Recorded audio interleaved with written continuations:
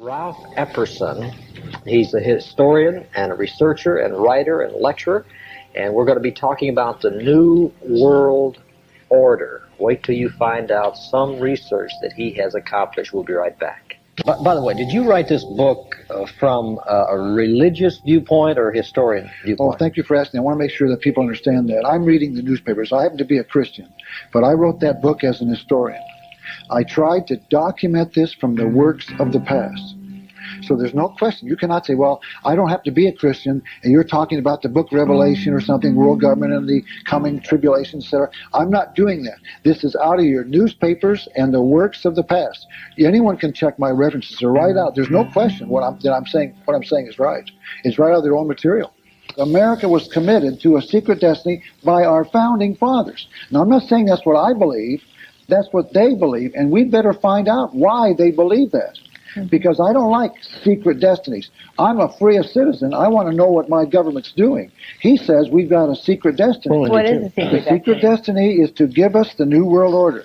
This man says that the secret destiny is concealed in the symbols, plural, of the two seals of the United States, the side with the eagle and the side with the pyramid that we talked about yesterday, as you pointed out on your dollar bill. He said the secret destiny is contained in those symbols. So we better find out what those symbols are. Once again, explain the Latin that we're looking at on the front of the seal. Now, I want to explain it as they explain it. Now, you might come up with a dictionary that says something contrary. That's fine. I'm saying this is what they believe it means. Let's take the annuit septus on the top. Okay. In my rough estimation of what they believe, the word annuit means the announcement of, or the announcing of. Septus, the way I pronounce it, means conception, the birth of. Conception's a Latin root, I guess. So they're announcing the birth of something, and the bottom tells us what they're announcing the birth of. The Novus Ordo Seclorum. Novus is Latin for new, Ordo is Latin for order, and the word seclorum has a root in the word secular, secularis, which means worldly. We call humanism secular humanism. And you look up the word in the dictionary, it refers to a worldly view of man without a belief in God. So we're announcing the birth of the New World Order. That's what the secret destiny is. What? The New World Order. Something out of this. No. Well, I'll leave that up to your listeners, your viewers, those who are watching this material and those who read my book. You decide on your own, from the evidence presented, that you can verify and document. Like in there, I'll quote page 321 of Morals and Dogma. We'll all open it up to page 321 and we'll read if I quoted it correctly.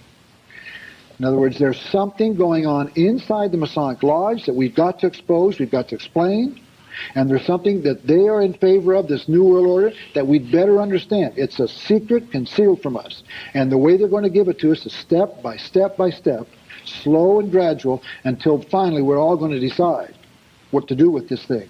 And by that time, it's going to be too late. That's why I wrote my book now. Before this material started coming out, I wrote my book. I've identified it. You've seen the cover, the New World Order. Here it comes. Get ready for it. It's like a roller coaster. I'm up the top. I'm looking down. I see what's happening, and we're now on the way down. Okay.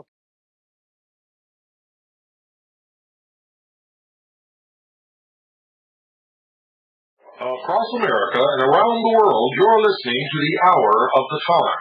I'm your host, William Cooper. Tonight's guest is A. Ralph Epperson, author of The Unseen Hand, The New World Order, and producer of several videotapes on the conspiratorial view of history. Don't go away, folks.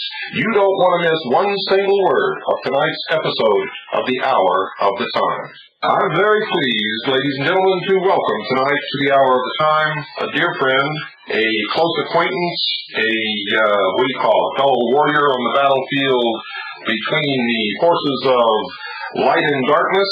And of course, if you know the truth about it, one thinks one is light when it's really dark, and the other one thinks one is dark when it's really light, and everything is topsy-turvy in this battle. It's difficult to tell who the enemy is. Welcome, Mr. Ralph Epperson? What are you saying? Which side do you think I'm on, Bill Cooper? Well, I'm not sure which side any of us are on from one given moment to the next, and it's difficult. I'm sure you'll agree. I'm on the side of light, the side of the true light, the Lord Jesus Christ. But doesn't the other side think that they're the light? Can't disagree. That's what we just said. That's correct. That's, as you point out, that's correct. Ralph, give us some background. Who are you? Where did you come from? How did you get into this? What are you doing on this show? How did you get from point A, which is complete utter disbelief that anything like this could ever be real, to now marching out here on the battlefield with many others who have found that it's not only real, but it's imminent? Well, Bill, I don't have a real illustrious story to tell you, but I'll tell you what did happen. I'm a college graduate. I went to the University of Arizona, and after completion of my bachelor's degree, I went to California, and I thought that I had been educated properly, so I felt quite confident in my future. But I didn't know how to vote in the California elections coming from Arizona. So I decided to join the thing called the Young Republicans. I was young, and I was a quote a Republican. I walked in the door and told them that I was there to learn how to vote properly. And a young man by the name of Jim, and I've written about him in both of my books, came to me and said, "Ralph, you not only have to learn that, but you've got to read what he called revisionist history." And I didn't know what that meant. And you were a historian, is that correct? Well, not that time I wasn't. No, I was just a college graduate. So I said, "Jim, you're talking to the wrong man. I hate to read." He said, "Ralph, you've got to read revisionist history." I don't know what that is. He said, "That's my point." So that's what started me. In 1963, I started reading, and I've read, like you have, volumes and volumes to the point where I've got libraries that I can't even count anymore. But I started reading, and as I read, I discovered the footprints of a conspiracy. I had never heard that there was anything, even laughingly, in college. My professors never even said, once that I can remember, there's a group of people who believe that this version of history we're going to teach you is not true. They call themselves revisionists. That wasn't even laughingly admitted in my college career, so this was all brand new to me. But the interesting about it is, as I read, I found their footprints. For some reason, they've made it available to us, and I just kept reading. I learned in college how to underline my books, and I did that, and then I stored them in my library. And the next step was someone said, come and lecture to a class or a Kiwanis Club or a Rotary, wherever it was. So I did that next. And then someone recommended I speak to their class in the community college. I did that. And then the next thing was I was teaching part-time in the Northwest and around Portland, Oregon. And that's what got me started, because that's then you had to put in writing what you believed in, so that's what I did. But I decided that since I couldn't explain these things, I would use the writings of those who could. So whenever I lectured then, and as I do today, I use their writings. I don't use my own. And I take them and their material and their information and put it in a lecture form. And then those notes later became The Unseen Hand, my first book that came out in 1985. So that's about it. There was no knowledge about this at all. I wasn't on the search for it. I stumbled into it, and I'm grateful that I did, because I know that I'm right. So your friend actually got you to looking in this direction. That's correct. And you really didn't know what you were looking for. That's exactly correct, because in 1963, there was very little information on this subject. The first book that I read was the bestseller called None Dare Call It Treason, as I remember, by John Stormer. That was the first one. And when I read that book, I realized the man was right. It was just, you don't have to hit me with the shovel to make me understand, to see the truth. I read that book and knew he was right. And that's what started it. I read that book first. And if you're like me and many other people, at first, I tend, if anybody came to me and talked about anything like what listeners hear on this show, I would have said, hey, you're nuts, get away from me, I don't want to talk to you anymore, until I came across something that I absolutely couldn't deny. I mean, it hit me in the face, and this happened to me while I was a member of the Office of Naval Intelligence, and I knew that this information was true, and I also knew that the rest of the world didn't know anything about it. What was it that hit you in the face like that? Well, it was just the rendition of what he was explaining. It made sense. It fit. I didn't like to admit it. I had to come to grips with that. That's the first thing we had to discover. But I realized that this man, John Stormer, and his version of the history history was correct. I just knew it. And then I read The Politician by Robert Welch. That got me mad. When I read that book, I remember even today gritting my teeth in anger when I realized what Dwight Eisenhower had done to the American people and the American fighting men during World War II. And that's probably the book that got me started, because when I realized that Robert Welch was right in his statements about Dwight Eisenhower, and that we did not believe those statements to be true, I knew that was on the right track. Now, for me, that was the hardest thing to do, was to confront the reality of what it was that I was learning and be able to look myself in the mirror and admit that I had really been ignorant and basically very stupid most of my life, and there was time to change that. Yes. Was that difficult for you to... Bill, there's no question. That is a major obstacle all of us have to face, because you have to admit that you've been lied to and duped, and that you've accepted it. You didn't question. And that's where we all are. We've all got to come to that point, and that's where a lot of us lose, because we do not come to that point, and when we do, we won't accept it. We won't admit that we've been lied to and that we've accepted the lie. And folks, I know that many of you out there have met this head on and dealt with it. I also know that there are many of you out there sitting in your living rooms listening to us who have not and may never. And you sort of look on this show when you listen to it as in your mind really knowing that what we're telling you is true, but not willing to admit it to yourself or your neighbors, and so treating it more or less as entertainment. One of these days, something is going to happen to you, like happened to Ralph and I, and you're going to have to make a decision. You're at the Y in the road, and you're going to have to take the left fork or the right fork. And believe me, everybody is going to have to make that choice. And you better get used to that right now. The more you listen to the show, the easier that choice is going to be, I believe. I could be wrong, but I believe that that's the way it's going to happen. Well, that's what we all are, Bill. It's awful hard to believe that the people that we know as our elected leaders are leading us into trouble. That's hard to believe. The average American doesn't want to believe that. See, the bad guy was always over there in Europe someplace. But when you start thinking the bad guy's in our government and that you voted for him, that's a tough decision to deal with, a tough problem. So we've got to face that. I faced it. I came to the grips with it, and I now understand exactly what American history is and where we're going. And where do you think that is, Ralph? Well, I decided that after I wrote my book, The Unseen Hand, in 1985, I did not know the motive of this conspiracy that I had proven to be true in my 20-some years of research for my first book. So I decided to find the evidence of that conspiracy. Not only the evidence, but the motive. Where were we going? What was the plan? What's our future? And I found it, and I wrote my book called The New World Order in 1990. That's our future. That's where we're going. That's what these people want. They want a new world order, and this, a lot of people think that George Bush coined that phrase. Those of us who study this knows that phrase goes all the way back. Napoleon talked about it. Hitler talked about it. A lot of people throughout history have talked about it. And there has been throughout history generally a sort of loose-knit plan that they follow. The plan changes with the times and the obstacles they run into.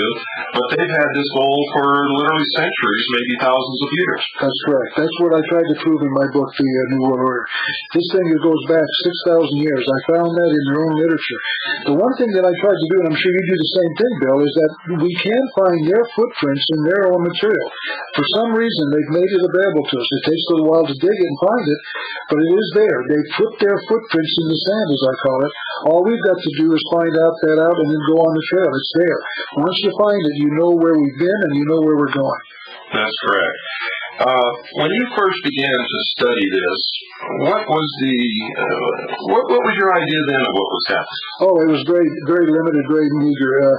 Obviously, I felt that there were just people like Dwight Eisenhower, maybe had a little different version of what we should do, and that he was the one that did these things. And then you start connecting him to others who had similar views. Then you start to see a trend developing between presidents. Then you start to see a trend developing behind the presidents, meaning the people who put the presidents in office. And once you start connecting that power with the elected official that we see up front, then you start developing the theory of conspiracy. Because a conspiracy, as you know, Bill, and your listeners probably know, by definition, is two or more people working in secret for an evil purpose.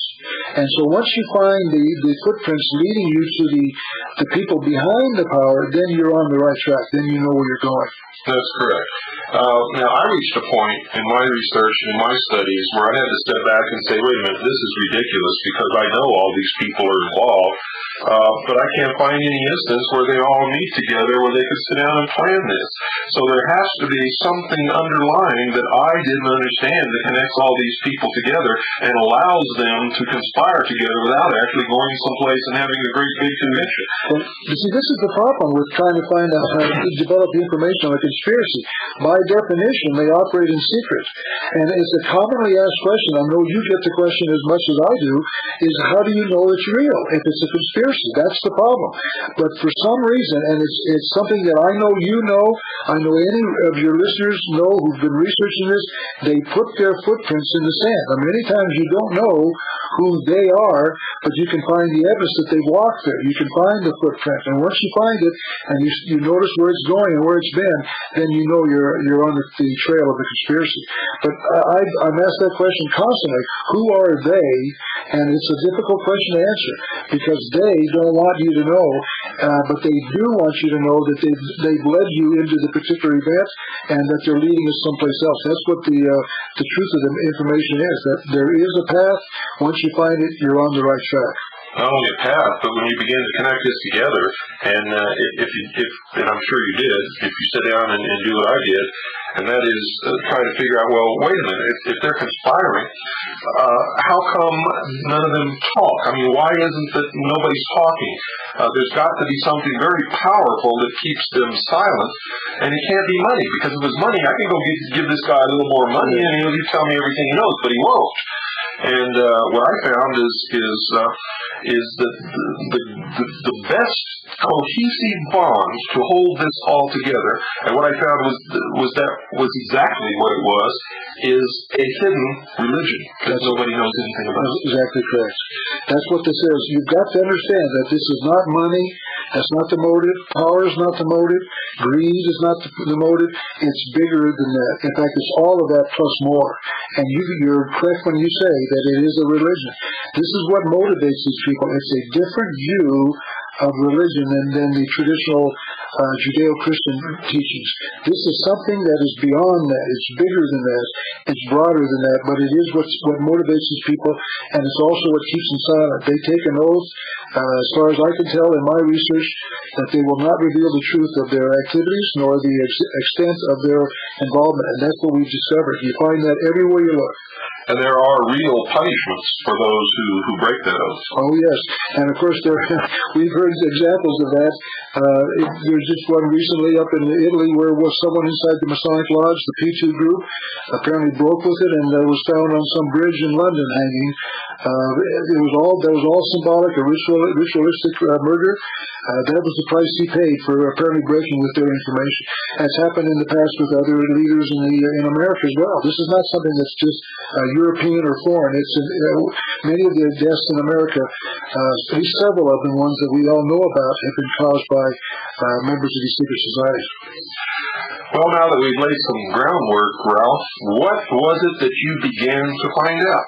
Well, I think it's very easy. That's an interesting question, and of course you can't answer that in 2 or 3 sentences, but basically I found out that there was, in America first, let's start with that, all I found was the evidence of their involvement, this conspiracy's involvement, for 200 years in American history. And one of the reasons I know that I'm right is because many of the leaders of the past, people that we know about, Abraham Lincoln and Thomas Jefferson and Benjamin Franklin and Woodrow Wilson and Franklin Roosevelt, people like this have all written about this conspiracy during their day. They tried to warn us. Andrew Jackson, another one of these. The tragic part about it, at least from what I know, is that these men didn't put their writings into a book form that we can save for posterity. You can't find a book written by Abraham Lincoln talking about the money power that we know he talks about. So for whatever reason, and it's quite likely these men thought maybe the American people wouldn't believe them, they didn't put their overall thoughts in writing in a book form. It's also quite possible, Bill, as you know, that they might have done that, and those books have been destroyed by those involved in the conspiracy.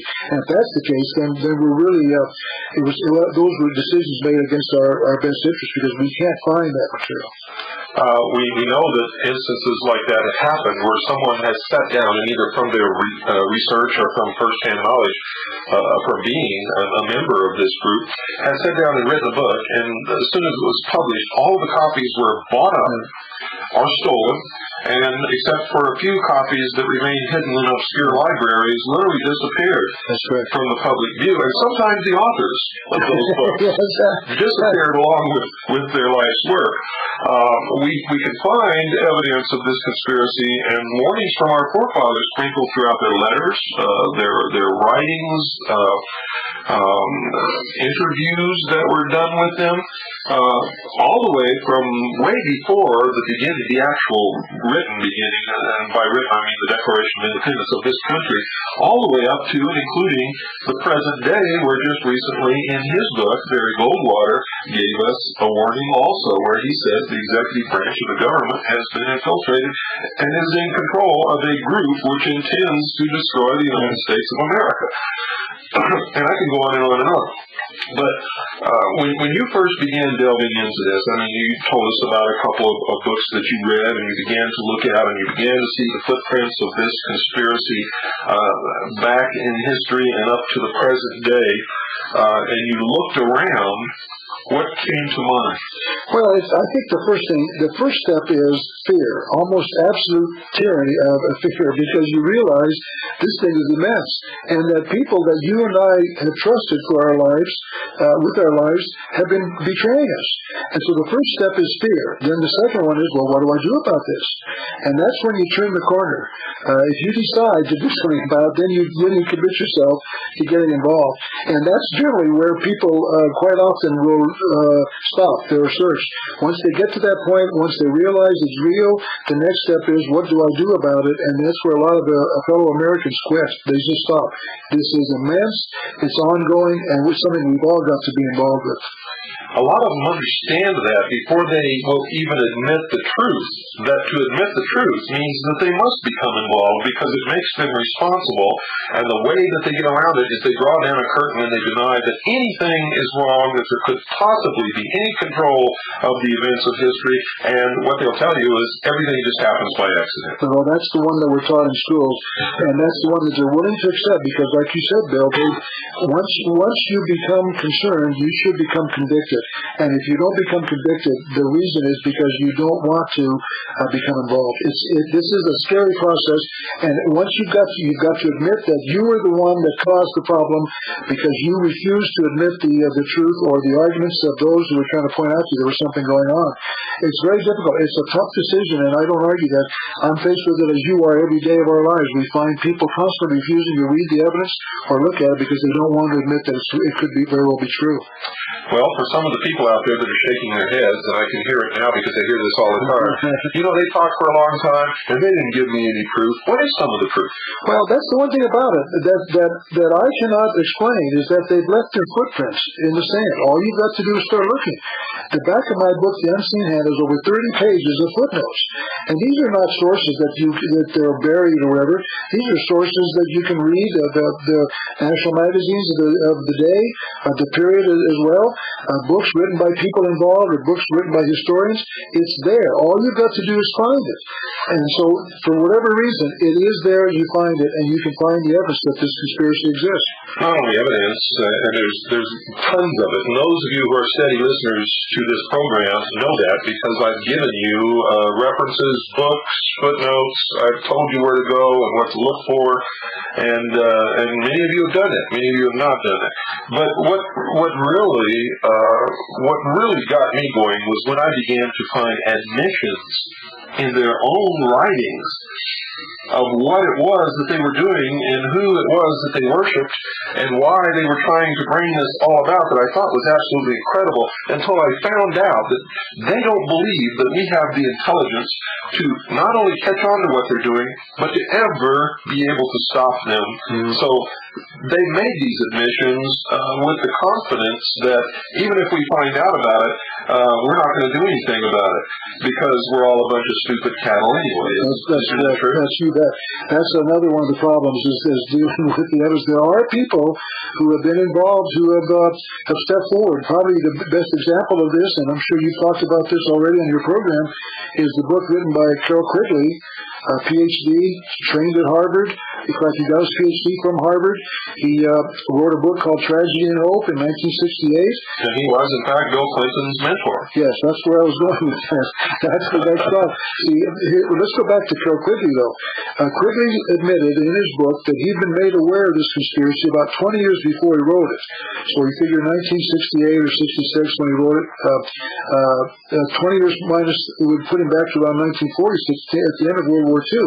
So Dr. Quigley, with the Harvard PhD and teaching at Harvard, Princeton, and then later at Georgetown, admitted that he'd been aware of this thing for over 20 years.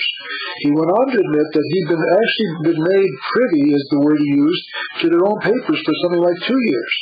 So here's a man who apparently was invited into the circle of this conspiracy to write a book about, to research and write the book. He wrote the book. It came out in 1966, forgive me, and as you pointed out, Bill Clinton went to Georgetown to read the book, and that's where Dr. Quigley had an impact on him. Now you say, how do we know that? We can find that quotation in Bill Clinton's own writings. He wrote a book called Putting People First, I believe it's called, during the campaign of 1992. I have a copy of that book on pages, I think, 217. He quotes his actual acceptance speech at the Democratic Convention. At the last part of the book, I believe it's on page 231 for the purist who wants to know where this is. He can read that he says that what got him into politics. Now he's giving this speech, we got to understand, at the Democratic Convention, the July something, I think the 16th of 1992, the largest audience of the world that he probably would ever have at one time without interruption, all watching him live give this speech, and in there he tells us that there not only is a conspiracy in the world, but that he supports it. Bill Clinton admitted that you and I, Bill, are right, that there is a conspiracy and that he was part of it. He said this on national television, it's in his book, and it's very easy to find. Now, the next step is, why do we believe that? I mean, why should we believe that? Because Bill Clinton told us.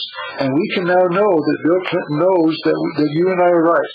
Let me finish with the last thought. In that speech, he goes on to point out that he got his call, as he calls it, to citizenship from John Kennedy, President John Kennedy. And we know that during the summer of 1963, Bill Clinton was in Washington, D.C., at Boys Nation, which is the next step after Boys State. Apparently he was elected from the state of Arkansas to go to Boys Nation in Washington, D.C., and John Kennedy came to visit. And there's been a picture released of Bill Clinton shaking the hand of John Kennedy during the summer of 1963. Then he went on to say in his speech that call, meaning the call to citizenship or public office, was clarified by Dr. Carol Quigley, a professor he had at Georgetown. And that's our link. Now, Bill Clinton now knows, he's admitting that what Quigley taught him was correct, that he supported it, and that Dr. Quigley was a professor that got him into politics.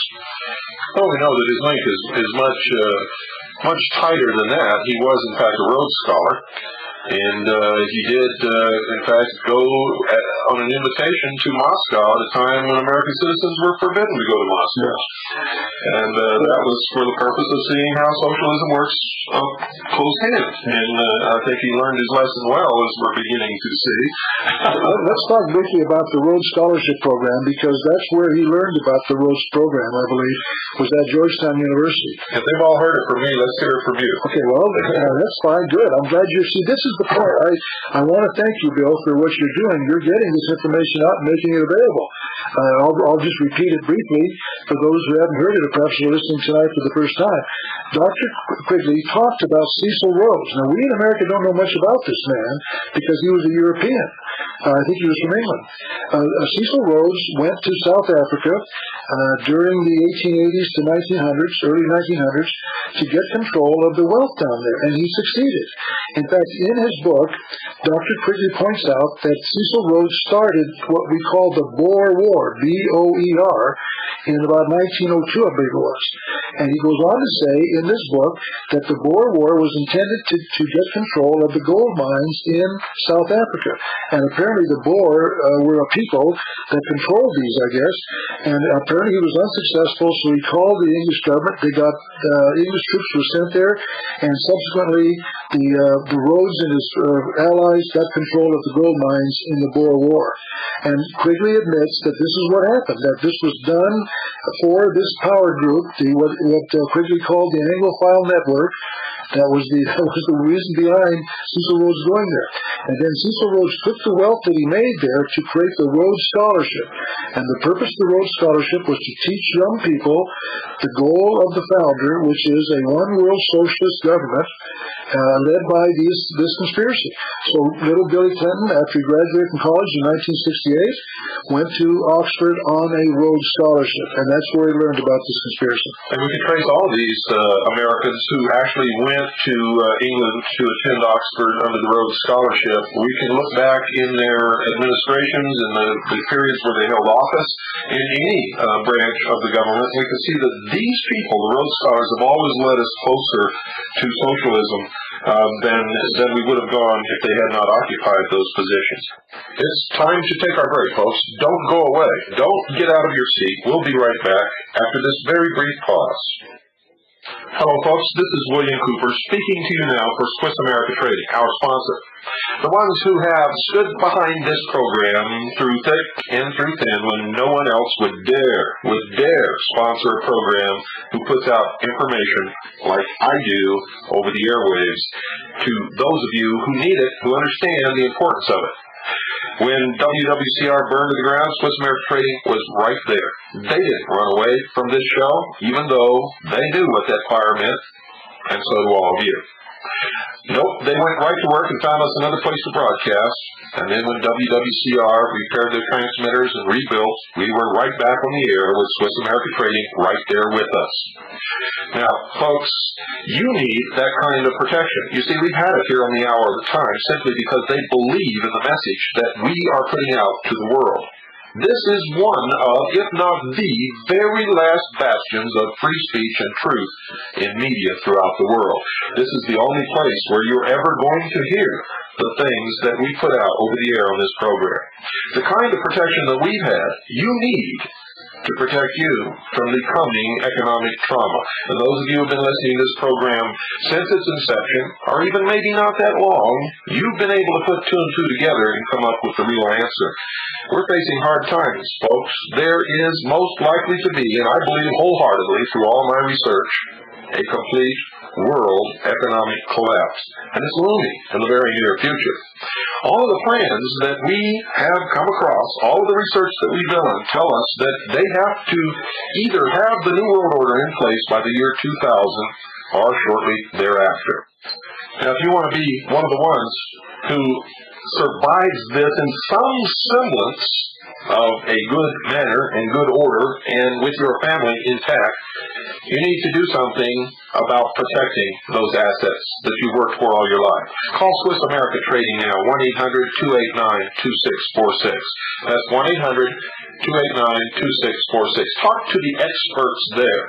If you're deriving real worth from this program, if you understand the message that we're putting out to the world, then you owe them at least the chance to explain to you how they can help you protect everything that you've earned in your life against what's coming in the near future. So call Swiss America Trading now, 1-800-289-2646. That's 1-800-289-2646. Again, for the first 200 callers, you'll receive Harry Figge's report entitled Tackle the Debt. So call now, 1-800-289-2646. While you're at it, tell them that you listen to this program. mention my name, William Cooper, and you'll also receive a free newsletter on protecting your future. Call now 1-800-289-2646. That's 1-800-289-2646. You'll be glad that you did. Well, for those of you who could make out the words to that musical selection through all the static out there, you know that that's talking about lies. And basically, that's what we get, isn't it, Ralph? Lies? That's correct, Bill. That's what I was taught in college, the accidental view of history. And where does it take us? It takes us into the truth, which is the conspiratorial view of history. It's taken me 30 years to accumulate the evidence that that statement's true, that what we have been taught in schools and in our public arenas today is simply not true. What we call history is simply not true. It didn't happen the way we've been taught. Now, what we're doing tonight really is just building up a basis for several other shows that you're going to be the guest here for several nights in a row. And what I want to do is make sure that everybody out there understands that we're not trying to blow smoke at them. Of course, my regular listeners already know that. But there are a lot of, we pick up new listeners all the time. People that are just going through the shortwave bands and they hear this and they think it's interesting conversation and pretty soon they're hooked, but they don't believe a word of it. Now, Ralph, how can you assure our listeners out there that you're not here to feed them some more lies? Well, of course, we all are faced with that problem. Those of us that live in the world today are faced with that problem.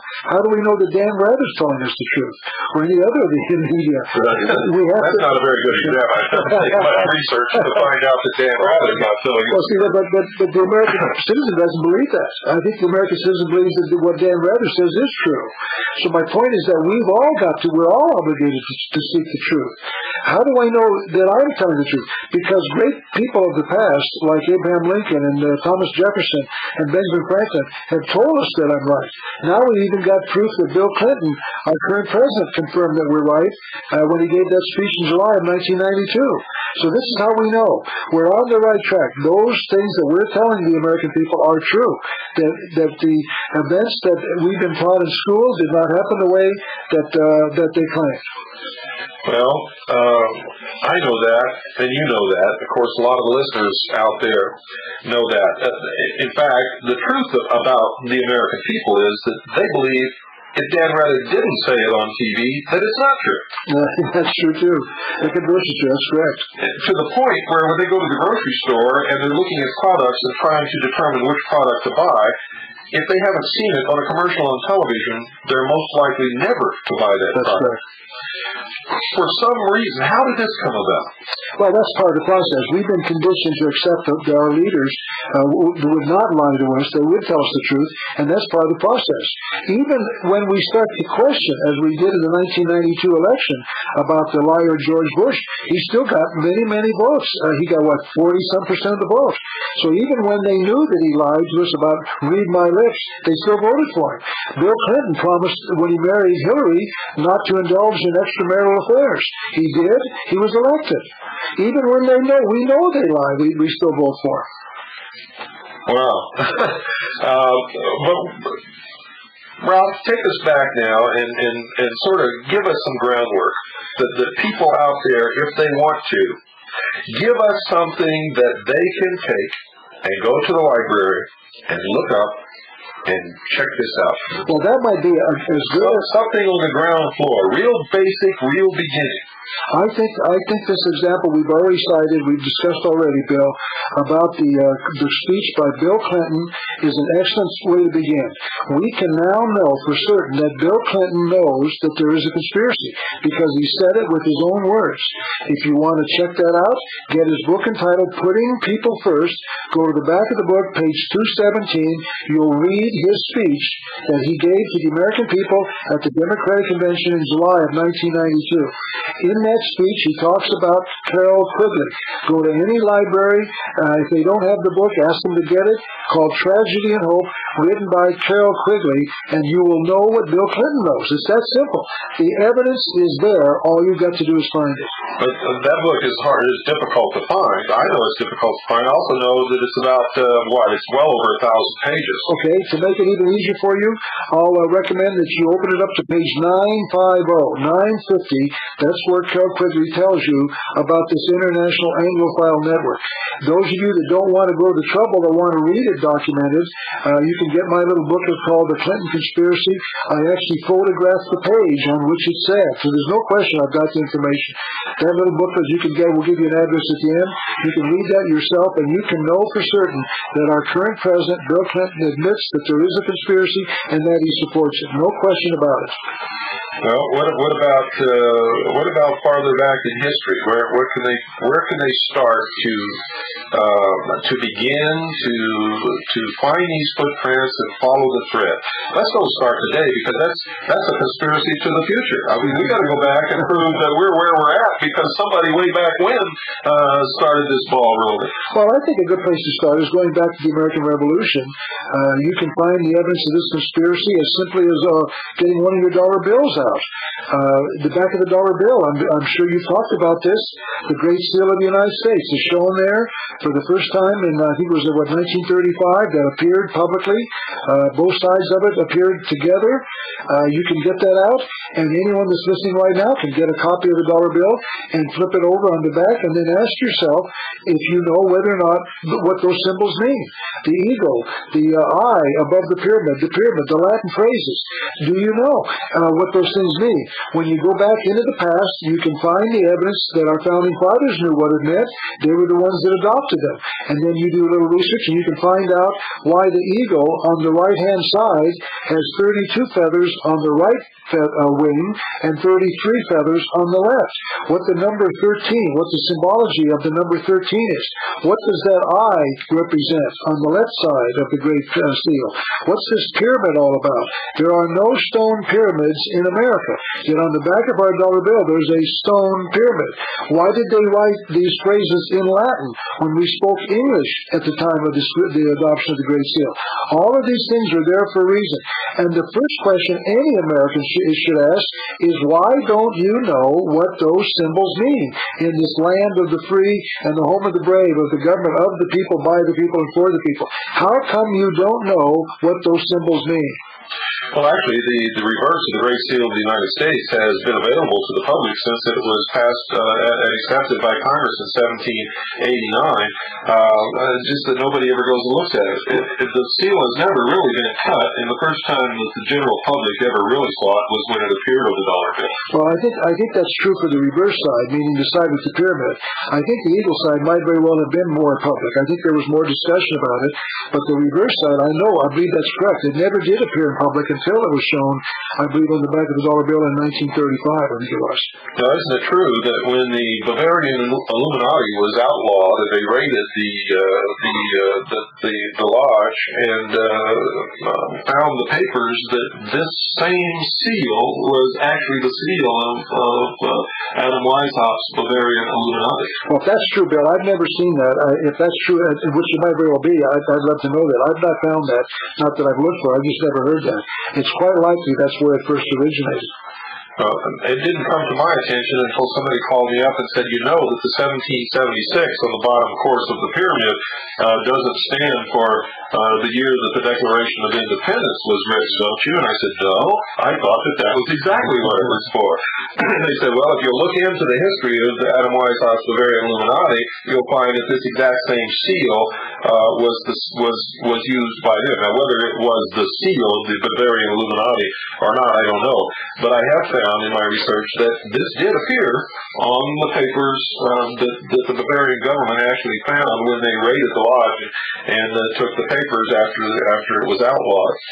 Now, we know that Thomas Jefferson was a staunch defender of Adam Weishaupt and the Bavarian Illuminati when they were condemned by the governments of Europe when they found out that these people really had a plan to topple the kings from their thrones and take over the world.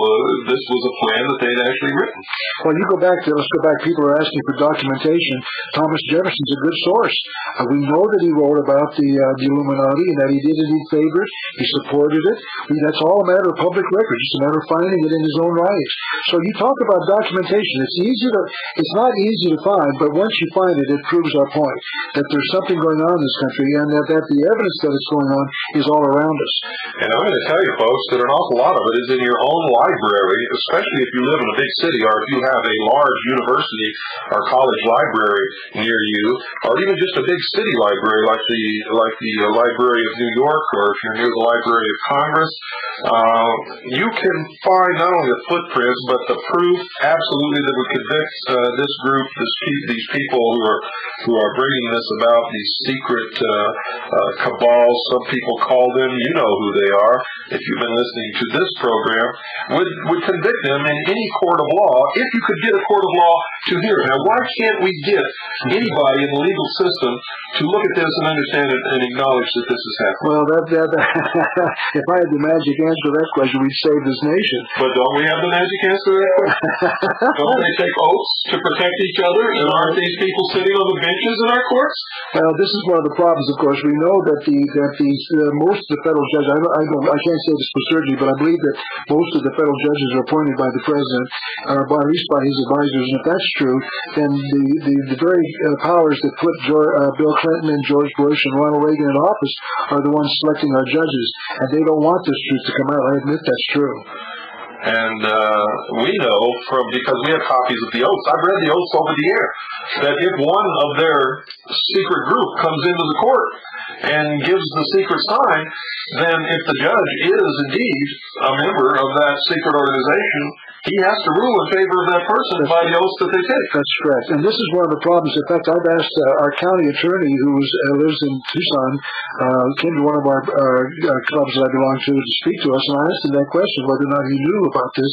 And I have to admit, he told us he did not. He did not know about this, and allegedly had never heard this before. I'm not quite convinced I believe that. But I want to go back to by their own oath, they take an oath of secrecy. By the oath that he takes, he can never admit it. Yes, that's correct. I want to go back to your comment about the Illuminati, Bill. I first found them in a book called Proofs of a Conspiracy, written by John Robeson. That book was, at one time, very hard to find. I believe there are only like 1 or 2 copies in the entire world. Someone made that book available. It's now available to anyone that wants to read it. It was written in 1789 by a member of the Masonic Lodge by the name of John Robeson. John Robeson discovered the Illuminati. He was asked to join the Illuminati. He wrote a book about after he discovered it and what he was up to. He wrote a book about it, written in 1789, published it. That book was read by George Washington. George Washington's written letters about John Robeson's book entitled Proofs of a Conspiracy. Anyone can read that book now because someone cared to make it public. It was public a few years ago, but prior to that date it was buried. It was very hard to find. And this was a first-hand account of someone who actually for a short period of time was a part of this. That's correct. John Robeson's his ability to research is without question. James Watt, the inventor of the steam engine at the time, wrote about Professor Robeson and his great academic ability, his research ability. He was a scholar without question in his day, and what he discovered can be relied upon. He was a fine professor who did a great job of researching this evidence. In the 1898 edition of Albert Mackey's History of Freemasonry, James Watt is listed as one of the sovereign grand commanders of one of the branches of Freemasonry. I don't remember right off the top of my head which branch it was, but he's listed right in there. Well, it's quite likely. He would know. It's quite likely, once again, that it was intended for Robeson to write this book. Don't forget, Bill, that this conspiracy wants this stuff out. They want it available. If what you're saying about James Watt is true, it could well be that he was urged to recommend the book to get people to read it. But in any event, Robeson's scholarship by other sources is without question. It's almost impeccable. He did a fantastic job and service. But it's quite likely that they wanted this material out. One of the things that I've concluded, and I've not found this in writing yet, is that Adam Weishaupt in 89, when he was discovered, I believe he's the one that broke the truth. He wanted the Illuminati to be discovered and made illegal so the men would scatter. This is my theory, that he felt that the Illuminati had grown to the point now where it could be powerful. It was staying at home in his home base in Bavaria.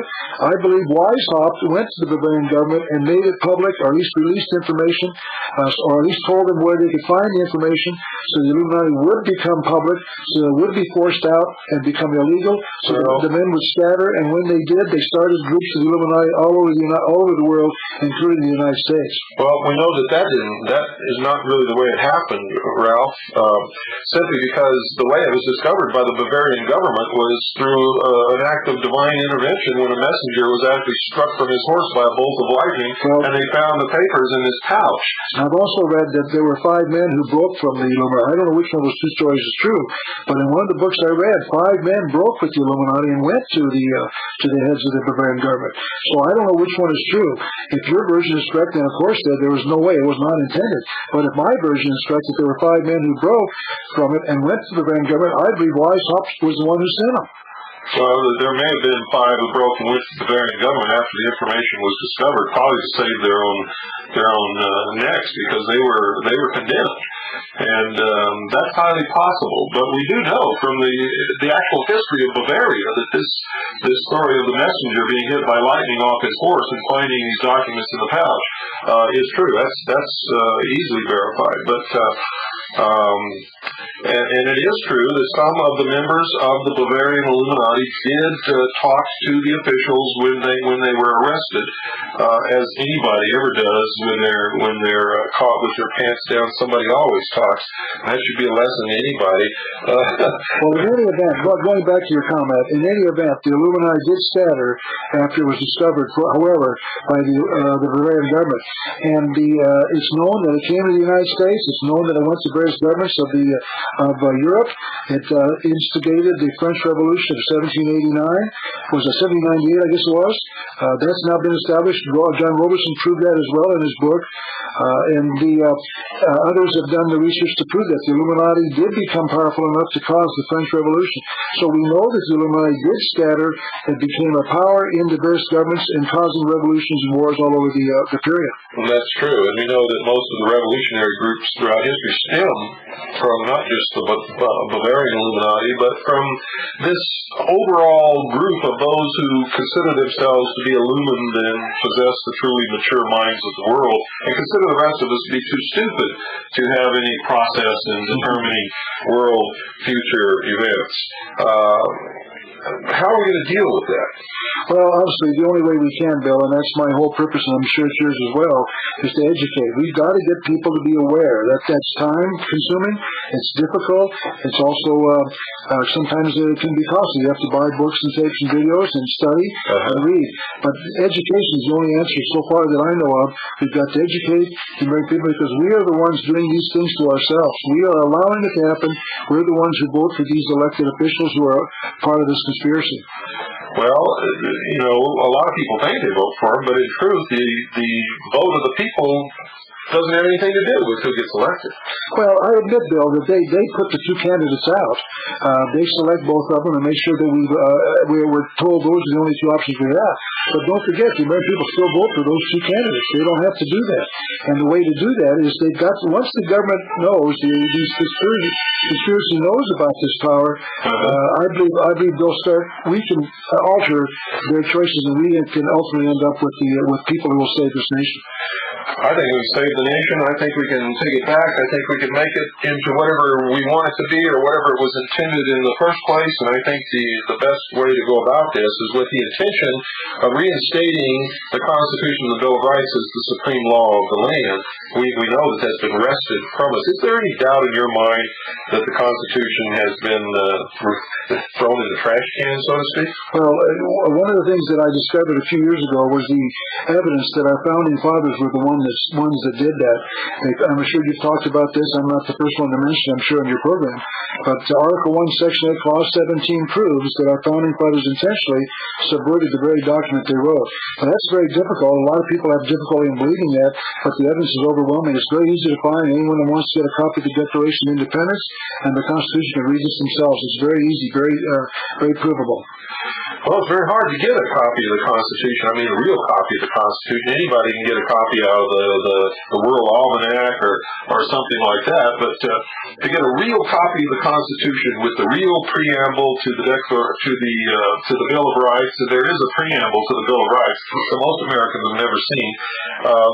There are copies of the Constitution that have the capital letters where they're supposed to be, but most of them don't. And of course, in the legal sense, that changes the whole meaning.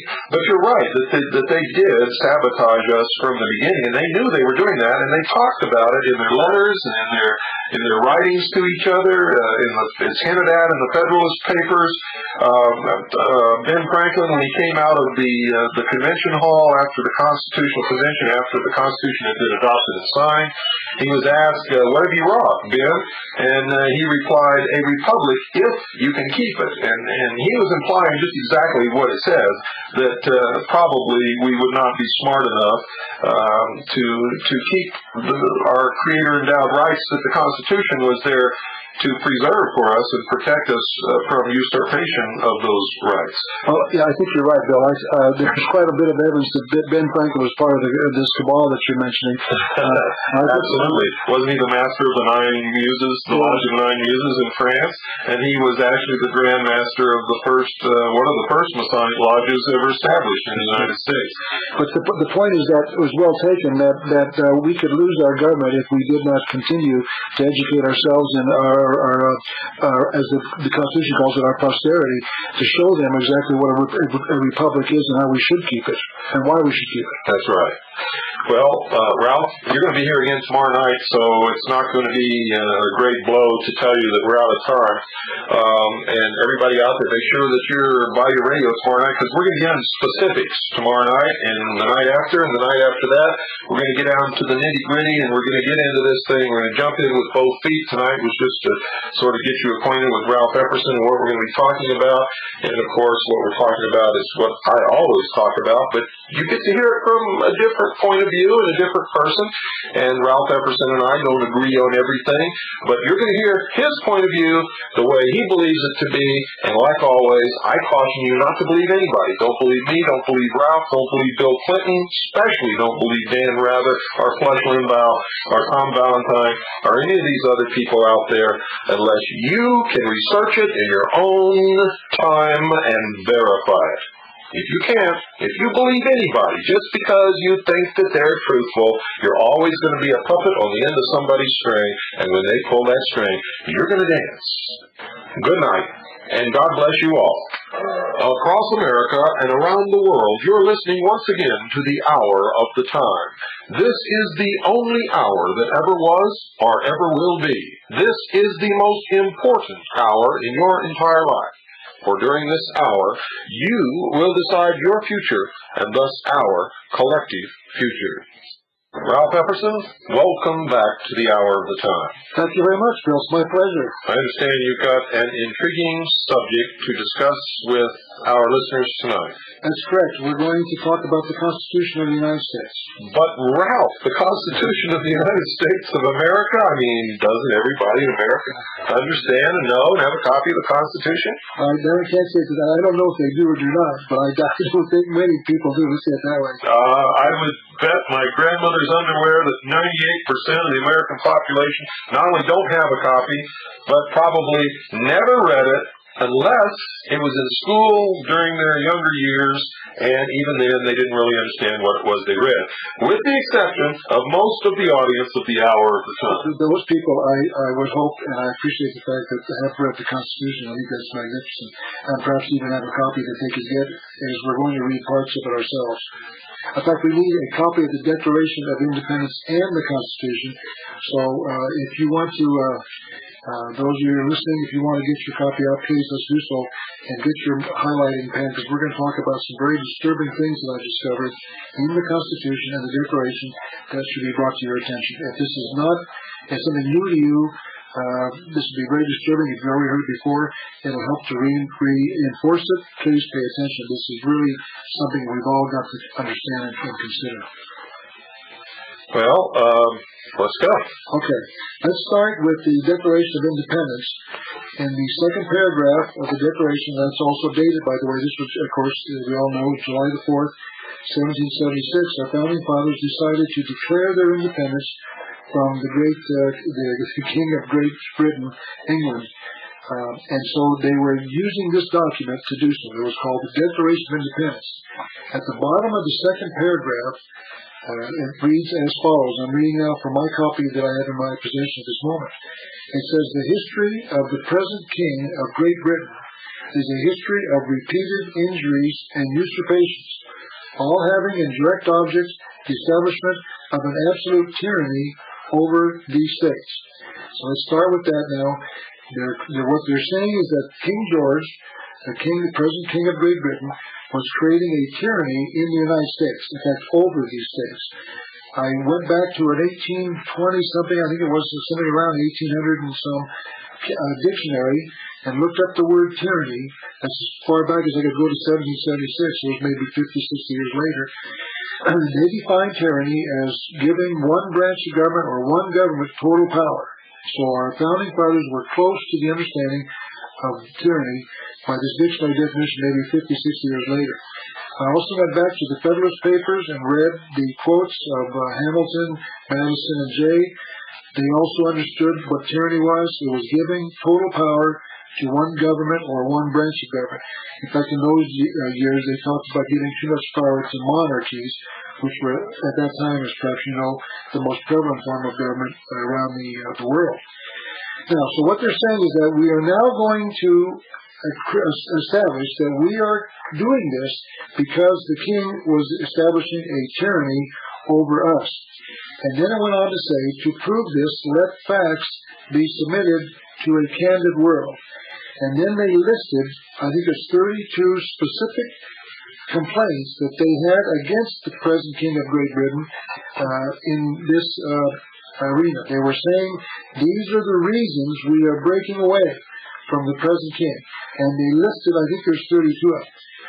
The only number I want to bring to your attention is the 22nd one.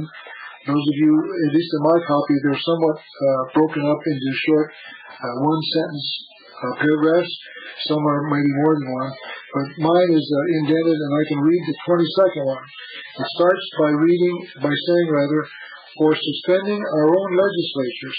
So what they were saying was that King George had dissolved our legislatures, the ones that the founding fathers had created around the various states, and then the Declaration goes on to say, and declaring themselves invested with power to legislate for us in all cases whatsoever. So what they were doing was dissolving our government, our legislatures, creating them their own, and then granting those legislatures, quote, the power to legislate in all cases whatsoever. That's the key phrase I want you to remember. The power to legislate in all cases whatsoever. By definition, giving that government that power is the very definition of tyranny. Our founding fathers were stating that the power to legislate in all cases whatsoever in the hands of the legislature was tyranny. That's why they listed it. We're saying we're going to submit to the candid world the following examples of tyranny in the United States. What, just for the sake of exploring this, what would be an alternative to that? What would have been the fair thing to do? What they did in Article 1, Section 8, which we'll cover in a minute. Okay. What I want you to get familiar with at this point is that in 1776, our founding fathers declared that the phrase, the power to legislate in all cases whatsoever, was tyranny, because there is no Magna Carta under the power where they can legislate in all cases whatsoever. Whatever that legislative body decides is law. There are no concepts of rights, human rights, human rights, anything under that kind of power. And that's why our founding fathers were separating from King George, the king, as they call it, the present King of Great Britain. Mm-hmm. Now, 11 years later, these same men, basically the same men wrote the Constitution of the United States. It was later adopted, as you know, in 1789, but it was submitted, I believe, in the first time 11 years later in 1786. The Founding Fathers set up three branches of government. Article 1 creates the legislative branch of government. Article 2 creates the executive branch, and Article 3 creates the judicial branch.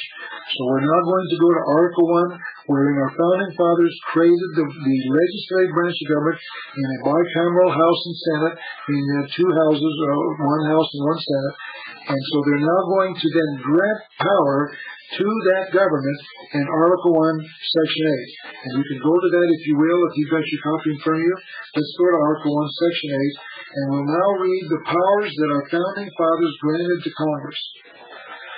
Section 8 reads as follows, quote, "The Congress shall have power," and then it starts listing 18 specific grants of power to the federal government, to Congress. The first one reads, "The Congress shall have the power to lay and collect taxes, etc., to pay the debts, etc." The next one is the power to borrow money. This is a condensed form, of course. What we're saying is that our Founding Fathers tried to limit the power of government to the following specified powers, and they listed 18 of them. Now, those of us who have studied the Constitution, maybe incorrectly, have decided to call these various grants of power clauses. So I'm going to refer to Article 1, Section 8, clause, meaning the number 17, meaning the 17th of the 18th. We're going to read as follows. Congress shall have the power to, and then this is what it reads, to exercise exclusive legislation in all cases whatsoever. So in one case, they're saying we're leaving King George because he's doing this, and once we've left King George, we're going to do the same thing. Exactly. Now notice, Bill, they use the same identical words. Yes. In one case, the king had dissolved our governments, our legislatures, and created their own with the power to legislate in all cases whatsoever. That was called tyranny. 11 years later, Congress shall have the power to exercise exclusive legislation in all cases whatsoever, and now it's not tyranny. Something's wrong. It, to me, is just corroboration that our Founding Fathers intentionally subverted the very document they wrote. Article 1, Section 8, Clause 17 of the Constitution. Now, this is, to further amplify on this, this is also very important, and that this is a continuation of this very subject. We've got to find out where they gave this power, because our Founding Fathers created two separate governments in the United States. Two distinct, separate Congresses. There's only one congressman or one Congress, but they have legislative power over two different governments. Let's go back now to Article 1, Section 8, Clause 17. To exercise exclusive legislation in all cases whatsoever over such districts not exceeding 10 miles square as may by cession of particular states and the acceptance of Congress become the seat of the government of the United States. And we're going to stop right there and pause for a moment. So what they're saying is that Congress shall have the power to legislate in all cases whatsoever over the district known as Washington, D.C. That's right. And that government, that Congress in this area, shall be running the government of the United States. That's the second problem. What is the government of the United States? It is the government that Congress is running in Washington, D.C. by itself. Now let's stop right here just for a minute and examine this. We have been told that the cause of the American Revolution was taxation without representation. But here we see that our Founding Fathers taxed Washington, D.C. without representation, because the people who live in Washington have no congressman, they have no senator. They do vote for president, but as far as Congress is concerned, they have no representation. But they are taxed by whom? Congress. With what power? The power to legislate in all cases whatsoever. So we can see that our Founding Fathers granted this tyrannical power to Congress over the affairs of Washington, D.C. Now, when Congress tries to interfere in the affairs of Arizona or New Mexico or Alaska or any of the other states, it has very specific powers granted to it under Article 1, Section 8, Clauses 1 through 16, 18, and the 10th Amendment. Congress shall have the power to lay and collect taxes, to raise an army, etc. Those are all powers that they only have over the states of the 50 states. Those are the powers of the government of the United States of America. But when Congress runs the affairs of Washington, D.C., they call themselves the government of the United States, and they have the power to legislate in all cases whatsoever. Now, just as an adjunct to that, let's examine this thought that Congress taxed the people in Washington, D.C. without taxation. In my book, you mean without representation? Forgive me, I misstated that. You're right. The power to taxation without representation, which we have been told was the cause of the American Revolution. Bill, in my book, The Unseen Hand, I try to point out that was not the issue in the American Revolution. Of course not. The issue was the need to create a central bank that would have the power to create paper money out of nothing and loan it to the government at interest. That's why we fought the issue. This is secondary, but they were creating a government in Washington that was taxing without representation, and so that was not the issue. Now let's continue with our thought. It says to exercise like authority over all places purchased by the consent of the legislature of the state in which the same shall be for the erection of forts, magazines, arsenals, dockyards, and other needful buildings. Now, this is not really germane to our discussion, but as long as we're here, let's examine that. Something like over a third of the land in the United States is owned or at least held in the name of the United States government, completely without constitutional authority. Here, they can only build or buy land for the erection of forts, magazines, arsenals, dockyards, and other needful buildings. Just today, I drove from Tucson up north, where you live here, Bill, to do this program, and I drove through national forests. They have no power for national forests. That's correct. I drove through national parks. They have no power to create national parks. The only power they have is to buy land for the erection of forts, magazines, arsenals, dockyards, and other needful buildings. Now, in some states, in some states of the Union, namely this state, Arizona, the state of Hawaii, the truth is that most of the land in those two states, and probably many other states, is actually owned by the federal government residing in Washington, D.C., and that is, in fact, not according to the Constitution. By the way, on those national parks, what power does Congress have to legislate or activate, or whatever it is on those parks? The power to legislate in all cases whatsoever. It's a pure tyrannical government. And those on the national forest, they can tell you what to do and not to do. They have complete power to do that. There is no Constitution under that power.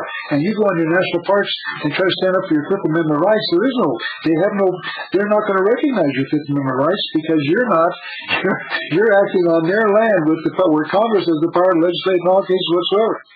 Well, let's continue our thought. This is the second part of this problem.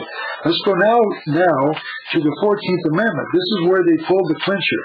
I like to use the analogy of a fisherman. I'm not a fisherman, but I believe that what you do is you dangle your bait and forget about it until meaning the hook, the bait with the hook in it, until the fish bites it. As soon as he does, then you pull it and you snag him and then pull him in. So for 70 years, the bait was dangling. Not many people cared about it until the 14th Amendment. Those of you that have your copy of the Constitution, let's flip over to the 14th Amendment. Let's read this. And by the way, if you don't have a copy of the Constitution, as I've told you before, you really shouldn't be listening to this program unless you just stumbled on it and you don't understand that you really should have a copy of the Constitution. But if you've been listening for a while and you still don't have one, turn your radio off and go to bed. This is not the show for you. Go ahead, Ralph. I would urge you, in fact, all of us should carry a copy. When you get a copy... Well, how can you be an American and not have a copy of the Constitution? Well, it's just true. It is America.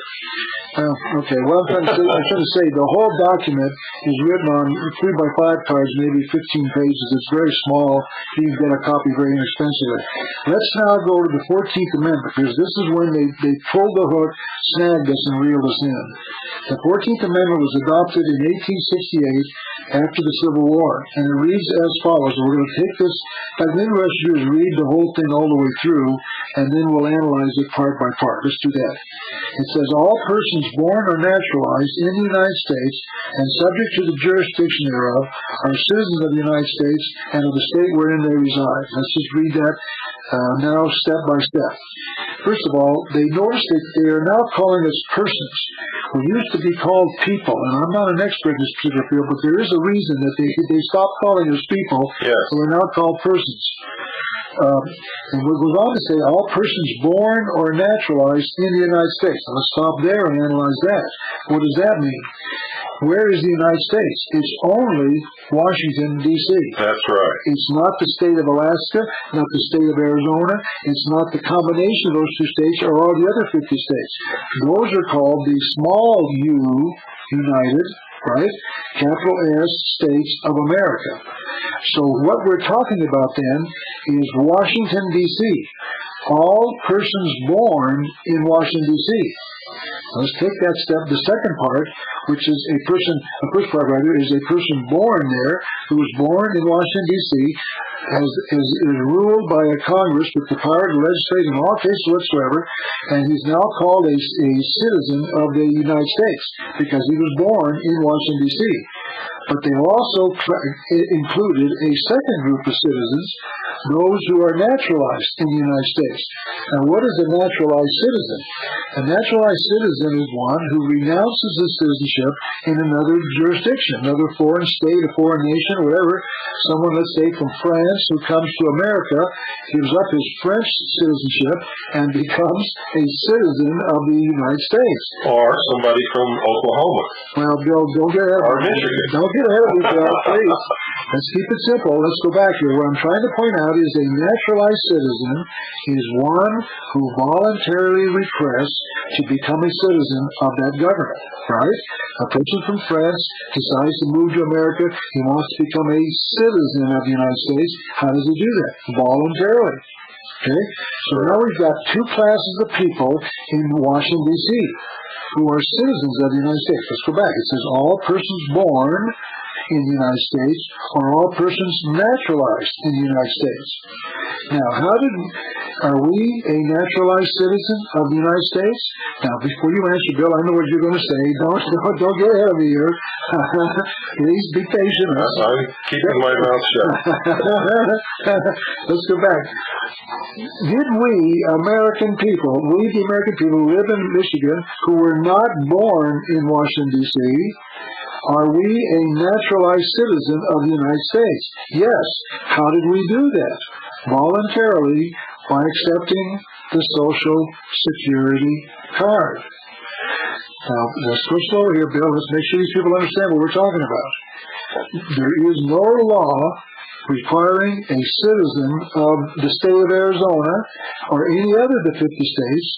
There's nothing in the Constitution that requires you to get a Social Security card. That's correct. And the reason they can't make you do that is because they have no jurisdiction over you. That's correct. And the reason they have no jurisdiction over you is because you've not given them jurisdiction. At least if you're not born in Washington, D.C., I'm going to take my own case. I was born in Tucson, Arizona. So I was not born in Washington, D.C., therefore I'm not a citizen of the United States, but I am a naturalized citizen of the United States by accepting my Social Security card. And you say, wait a minute, Ralph, I was told I had to get a card, and I'm still waiting for the person who's done that to show me where in law he's required to get a Social Security card. He's not. Why? Because you are not a citizen of the United States. You are a citizen of the state of Arizona, Alabama, Michigan, whatever it is, and you have been tricked into getting a Social Security card because you believe you have to. That's right. Now, let me tell you. How does this happen, Ralph? Well, you're getting out of here. Let me tell one more little story here. I have a friend of mine who just maybe a couple of years ago wanted to have another child to add to his family. He had now learned this point about being a naturalized citizen subject to the jurisdiction of the federal government. He decided not to have his child in the normal traditional way through the hospitals. He learned he's a Christian, and so he and his wife decided to have their child through natural childbirth, not even seeking a doctor, turning the child over in prayer to God. If God wants a healthy child, he'll produce one. They decided to go through this. They learned learned the Lamaze thing, all the techniques. He learned how to become a midwife himself, to have the child naturally. At the last minute, they had a complication. I don't know what. That's not really pertinent to the story. But in any event, he debated whether to go to the hospital.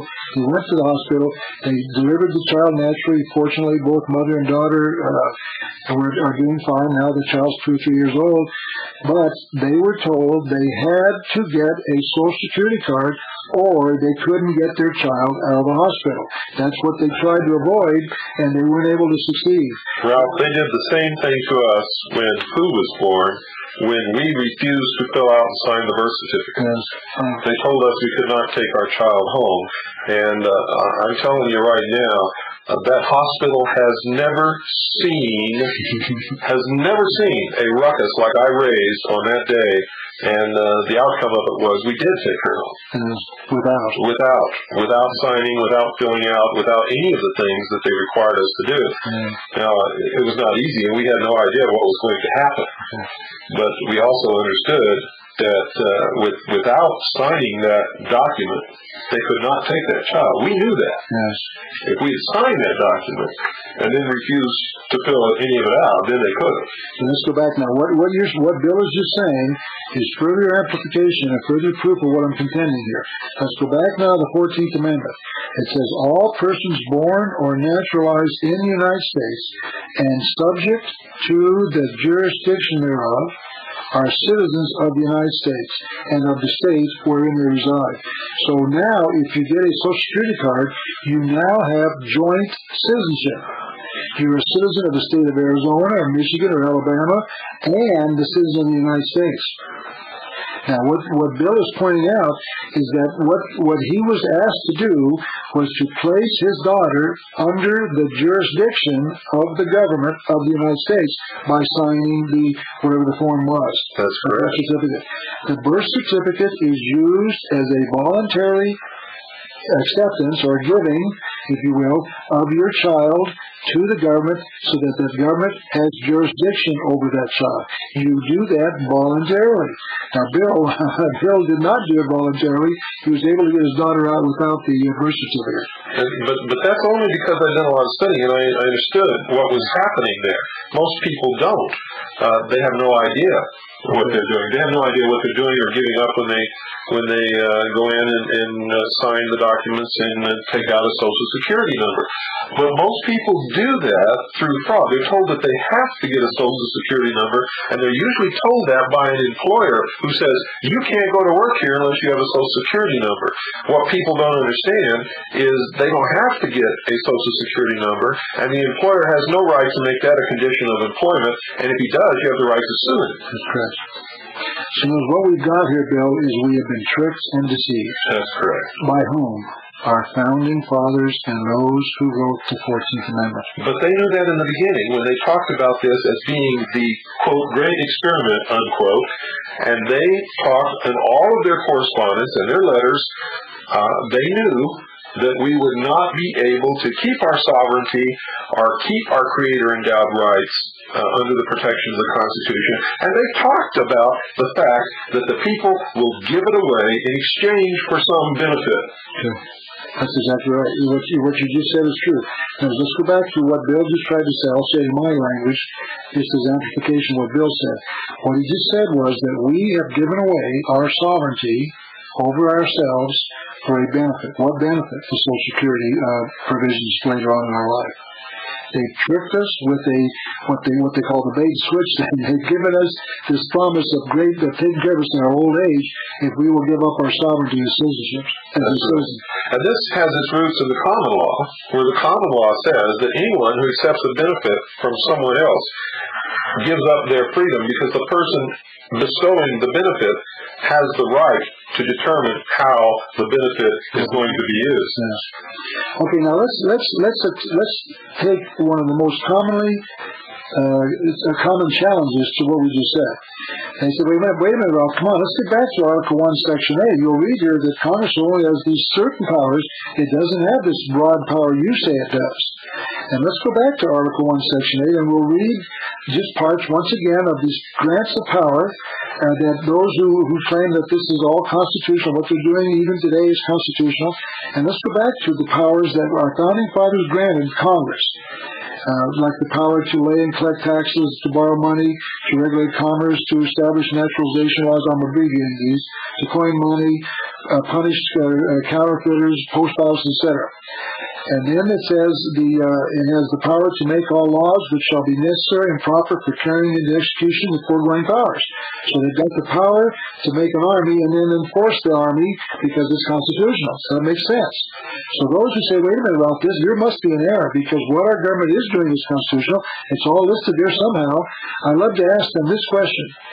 If our government operates on specified powers listed 1 through 16, 18, and the 10th Amendment, which we'll cover in a minute, where did Congress get the power to tax us to build a space telescope? We'll talk about that after we get through the break.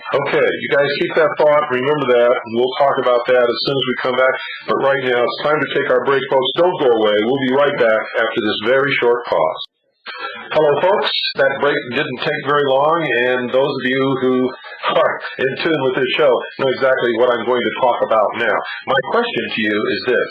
If you have not yet taken steps to fulfill your responsibility to your family and to yourself by investigating the possibilities that are available to protect your assets, everything that you've worked for all your life, against what we know is coming very shortly in the future, then I want to know, what's holding you up? Why haven't you done this?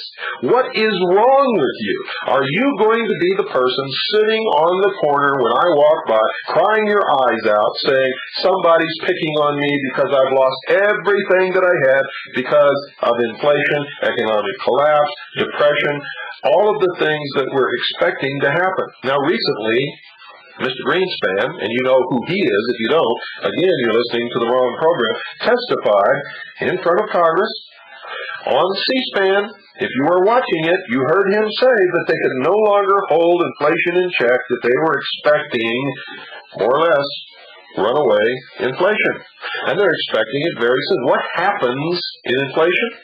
The value of the dollar declines, which means whatever you own loses value, and in order to buy a loaf of bread, you must have more dollars to buy the same loaf of bread that less dollars would have bought a week before. Now, if you understand history, and if you understand the relation of inflation to hard assets, gold and silver, then you know that you should be on the phone right this moment, because I'm going to play some music in just a couple of seconds here, and you've got time to do it. You should be on the phone to Swiss America Trading asking for information. You owe it to yourself, and if you're a listener to this show, if you derive real worth from the hour of the time, then you owe some loyalty to Swiss America Trading, because they pay for this airtime. None of the money goes in my pocket. That's not the purpose of this show. The money they spend pays for this airtime because they believe in the hour of the time. They believe in the message that we're putting out to the world. So get up off your butt right now and call 1-800-289-2646. Don't procrastinate. Don't mess around. I don't want to hear you crying. And if I do, I won't have any sympathy for you. You all know me by now. I'm trying to get you moving. I'm trying to get you prepared. I'm trying to wake up the sheeple, empower the people, and say freedom for the world. Call now 1-800-289-2646. That's 1-800-289-2646. Tell them that you listen to this program, The Hour of the Time. Mention my name, William Cooper, and you'll receive a free newsletter on protecting your future. Call now, 1-800-289-2646. That's 1-800-289-2646. Folks, by protecting your future, you're helping to protect the future of this radio broadcast, The Hour of the Time, and freedom for the world. Call now, 1-800-289-2646. That's 1-800-289-2646, and you'll be glad that you did. Before we get back into the program, folks, I want to let you know that Ralph has done an awful lot to help wake the sheeple, empower the people, and say freedom for the world, just like I've been doing. I'm using sort of my cause to promote his, because we are brothers on the battlefield, and you can be too. Let me just give you some of the things that Ralph has to offer. He has a 33-page booklet entitled Clinton's Conspiracy. Bill Clinton supports it. The driver shot Kennedy. And folks, you've heard about that on this program, a 2-hour video cassette. The Unseen Hand, one of the best primers to get you acquainted with the conspiracy. 488 pages, ladies and gentlemen, of some of the best research that I've ever seen into the conspiratorial history of the world. And then he wrote another book called The New World Order, which you've heard me quote extensively during our series on the mystery schools. That's a 388-page book, and I'm telling you, if you read that book and research the references that he has given, and you still believe Freemasonry is just a fraternal organ existing for the good of the community, then I've got to tell you, you've lost your mind.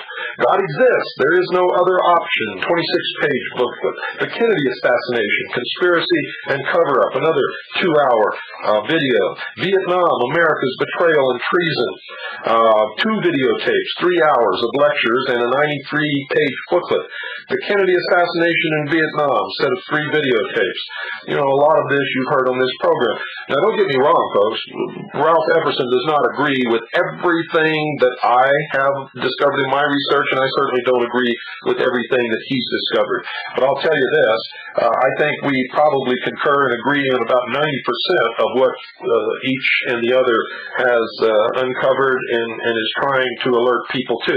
But you know that's not the purpose of this broadcast. The purpose of this broadcast is wake you up, get you to do your own research, to teach you that you can think for yourself, and nobody has to tell you what the truth is if you will just learn that you are the ultimate, penultimate, if you will, power in the United States of America.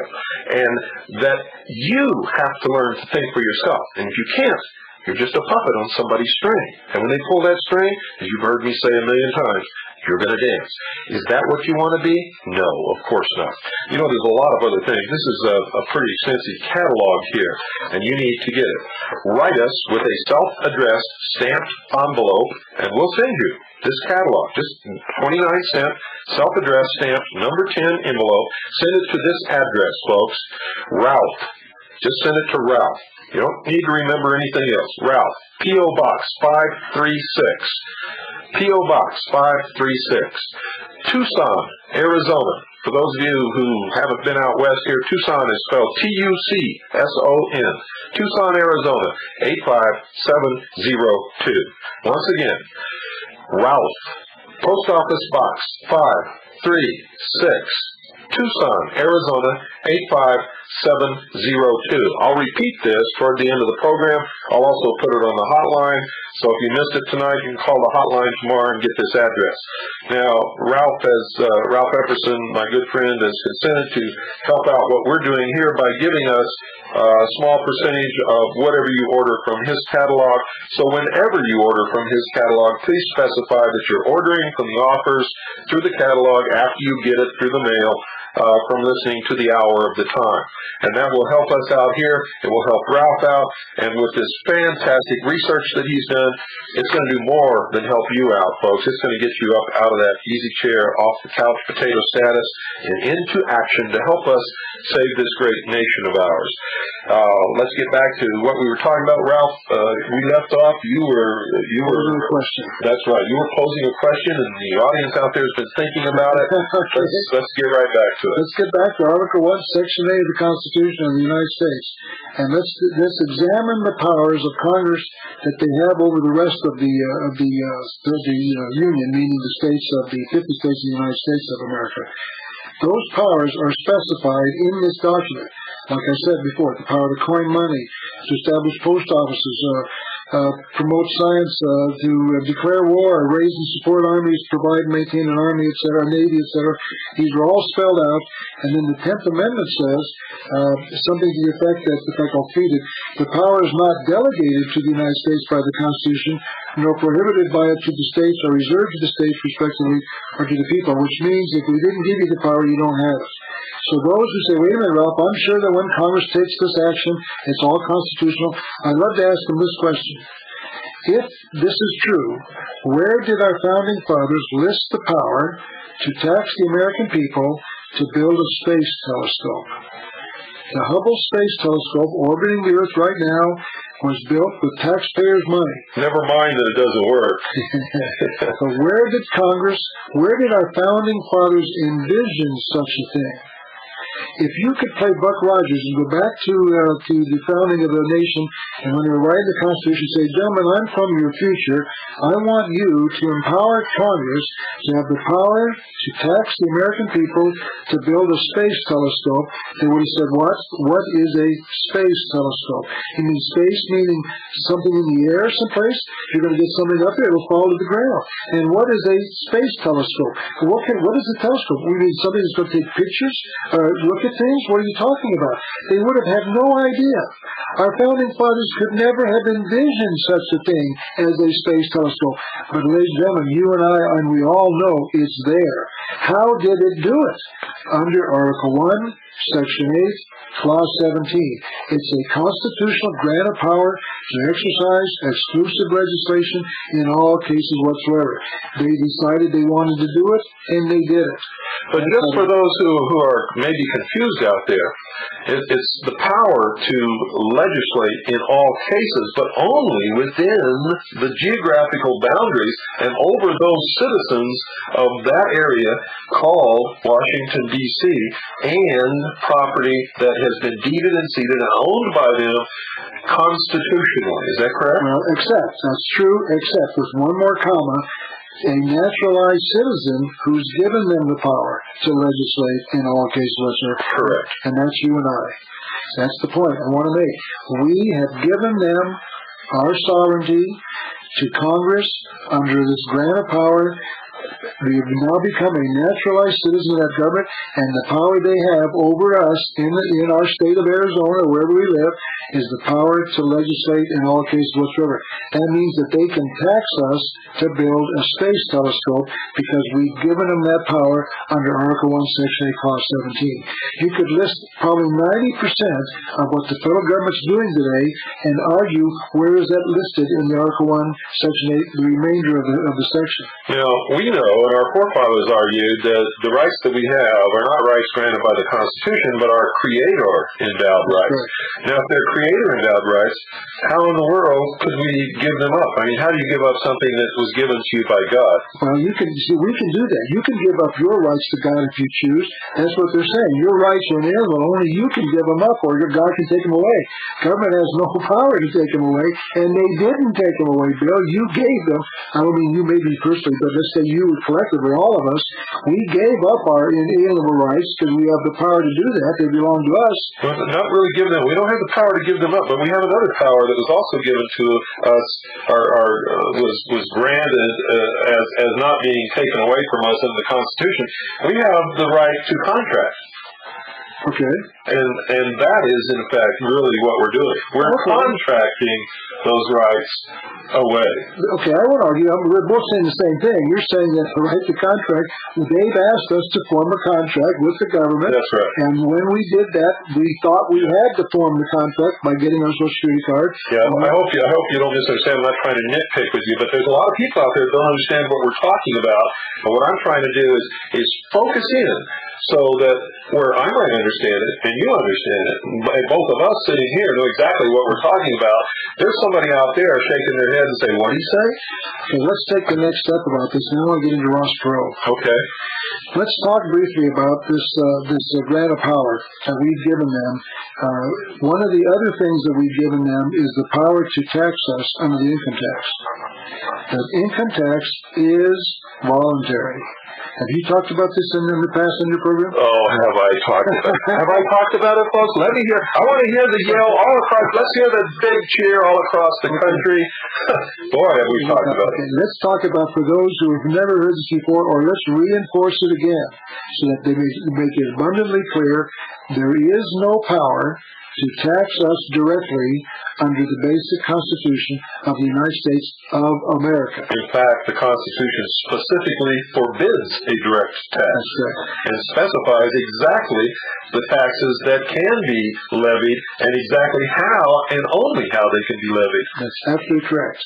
Now, how then do they have the power to tax us on our incomes? Very simple. We get our little W-4 form and we check United States citizen. Okay. We fill out how many exemptions we have, Social Security and we exemptions. put down our Social Security number, and we list our dependents, and we send this thing in, and we have now contracted to pay voluntarily a direct income tax, which is forbidden by the Constitution in any other way. That's correct.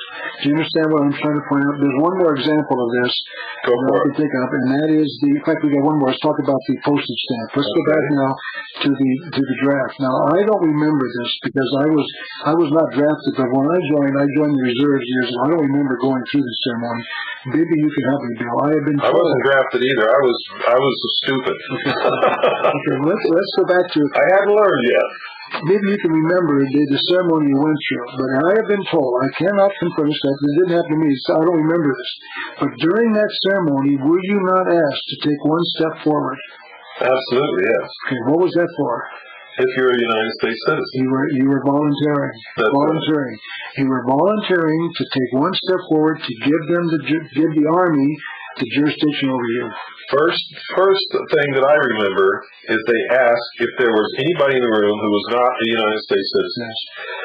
Those people, if there were any, were asked to step aside. Yes. Everybody else was asked to take one step forward, raise their right hand, and repeat after me. The purpose of the one step forward is for you to voluntarily give up your sovereignty to the federal government and to the jurisdiction thereof, under this power to them, the government. That's what they do it for. It's a voluntary act. They said voluntary. They even mentioned it. That's great. Now, there's something else about this that I've since learned. If they send you a draft notice and say you have to report for a physical and for induction into the United States military service on such and such a day because your number is such and such, you must do that. There's no way that you can get out of doing that. Whether you're a conscientious objector or what, you have to make that known there. But you must report, you must go through the physical, you must go through the process. But what I learned is no one at any time ever can force you to sign your name on any document or to raise your hand and take an oath. And anyone who refused to sign their name or refused to take the oath was sent home. That's right. And was not inducted into the military service. And everybody was coming up with these unbelievable excuses and reasons and masquerading as if they were homosexual to try to get out of being drafted when all they had to do was refuse to take the oath and they could not have been drafted. So, but the point is very clear. Once again, it's the further evidence that I believe our contentions are correct. They are getting you to volunteer to submit yourself to the jurisdiction of the United States government by stepping forward voluntarily. I think it's a tremendous evidence that they are extremely crafty and cunning and slick and tricky, and that we really aren't exercising the mental powers that we should be when we're dealing with these people. Let me give you one. We must be on our guard all the time. That's correct. Let me give you one more example of this that occurs to me. There might be others that maybe some of your listeners might have. They could get in touch with you or somehow. But let's go to number 4. Example number 4 is the use of the postage stamp. I have been told, in fact, I've done this myself, you can mail between the 50 states under what they call non-domestic mail for 2 cents a half ounce. And I have seen it work repeatedly.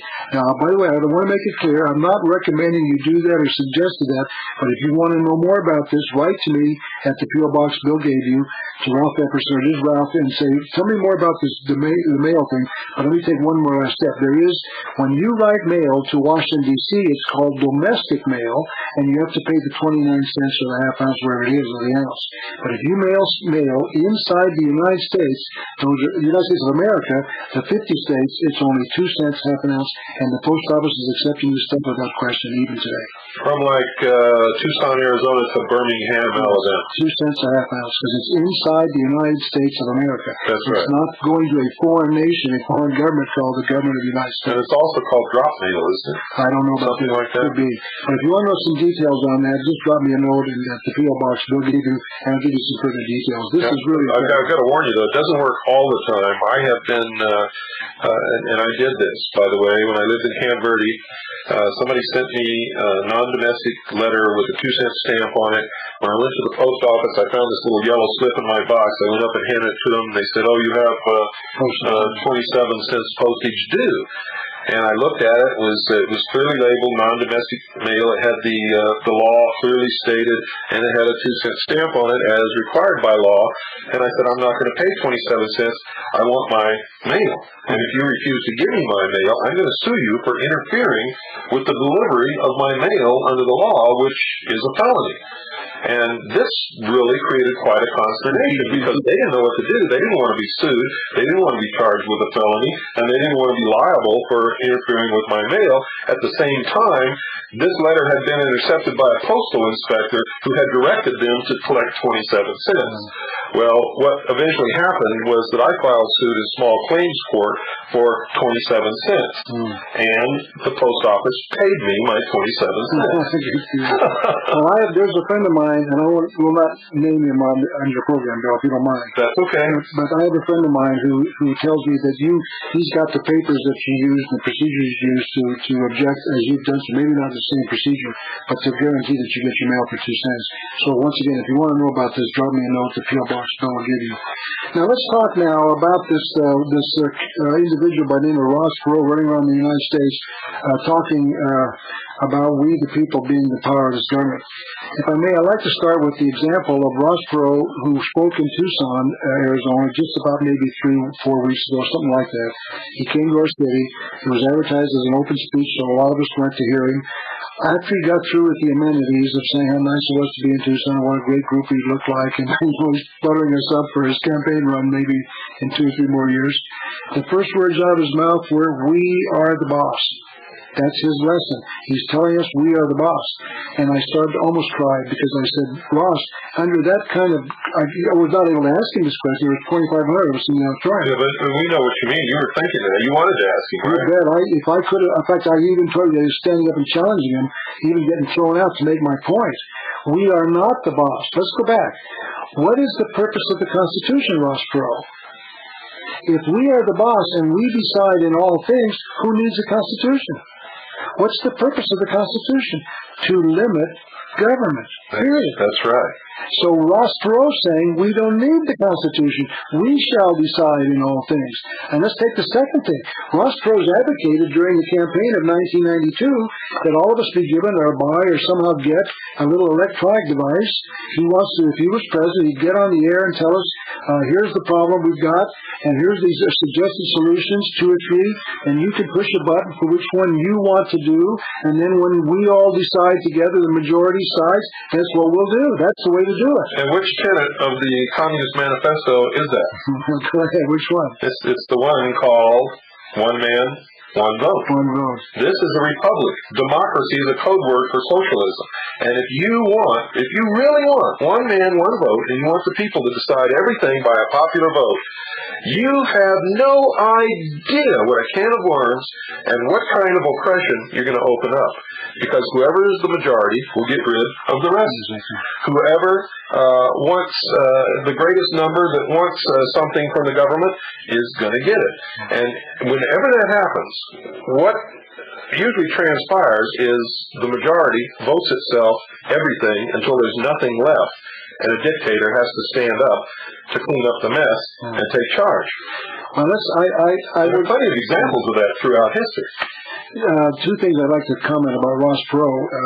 Number one, I would have loved to have asked him this question. He believes that we are the boss. Let me ask him this question. I live in Tucson, which is part of Pima County, which is probably 3/4 desert and 1/4 houses and buildings and cities. So let's just presume in our little example that during this Ethiopian famine, our government benevolently decided to help these people. Let's just make it 500,000 of them, and they moved them to Pima County because it's similar to terrain, desert, and they gave them water and everything they needed to survive. Yeah, they go from a place where there's no food to a place where there's no water. That makes sense to me. Remind me to ask you why you're living there, Ralph. in my example, they even give them the water bill. So come on, these people are now able to survive in Pima County. And let's just say that after 5 years, they become naturalized citizens, the majority. And let's just say that of the 500,000, 400,000 were adults able to vote, let's say. And they went to the county government and said, listen, we are now the majority in the Pima County, and we want to make cannibalism legal. Ross, what's the answer? We are the people. We are the boss. The majority of the people in Pima County would make cannibalism legal in Pima County. Ross, we're the boss. Are we not like blacks? Let's kill them all. Yeah. Ross, what is to prevent that from happening? The Constitution of the United States. That's correct. Why? Because the Constitution says Congress shall pass no law restricting man's right, his inalienable right to life, liberty, and property. Notice what happened. If we advocate what Ross Perot is advocating and we support him, we've lost the Constitution because we, the people, will start making laws that violate the rights of individuals. Well, he has said on many, many occasions, not just one, but many occasions, that the Constitution is old, it's outdated, it was created over 200 years ago by a bunch of old men who were not acquainted with the problems of the modern day and could not have foreseen these problems, and that the system doesn't work, and that we have to completely redo the whole system. He is advocating a constitutional convention to redo the supreme law of the land, the Constitution. All of these people are leaving out the part that the Constitution is a living document. It can never be too old or outdated, and the fact that it is not being changed or has not been changed means that the procedure that's set into place whereby we can change it if it's necessary has not been called forth because we don't believe that it's outdated, we don't believe that it needs to be changed, and we don't want anybody messing with it. So who really is Ross Perot? Well, maybe we'll answer that towards the end of the program. Let me tell you what we did in Tucson about Ross Perot's appearance at the University of Arizona auditorium.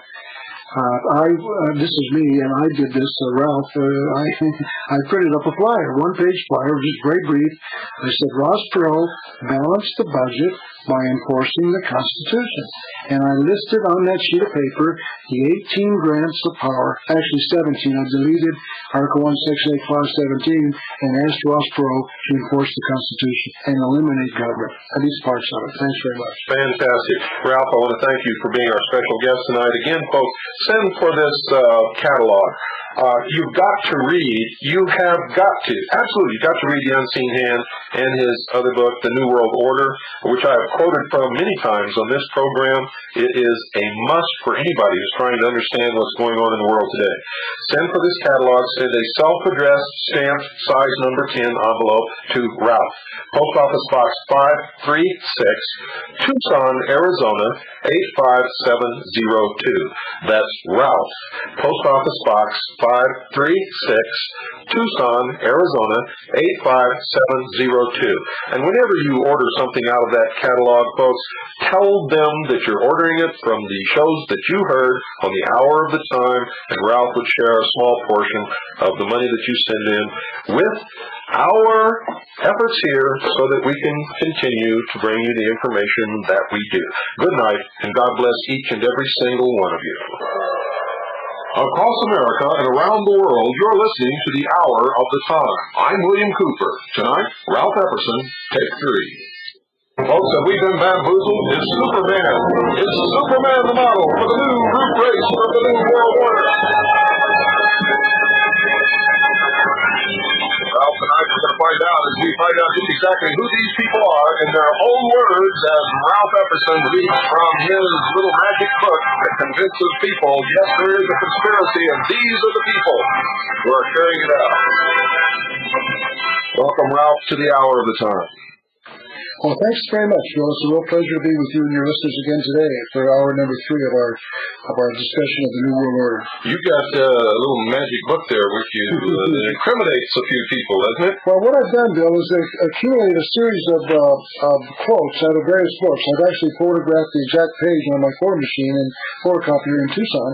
And so I just thought we could go through these one after the other and discuss in their own literature to prove our contentions. These things will prove that what you and I have been talking about for years. Okay, folks, now you heard that. Now you know what you're supposed to do when you listen to this show. You should have a tablet of paper beside you, a pen or a pencil, and as we go through this, Ralph is going to give the name of the book, the exact page that the information is found upon, and he might even give you the paragraph, but he's going to quote from their own words. And we're just going to do a whole hour of this and see if we can't put a noose around somebody's neck. And maybe if all of you out there pull hard enough, we can get rid of the New World Order in short shrift.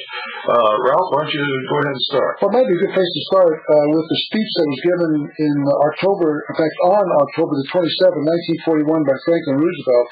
As you know, this was just before World War II, which started shortly after the Pearl Harbor event in December of 1941. So Roosevelt went on nationwide radio to tell us about the New World Order. I want to read this quote, just about 2 paragraphs. Hitler has often protested, and let's identify Hitler as meaning the head of the German government who was starting World War II.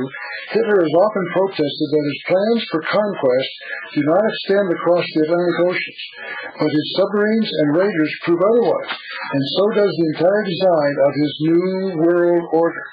I have in my possession a secret map made by Germany, by Hitler's government, by the planners of the New World Order. And your government has in its possession another document, a document made in Germany by Hitler's government. It is a detailed plan which, for obvious reasons, the Nazis do not wish to publicize just yet, but which they are ready to impose a little later on a dominated world if Hitler wins. And then this is the key. It is a plan of Hitler to abolish all existing religions. Now, where did you find that quote, Ralph? That quote is in a book called The Vital Speeches of the Day, published in New York City. It's November 15th, 1941, volume 8, page number 3. Now, you talked about New World Order there. Hitler talked about the New World Order? Yes, exactly. You mean that's not something that George Bush just made up off the top of his head to get the American people to go along with Desert Storm? No, he's talking here about the same identical New World Order that George Bush wants. The New World Order is out to abolish all existing religions. So what Mr. Roosevelt was telling us is absolutely accurate. And I want you to know in one simple sentence that the New World Order of Adolf Hitler is no different than the New World Order of George Bush. And well, you're the only one besides me who's ever made that statement. And all of you people out there who thought that Bill Cooper wasn't quite leveling with you, now you've heard it from somebody else. And it's the truth. Go ahead, Ralph. Roosevelt's right on target. He's telling us the truth. The New World Order is out to destroy all organized religions. Now, this is a quote from Morals and Dogma, page 734. Morals and Dogma now is kind of like it's the book they give to new recruits in the Scottish Rite of Freemasonry, or at least they used to, didn't they? That's correct. That is a contention made that the book is no longer being given to the Masons at the 14th degree. I was in the Masonic Lodge building in Tucson. I want to share with you, I'm not a Mason, never been a Mason, but I went there one day to do some research. I couldn't find Mackey's Encyclopedia at the University of Arizona, so I went in, I called the lodge. That's because I got it. Yeah. Okay. Well, maybe so. That might be where it was. So I went in 1985, went to the Scottish Rite Temple, as they called it, in Tucson. I called ahead and asked if I could come in and look for Mackey's. They said yes. So when I got in there, I did some reading, and a couple of Masons came in the room to wonder who I was and why I was curious, and I didn't want to tell them. I just said I'm curious. I just want to know more about Masonry. So they asked why, and I said I'm just doing reading and researching on the study of Masonry. At that time, in 1985, he went behind the counter and showed me a copy of the Morals and Dogma that they said they gave to every Mason at the 14th degree. Now, Rex Hutchins has written a book called A Bridge to Life, and in there he says that they no longer give this book to the Masons at the 14th degree. Now, you can take whichever position you choose. Well, it may be that certain lodges did and certain lodges lodges didn't, or maybe all of them did at one time, and now maybe only a few lodges do. Independent lodges do have a lot of leeway to act independently as long as they don't violate the Constitution of the Scottish Rite of Freemasonry or the Constitution of their lodge. Well, let's talk about who the author was, Bill. I know you told your listeners who the author of the book Morals and Dogma was, and how significant he was, but just for those who maybe have never heard this before, Morals and Dogma was written in 1871 by Albert Pike. And Albert Pike was the Sovereign Grand Commander of Freemasonry from 1869, I believe, to 1891. For some 32 years of his life, this was the #1 Mason in the world, Albert Pike. So this book can be relied upon as being authentic. It was published by the 33rd Degree Council in Washington, D.C. This is their book. There's no question about the authenticity of what I'm about to read to you. It's on page 734 of Morals and Dogma. There is in nature one most potent force, by means whereof a single man who could possess himself of it could revolutionize and change the face of the world. This force was known to the ancients. It was adored in the secret rites of the temple under the hieroglyphic figure of Baphomet, or the hermaphrodite goat of Mendes. It is the serpent devouring his own tail. Let's talk about the secret rites of the temple. That is the Masons, and then they trace their history back, as you know, and we'll prove as we continue through this, all the way back to the very beginning of time. The early ancient temples of the sun worship, etc. He said is a worship of the hieroglyphic figure of Baphomet. Baphomet, I've seen drawings of him, is a drawing of a goat-headed devil. He's, as they said here, he's I can have it pronounced this word, Hermaphrodite. Yes, that means he's both male and female. This is the androgynous god of old that took the form of the goat or the ram when the sun was in the house of the goat or the ram, and was worshipped actually in the most famous place where this god was worshipped was in Mendes, at the temple of Mendes. And Baphomet surfaces later, and I'm sure we're going to get to that, in the legend of the Knights Templars, which, folks, we've proven on this show time and time again is no legend at all. Okay, then lastly he said, this force is the serpent devouring its own tail. So we're talking here once again about the serpent and the serpent worship that's worldwide, 6,000 years old. The next thing I wanted to bring to your attention is the Holy Bible that I have a copy of. It was given to me by a fellow who got one himself. He's not a Mason, at least he told me he was not.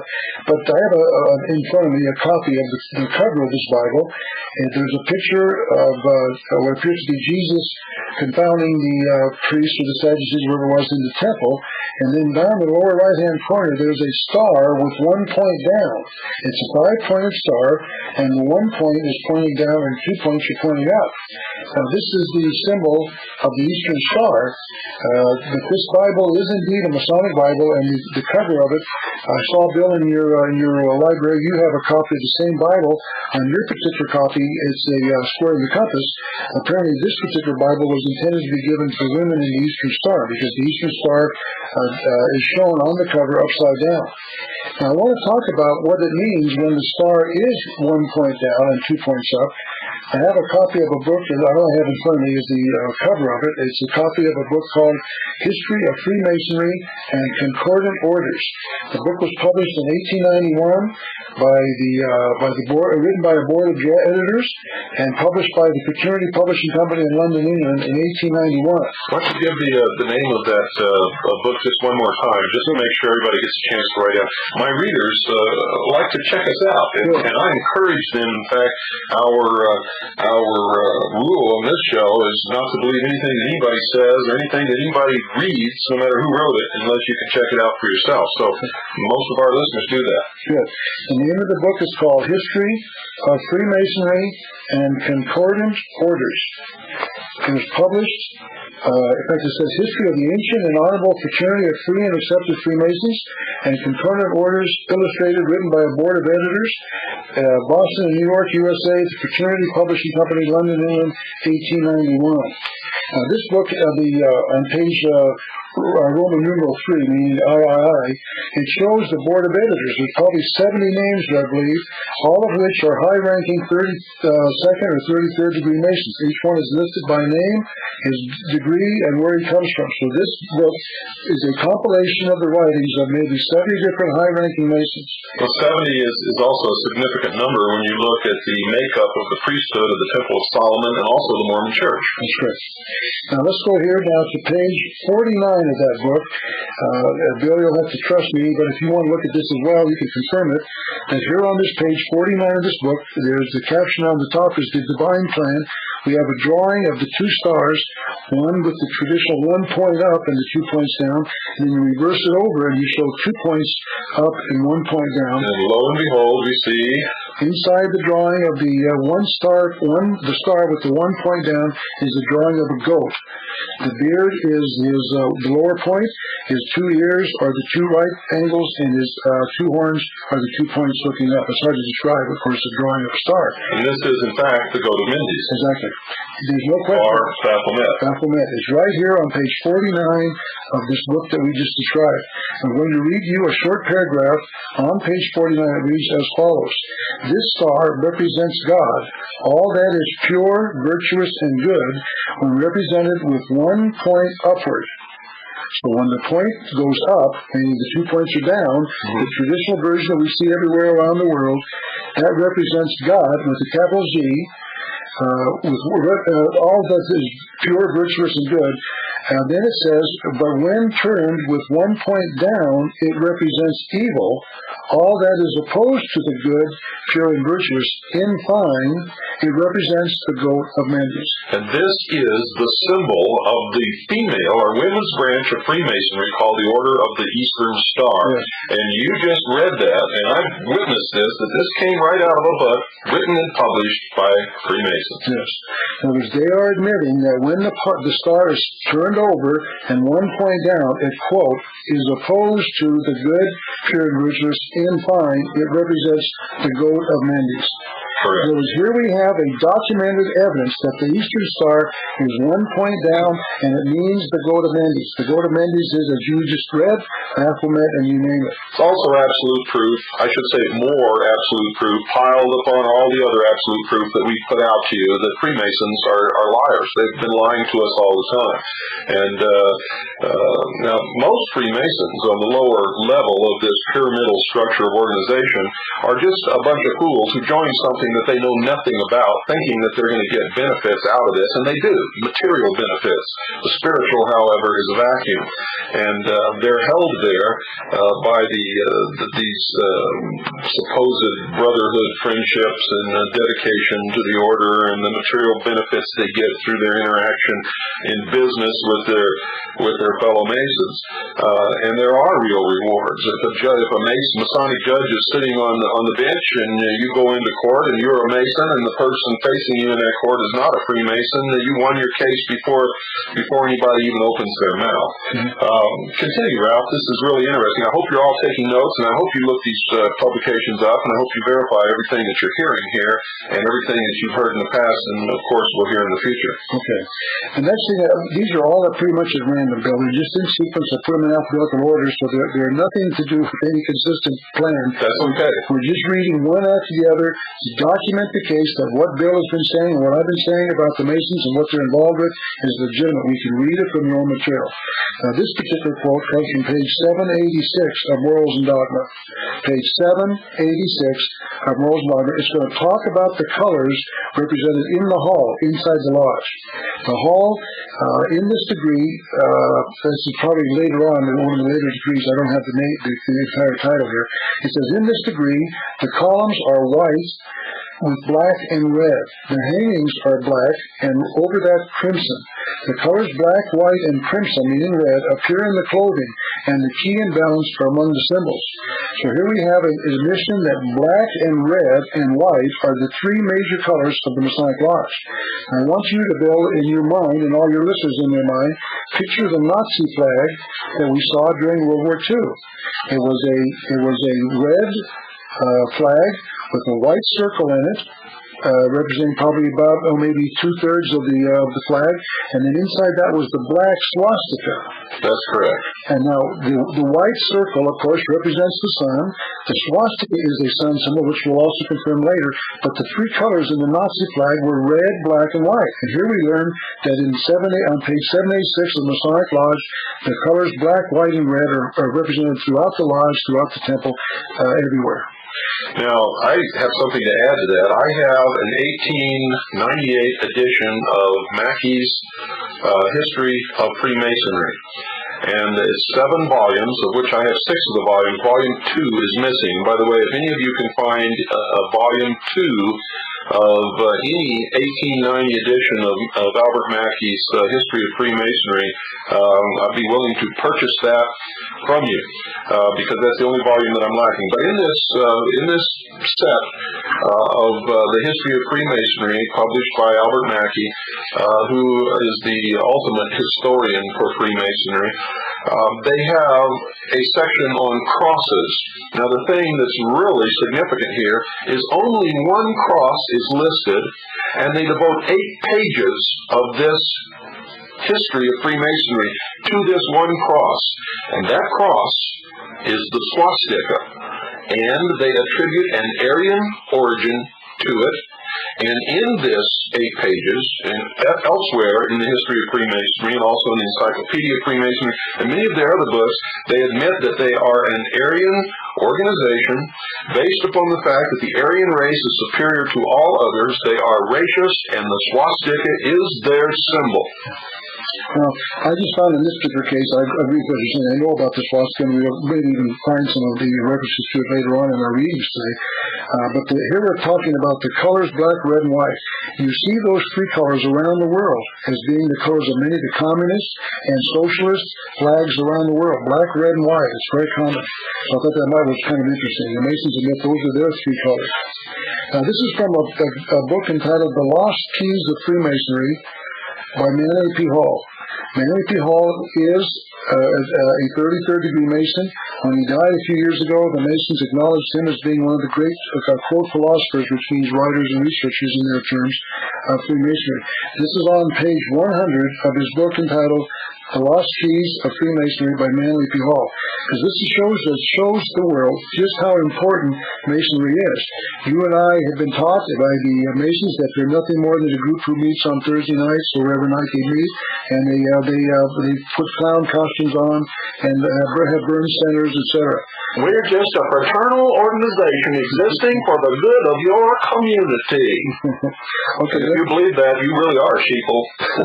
let's read what they say, how powerful they are. Listen to this. This is page 100 of The Lost Keys of Freemasonry. Quote, Masonry is an ordainer of kings. And what's an ordainer of a king? That's the man that puts him on the throne. That's correct. Masonry is an ordainer of kings. Its hand has shaped the destinies of worlds. So this is not a little lodge on Thursday night. It's not out there to build burn centers and hospitals for the children. This is an ordainer of kings, and its hand has shaped the destinies of worlds. That's power. We're just a fraternal organization existing for the good of your community. Now let's read this one. This is another book by Manly P. Hall that further talks about the power of the Masonic Lodge. This is a book called What the Ancient Wisdom Expects of Its Disciples. I'll repeat it again. What the Ancient Wisdom Expects of Its Disciples, written by Manly P. Hall. This is on page 58. Listen to this quote. The ancient initiates are the invisible powers behind the thrones of earth, and men are but marionettes dancing while the invisible ones pull the strings. We see the dancer, but the mastermind that does the work remains concealed by the cloak of silence. Does that sound like a lodge that meets on Thursday night? Not to me, it doesn't. Not at all. Now, folks, with bearing that in mind and understanding that Walt Disney was a member of this secret college, this hidden fraternity, go watch Pinocchio again. Go watch Pinocchio again and understand that when he was just the wooden puppet made by his master or father, Geppetto, that he was you. And he received the gift of the morning star, Lucifer, And listen to that song again, When You Wish Upon a Star, and then watch what happens to Pinocchio as he becomes an initiate of the hidden order. And this is what your children are being indoctrinated in. And then go back and look at a whole bunch of the other things that Walt Disney put out that your children are watching, and understand. Read the new biography that's out on Walt Disney, which I haven't read yet, but I've derived all this information from my own research. He was instrumental in the intelligence community. Every time they held a top-level secret scientific meeting where they discussed the exploration of space, representatives of Walt Disney Studios attended, and I can prove that in document. But go ahead. I just want to show you how insidious these people are.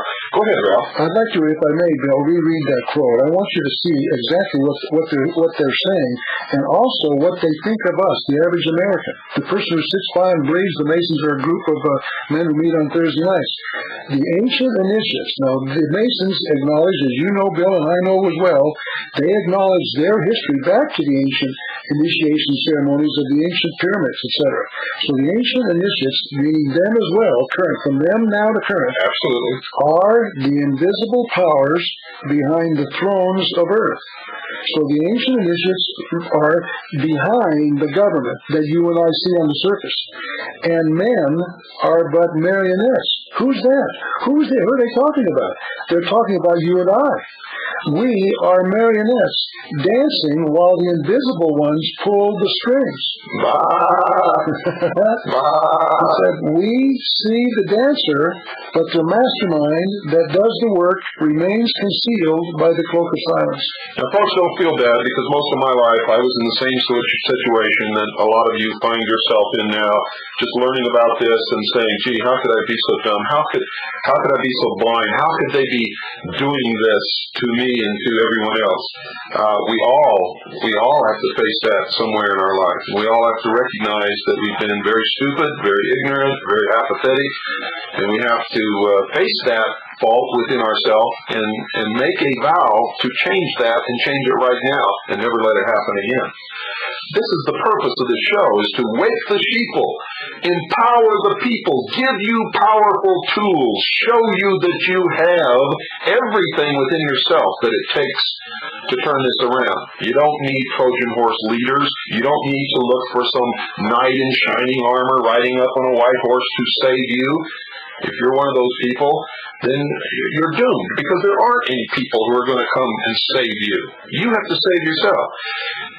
Wake the sheeple, empower the people, and once that's done, then we together can save freedom for the world. Ralph is one of the great warriors out here on the battlefield, standing with me, fighting this battle that many of you never even knew was going on.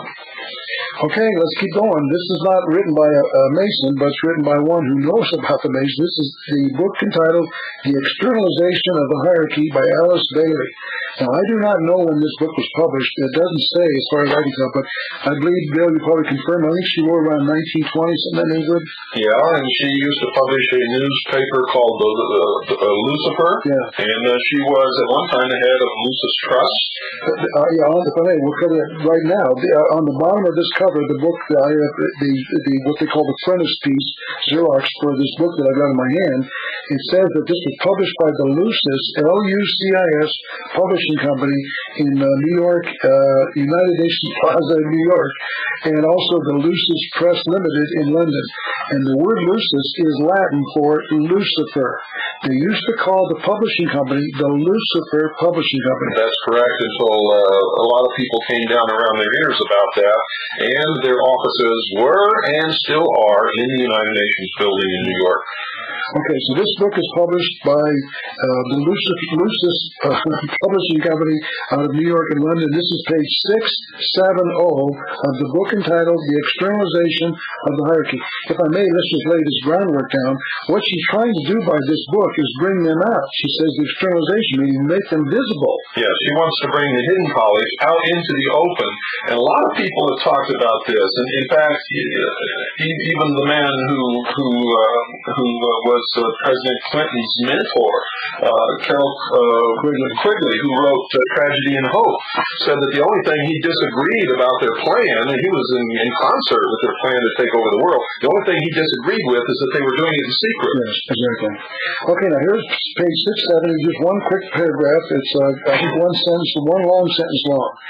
The one thing which humanity needs today is the realization that there is a plan which is definitely working out through all world happenings, and that all that has occurred in man's historical past and all that has happened lately is assuredly in line with that plan. That's correct. And I might want to remind you all that one of the greatest backers who really gave Bo Grice his financial start was a man named Paul Fisher, who was a very highly degreed Freemason, who wrote a book also called The Plan. And in his book, he outlined a plan for putting in a new government in the United States of America, which would be a scientific government. Do away with our Constitution, our Bill of Rights, and change the whole form of government throughout the world. You've got to wake up. You must wake up. If you don't, then why don't you just reach down and put the chains on your own ankles and save everybody a lot of trouble?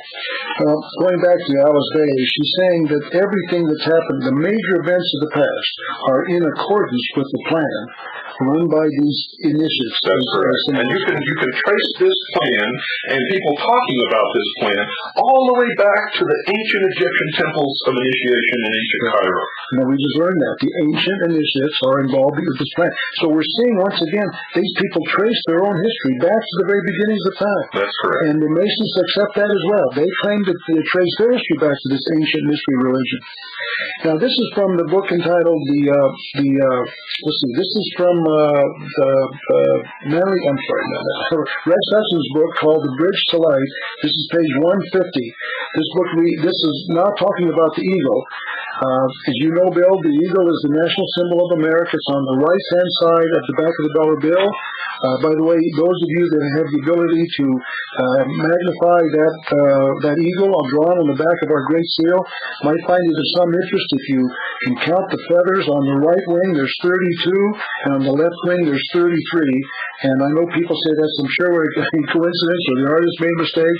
Oh, yeah, that's a coincidence. 32 degrees is the highest number of degrees in the Scottish Rite of Freemasonry, and the 33rd degree is the meritorious degree given for work toward the furtherance of the Great Plan. That's exactly what that degree is awarded for, and that's what Bo Grice is working for now, if he hasn't already achieved it, because he said at Freedom Call 90 in Las Vegas at the Showboat Hotel when he introduced himself that he was, and I quote, a 32nd degree Freemason of the Scottish Rite. Okay. Unquote. Let's go back to the eagle. This is on page 150 of the book entitled The Bridge to Light, written by Rex Hutchins.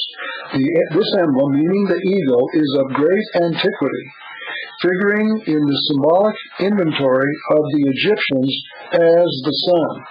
As wisdom is attained through reason, the eagle is also symbolic of reason. Page 150 of Rex Hutchins' book. Okay, hold that thought, because we've got to take our break now. Don't go away, folks. We'll be right back after this very short pause. Well, Ralph, this is a memorable series, and I'm sure that our listeners are not going to forget your guest appearance on the Hour of the Time for 5 nights in a row for quite a while, because you're really bringing to their ears some verification of a lot of the things that I've been telling them for many months, over a year now. And you didn't get any of this from me, did you? No. This is, once again, Bill, we're reading this from their own literature. You can't argue with the sources. These are their legitimate books that they publish, they tell us, they acknowledge. In fact, Rex Hutchins himself gave me this copy of the book I made in Tucson. By the way, it's interesting. Rex's book was published when he was a 32nd degree. After he published this book, the 33rd degree council published this book, I've been told that Rex became a 33rd degree Mason, so Rex has now been illuminated. He lives in Tucson, by the way. It'd be interesting to guess if you could ever get him to do it. I don't think he will. I want to apologize to you all out there for that little coughing fit. I breathed when I should have swallowed when I took a drink of coffee, so please forgive me. Okay, let's continue with another quote from Rex's book entitled The Bridge to Light. On page 142, he continues to discuss the eagle as a symbol of the Masons and of the ancient initiates. He says the eagle, on page 142, the eagle also represented the great Egyptian sun god, Amun-Ra. It is the symbol of the infinite supreme reason or intelligence. So here we see once again a connection back of the eagle, back to the very beginning worship of Amun-Ra, the sun god. And there's also this thought about the intelligence reason. This is throughout their literature. You can find it constantly references of the eagle back to the sun god, etc. Well, this is connected with their Luciferian philosophy that man was held prisoner in the Garden of Eden by an unjust, vindictive God, and was set free from this bondage by Lucifer through his agent Satan with the gift of intellect, primordial knowing, and that's what that's all about. They believe that Satan told them the truth that man surely will not die if he eats of the fruit of the tree of knowledge, and will in fact himself become God. That's correct. And that's the promise of all these mystery religions and even of the Mormon Church. That's correct. Okay, now we're going back to the book entitled What the Ancient Wisdom Expects of Its Disciples by Manly P. Hall, page 23. Here's what he said. In the remote past, the gods, plural, small g gods, walked with man. These they labored with, preparing them to carry on the work of the gods. They left the keys of their great wisdom, which was the knowledge of good and evil. So here once again we're back to the Garden of Eden, the tree of the knowledge of good and evil. That's where it all starts. And all of you people out there who all your life have been sitting around saying religion is a joke, it doesn't mean anything. Let me tell you something. It may be a joke to you. You may be an atheist. You may not even believe in God. But if the people who hold the power to make nations rise and fall, the power to make armies march at their beck, to chop off your head if they want to in the dead of night, if they believe it, then it's not a bunch of bunk, folks. It's something that you need to understand and know. And from my own personal point of view, if you don't believe in God, you have no protection from what's coming whatsoever. Okay, now, once again, we're going to continue with this thought. I got a couple of quotes, I guess, on this good and evil. This is from page 844 of Morals and Dogma. This is written by Albert Pike, another great Masonic writer. Here's what he's got. Now, he's reading, this particular quote is in parentheses, in quotation, so I'll read that first and then we'll continue. Quote, ye shall be like the Elohim, knowing good and evil. That's in quotes in italics. That thought had the serpent of Genesis said, and the tree of knowledge became the tree of death. Notice what he said.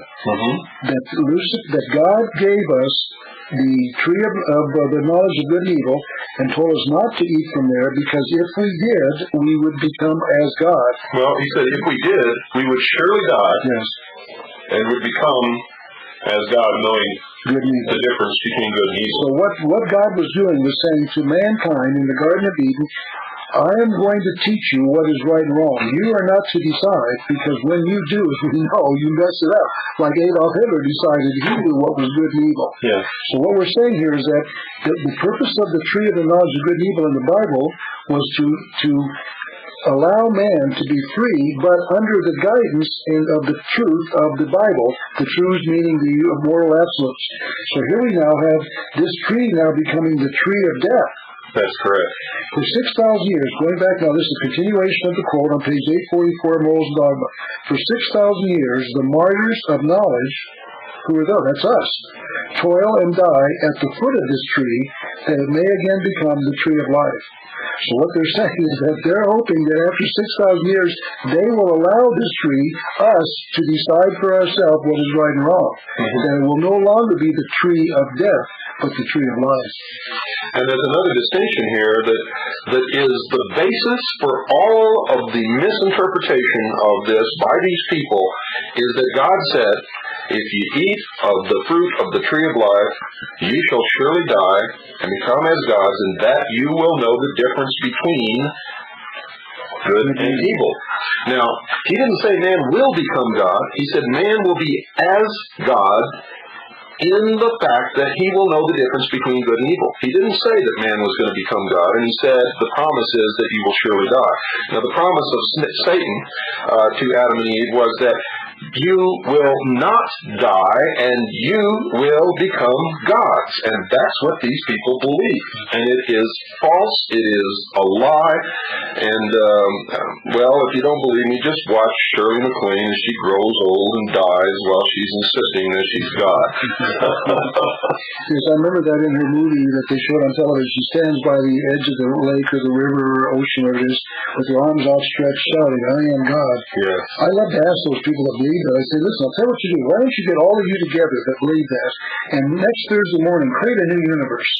Do it all together. All of you together. Create anything. Yeah, make a new universe. In fact, we'll move the other one over and make a new one. Let's continue now, once again, with this thought about good and evil. This is from page 169 of Morals and Dogma, written by Albert Pike. He says, the true use of knowledge is to distinguish good from evil. So once again, we are to use our mind to decide for ourselves what is good and evil. That's right. Now we're just continuing somewhat at random. This is from the book entitled The Secret Destiny of America, written by Manly P. Hall. This is on page 14 of the book. In the very beginning, it says, we're talking here about the Great Seal of the United States. The design on the reverse of the Great Seal. Let's carefully point out what that is. The reverse side is the one with the pyramid in the eye, and the phrases, and you accept us and nobles ordos the corpse. So he says the design on the reverse of the Great Seal is even more definitely related to the order of the quest. The pyramid and the all-seeing eye represent the universal house surmounted by the radiant symbol of the great architect of the universe. That's right.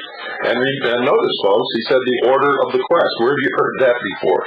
If you read my book, I mean, I make the point that the people behind this call themselves the members of the order of the quest. So the order, amongst other things. They were the ones that brought America, created America. That's they were the ones who set this nation up, according to Manly P. Hall.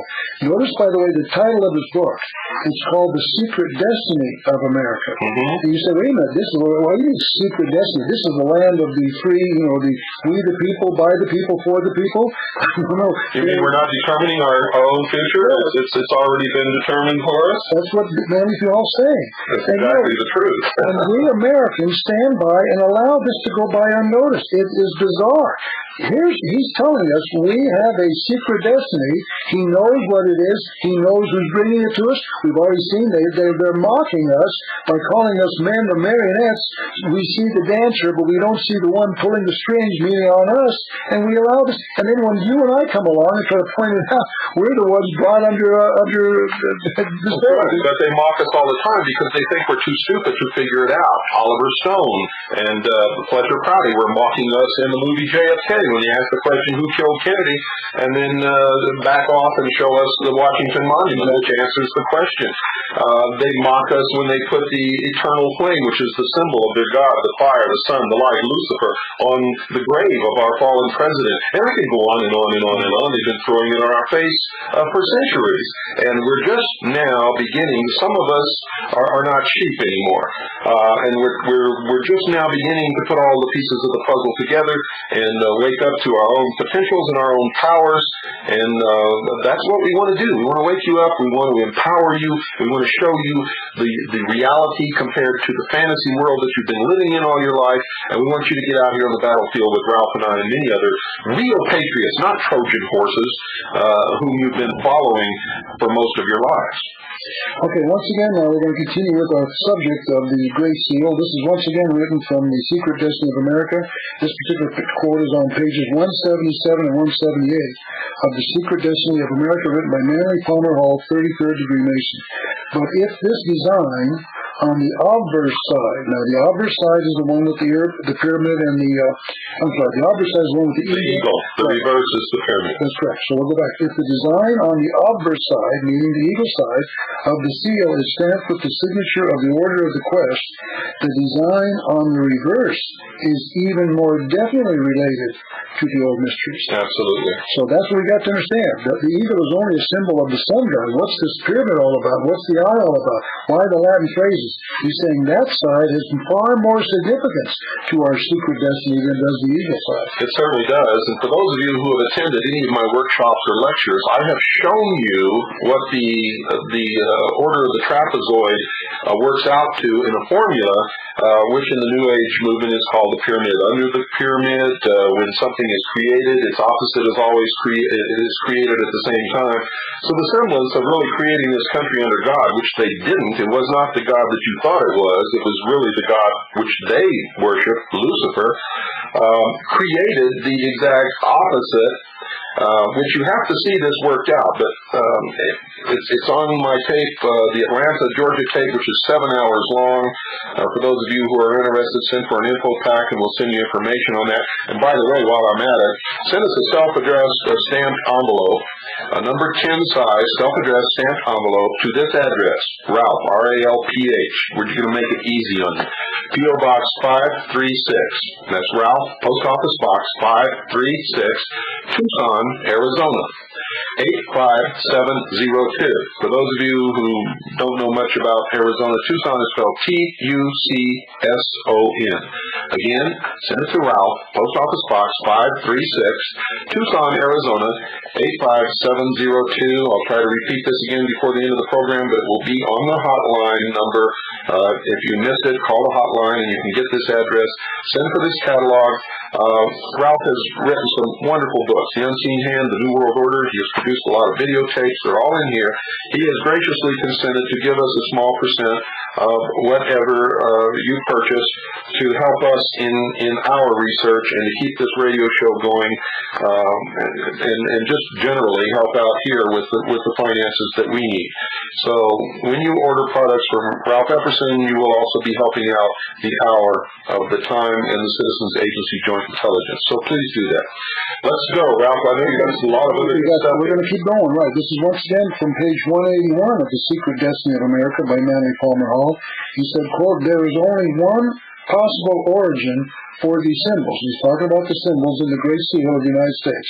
And that is the secret society's pearl, which came to this country 150 years before the Revolutionary War. Now let's stop right there. I've got two paragraphs, two quotes to read on this particular page, but let's just stop right there. If you take 1776 minus 150, you're back to around the early 1600s, 1626, when the Pilgrims came to this country. That's correct. So what he's saying, we could argue all day about the Pilgrims, but what he's saying is that even if we concede those were decent, God-fearing men, at the same time they came, these secret societies came to America for what purpose? To create a secret destiny in the United States. And they're the ones who designed the Great Seal of the United States. Let me continue with the second part of that quote on page 181 of The Secret Destiny of America. He said, "The Great Seal was directly inspired by these orders of the human quest, and that it set forth the purpose for this nation, as that purpose was seen and known to the founding fathers, who were the ones who put the Great Seal together in 1782. Can you start to understand what we're talking about, Bill? I'm sure you know what Oh, yes. In fact, I know when Columbus set sail and discovered America, he had 3 ships, the Nina, the Pinta, the Santa Maria. He bore on the sails of his ships the device of the Knights Templars, the red Maltese cross. And that was the symbol of the Knights Templars. He also planted a Templar flag on the beach of the first beach that he landed on as the symbol of the society that he represented. He also represented, we know, the Order of the Quest, called the Order of the Golden Fleece, or the Jason Society, and we found historical connections between him and Sir Francis Bacon and many other people. By the way, you mentioned the Jason Society. Yes. I do not know this. This is my interpretation of that name. In June and December of each year, the sun appears to start to come back from its journey to the south. June through December, June 22nd to the 25th of December, the 25th of June, and the 22nd to the 25th of December. If you take the months between those various dates, July, August, September, October, November, you get J-A-S-O-N. So Jason, then, I believe, I don't know if this is my own opinion, stands for the 6 months, or the actual 5 months, July, August, September, October, November, J-A-S-O-N. for the 5 months when the sun is in its hierarchy coming back to mankind. That's correct. And if you didn't have so much stuff there to go through, and if you weren't the guest, I could spend a few hours just on the meaning of of Jason and the search for the golden fleece. This is all it has to do with the occult of the secret societies and the search for the ultimate. Well, I'm not going to go into it. That's another program. Okay. Go ahead, Ralph. Okay. If I get started, I won't stop. That's the thing about this, Bill, and I know you know this as well as I do. This material is so overwhelming. It's everywhere around us. It's not one book or two. It's hundreds and literally thousands of research. It's there. All we got to do is find it. That's right, and it's more interesting than any trip to Disneyland, than any novel that anybody could possibly ever write.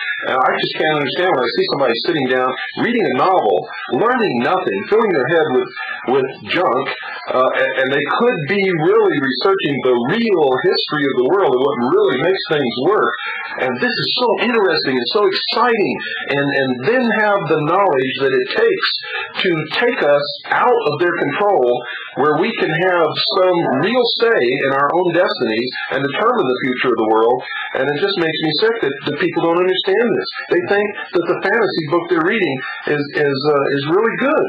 They don't understand that nobody in this world has an imagination that can beat the real situation in the world. That's true. That's true.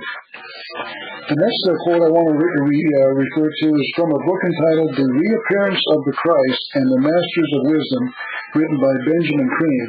Benjamin Creme is, as you know, Bill, running around the United States and I think probably Europe as well, talking about the appearance of the man that he calls the Christ, Lord Maitreya. And this is a book that talks about Lord Maitreya and his, quote, reappearance, unquote. I want to read now from pages 28 and 29. Here's what he says. In every age, teachers have come forth from the spiritual center to enable mankind to take its next evolutionary step. All perfect men in their time, all sons of men who became sons of God, having revealed their innate divinity. They are the custodians of a plan for the evolution of humanity and the kingdoms of nature. This plan works out through the agency of the esoteric, meaning concealed, hierarchy of masters who substand all world events and constitute the invisible because unknown governance of the planet. So here he's saying, once again, there's a plan at work. Who's behind it? These ancient initiates will come forth to save us and save mankind. And when he talks about the sons of God, he's really talking about the sons of light, and the light is Lucifer, and their God is Lucifer. And when they talk about God, they are not talking about the God that Christians and the followers of the Prophet Muhammad and many other people in this earth consider to be God. That's correct. Okay, once again, let's start examining who this hierarchy is. On page 181 of his book, entitled The Reappearance of the Christ and the Masters of Wisdom, Benjamin Creme says this: Marxism, meaning communism, Karl Marx, is not only a narrow economic theory, it is to do with the basics. Let me start over again. Marxism is not only a narrow economic theory, it is to do with the basic laws of mankind's nature and interrelationship. Man is one. That essentially is what Marx is saying. Here's a man praising Karl Marx. And I'll tell you why in a minute. He's saying that this hierarchy is based on communism, Marxism. And I'm going to prove that again in a few more facts in the next quote. On page 180 of the same book, The Reappearance of the Christ, he says this. Here he's answering a question asked of him by someone interviewing him. He says, the questioner says, the interviewer says to Mr. Creme, you mentioned that Marx was working for the hierarchy. Now, who's the hierarchy? The group leading this plan. That's correct. That's the leaders of the secret societies, plural, who are bringing about the New World Order. And here's Mr. Creme's answer, quote, page 180 of The Reappearance of the Christ and the Masters of Wisdom. He says, quote, Marx was indeed a member of the hierarchy. So here he's admitting that Karl Marx is inside the inner circle of those planning our future in this new world order, this secret teachings, you name it. Now, Senator Joseph McCarthy was actually right in what he felt was happening to this country, and that we'd been infiltrated and were being destroyed from within. He just didn't know what to call it, did he? That's correct. Well, Joseph McCarthy was, as long as he was talking down at the Communist Party and saying there are communists that work in America, he was praised as a great American hero. Anyone that does that, if you attack Angela Davis and Gus Hall, you're a great American. But the problem with McCarthy is he looked up and saw the connection between the government people and these communists, and that's when he got in trouble. He looked up. Don't look up. Look down. Well, that was his whole purpose, was to say that these people not only exist, and their goal is to create a worldwide communist government, but they're in our government, and I know who they are. That's right. And that's when they had to be destroyed. I covered this in my book, The Folks, I think that's the real reason James Forrestal committed suicide, because he was initiated into the 33rd degree of Freemasonry and then began to find out who the others were and what they were doing. And then all of a sudden, the next thing you know, he didn't really commit suicide, folks. He was thrown out that window. I believe that's true. I cover that in my book as well. Let's talk about that briefly. Forrestal was indeed right in the middle of this thing. You're right. He was an international banker, had become the first Secretary of Defense. He apparently, during the meetings at Yalta, Potsdam, and Turin, started to see what was going on in his world. And you're right, Bill. I commend you for saying that. He started to figure out, and within days of that, he was keeping diaries, by the way. That's right. He was fired by Truman. Yes, fired by Truman, and then picked off the streets of Washington, D.C. and taken to Bethesda and labeled, quote, insane, unquote. That's right. And then they had no authority to do that. No, there's no authority. They had no authority whatsoever. No. They confined him to the middle ward of Bethesda Naval Hospital. Same place, by the way, where they took Richard Nixon. Yeah. And Nixon, by the way, mentioned that if he went to Bethesda, he'd never come out alive. Remember that when he had his pleurisy in his leg. That's right. And when he finally held a press conference at Bethesda, he told the members of the press corps there, he said, if it weren't for you guys, I'd be dead. That's his exact words. Okay, I'm going to skip by the next few quotes because I think that's, we probably are getting close to the end of this program. Well, if we have time, we'll get into this thing about Hiram Abiff and some of these writers. Oh, wait a minute. I got to cut you off here, but we're going to be back tomorrow night. Can you be back tomorrow night? Yeah, I'll be back tomorrow night. Fantastic. Okay. We've got to go, folks. Don't forget, send a self-addressed stamp number 10 envelope to Ralph, Post Office Box 536, Tucson, Arizona 85702. Once again, Ralph, Post Office Box 536, Tucson, Arizona 85702. If you order anything from the catalog, folks, please specify that you listen to the hour of the time so that we will get a small percentage to help us with our efforts and keep this show going. Thank you very much, ladies and gentlemen, for being such good listeners out there. Remember, take these references that we give you and look them up. Good night, and God bless you all. You are listening to the Hour of the Time. I'm William Cooper. Tonight, the fourth evening with Mr. A. Ralph Epperson. And the Empire Strikes Back. That's what we're doing, Bill. We're striking back at the Empire. We're going to continue with what we were doing last night, folks, and we're going to continue to do it on Monday night. And that Monday night will be the last night with Ralph Epperson. And I really hope that you've all enjoyed his visit with us. Of course, he's going to be here one more night, Monday night. I want to urge you to send for his catalog. Send a number 10 self-addressed stamped envelope to Ralph, Post Office Box 536, Tucson, Arizona 85702. I'm going to repeat this during the program, but one more for right now. Ralph, Post Office Box 536, Tucson, Arizona 85702. Of course, you know that it's on the hotline in case you didn't have time to write it down during this program. And those of you out there who do not have a pad of paper and a pencil or a pen by your side while you listen to the Hour of the Time, shame on you. Ralph, let's go. What goodies have you got for us tonight? Well, what we're doing, Bill, for those who haven't heard the first three programs, is we're just reading a random sampling of quotes from the books written by the people involved in this conspiracy we're talking about. We're using their own material to prove that you and I have been, what we've been saying for years is right. And they admit it all in their own words, don't they? That's correct. That's what we're trying to do, is document the case from their own literature, so that when we say things, we know what we're talking about because we've used their own information. That's right. That's the best way to do it. And for those of you who listen to this program, you know I like to do that an awful lot. That's the only way, this story is so incredible that's the only way we can survive. Who knows, Ralph Epperson? I'm nobody, but the things that we're reading is somebody. The people that are writing the books that we're quoting from are the ones directly involved in what we've been talking about for years. That's correct. And so when we quote them, they are their experts. They're telling us the truth. Most people don't read this kind of material. Probably 95% of people have never heard of Rex Hutchins or Manly P. Hall or Albert Pike. But you and I know who they are because we dared to open up their material to find out what they're saying. That's right. You said something that I think is very, very sad. Most people don't read this material, but I'll go farther than that. Since the invention and the depositing of television set in the homes of Americans, it's become true now that most people not only don't read this stuff, but they don't read at all. Well, that's why I produced on that catalog that you're recommending your listeners to get a copy of. I've got probably 40 hours of lectures on there for you can plug it in and watch it on the TV set. So Charlie Couch Potato can sit down and watch the videos that'll do the same job the books will do. That's right, and I've done the same thing. In fact, the only reason I ever began producing videos is I learned from going around the country and talking to people. They don't read. No. But you give them a videotape they can plug into their television set and they'll watch that. That's a sad state of affairs because the sum total of all of the knowledge that humanity has learned throughout the thousands of years of its history is in books. Yeah. It's not on videotape. Not yet, no. You get sound bites on videotape. You don't have knowledge on videotape.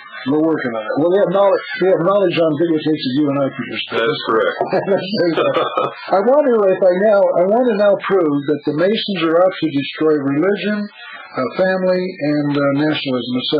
I'm going to use their own material once again to do this.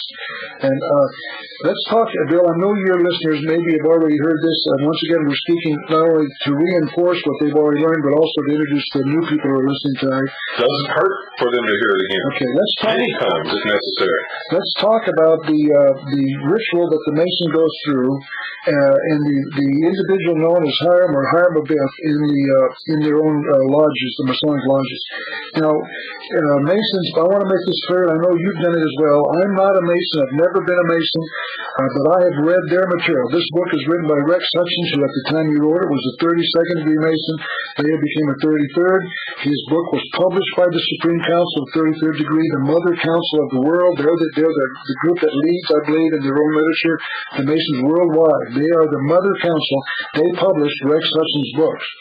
I've got the book in front of me. It's entitled The Bridge to Light by Rex Hutchins. Now let's talk briefly about Hiram and who he was, Hiram Abiff. There are 2 or maybe 3 brief mentions of him in the Old Testament about him building Solomon's temple. There's a King Hiram and a Hiram Abiff that appear to be 2 individuals in the Bible that are both mentioned. That's right. The king was the king of Tyre, and Hiram was sent by the king of Tyre at the request of King Solomon to furnish a master builder for his efforts to build the temple. Right. Now, from those 2 brief mentions, 2 or 3 brief mentions of the Hiram Abiff in the Bible, the Masons have built an elaborate ceremony. You know that. That's correct. And they've taken not only what the Bible says, but have actually distorted what the Bible says about Hiram Abiff. They've created a history that doesn't exist. Exactly. Plus, they built a ritual in myth on a known character in the Bible. That's right. Because as you found out, and I know, the Hiram Abiff they're talking about in their ceremonies has really absolutely nothing to do with the real Hiram Abiff, who was the master builder who helped build the Temple of Solomon. Now, during the building of that temple, Hiram Abiff was called a master mason, according to the Masons. That means that he was the one in charge of all the apprentice masons. And the Masonic ritual teaches us that the master masons had secrets that enabled them to go from country to country without passport or without being stopped at borders. And the apprentice masons did not have those secrets, and they were somewhat confined to the working in the particular country. So according to the legend, once again built on the basis of the true knowledge of Hiram in the Bible, they built this legend about Hiram Abiff. And I'm going to now start reading from that. Briefly what happened, what we're going to do is we're going to examine what happened to Hiram Abiff in the writings of Rex Hutchins. Hiram was a master mason. The apprentice masons wanted his knowledge, the secrets that he contained, he had for their own purposes. and Hiram Abiff refused to give them the secrets of being a Master Mason. So in their ritual, in their myth, Hiram Abiff tries to leave the building, the temple, when it's nearly completed, and he leaves through one gate first. He's accosted by what they call three ruffians. One of the first of the three ruffians, that ruffian hits him or beats him. He survives that attack. Hiram Abiff goes out another gate of the temple. There once again is met by ruffian number 2. He comes back to the temple, goes out to the third gate, refuses in all three incidents to reveal the truth of the secrets, and in the third, after the third accosting, he's actually killed. Agreed? Yes, but it's extremely important that we make it clear exactly what these wounds were. He was struck in the throat, the back of the chest area, and then in the head. Okay, what we're going to read, we're going to document what that is. I'm just laying the foundation work so they know when I talk about accosted at the south gate of the temple, they know what I'm talking about. Okay.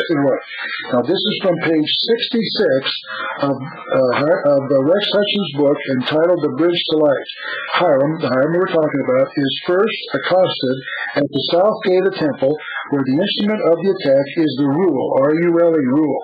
In Greek, the word for a rule, whether a measuring instrument or a code of conduct, is canon. Thus received the bureaucracy of the early church, establishing the canon law to regulate conduct. This law was to be obeyed with unquestioned loyalty. Hence, it is an apt symbol of the suppression of freedom of speech, which might question the divinity and justice of these laws. Therefore, Hiram, with the rule, is struck where the organs of speech are, like you pointed out. Now, let's examine what he just said. Who struck him? It wasn't a man, it was the church, right? That's correct. And it was the church struck Hiram Abiff because it taught laws that he could not question. That's correct. Remember, folks, that these people use symbology. That is their language, and that's what Ralph is revealing to you here in this story. Go ahead, Ralph. So the church is what the first accoster of Hiram Abiff is not a man, it is the church. And he's talking about a capital C church. So when this ritual was written, they're talking about the Catholic Church. That was the main church of the time. And according to the story, the Catholic Church taught law, canon law, meaning rule, that according to him had to be obeyed with unquestioned loyalty. Now let's just examine that for a minute, Bill. I used to be a Catholic, and I know that the reason I'm out is because I questioned their authority. And I was free to leave the Catholic Church. Mm-hmm. Nowhere in Rex Hutchins' book can I find any challenge to the law that we cannot question called government. He is not upset when government really forces their law on us, and if you object, you go directly to jail. The Catholic Church has no authority to force you to be a Catholic. That's right. But the government has the power to force you to be a Democrat or believe in democracy, or to give to welfare, or to foreign aid, or whatever else you have. And he's not critical of that. No. And in my book, I pointed out the hypocrisy of that. He's wrong. The Catholic Church has no authority to force anyone to believe in what the Catholic Church believes in. That's millions of people all over the world are either coming in or going out of the Catholic Church daily. So Rex Hutchins shows his ignorance, in my opinion, because what he's saying is, if you want to talk about unquestioned loyalty, let's talk about government, but he doesn't do that. And that is what's wrong here. But let's go back now. So now we see that the Catholic Church is what killed Hiram Abiff, because it taught him laws that he had to obey, and that destroyed, quote, his freedom of speech, unquote. He was not able to question the laws taught by the Catholic Church. According to him. That's correct. Okay, now we're going to go to the second gate. The instrument of attack at the west gate of the temple was the square. Now, the square is a piece of metal, as you know, joined at a right angle that you see on the back of the cars of the Mason. It's the square and the compass. We'll talk about the compass later. The square is two pieces of metal joined together to form a right angle you can draw straight lines with. And that's what Bogreitz is talking about when he stands up in front of a lecture hall and says, when I raised my arm to the square. You all think that he's talking about when he took his oath of allegiance to the Constitution. It's not, folks. That's not what he means at all. Go ahead, Ralph. Okay. So this is, in fact, he goes on to say, the square is an implement formed of two rigid pieces of metal at right angles to each other. Now here he's going to explain that the second individual who beats up Hyam-Abib is not a man either. This square represents the merger of civil and religious power intending to control man's emotions, telling him not only what he can do, but also what he can believe. Despotism, which history tells us results from this unholy merger of earthly powers, seeks to rule by dividing friends and relatives that none may unite against the tyranny. Thus Hyam is struck near the heart, the traditional seat of the affections. Now notice what he's saying here. He's saying that we should be allowed to exercise our emotions, our affections, without restraint of government or church. But that's not really what they want at all. That's not what they believe in. They don't believe in the emotions. They believe in the supreme power of reason according to their own writings. But he's saying, though, that because you and I as Christians and the Catholic Church and other churches teach the controlling of your emotions, thou shalt not commit adultery, thou shalt not commit rape, thou shalt not beat thy neighbor over his head. We are restricted by a God-given morality. And he's saying that this God-given morality is a restriction of mankind because we can't enjoy our affections, our emotions. Notice what's happening in America today. Young people are suddenly raping with random numbers. I mean, abandon. It's happening all over. Why? Because they are being taught to enjoy their emotions with no restraints.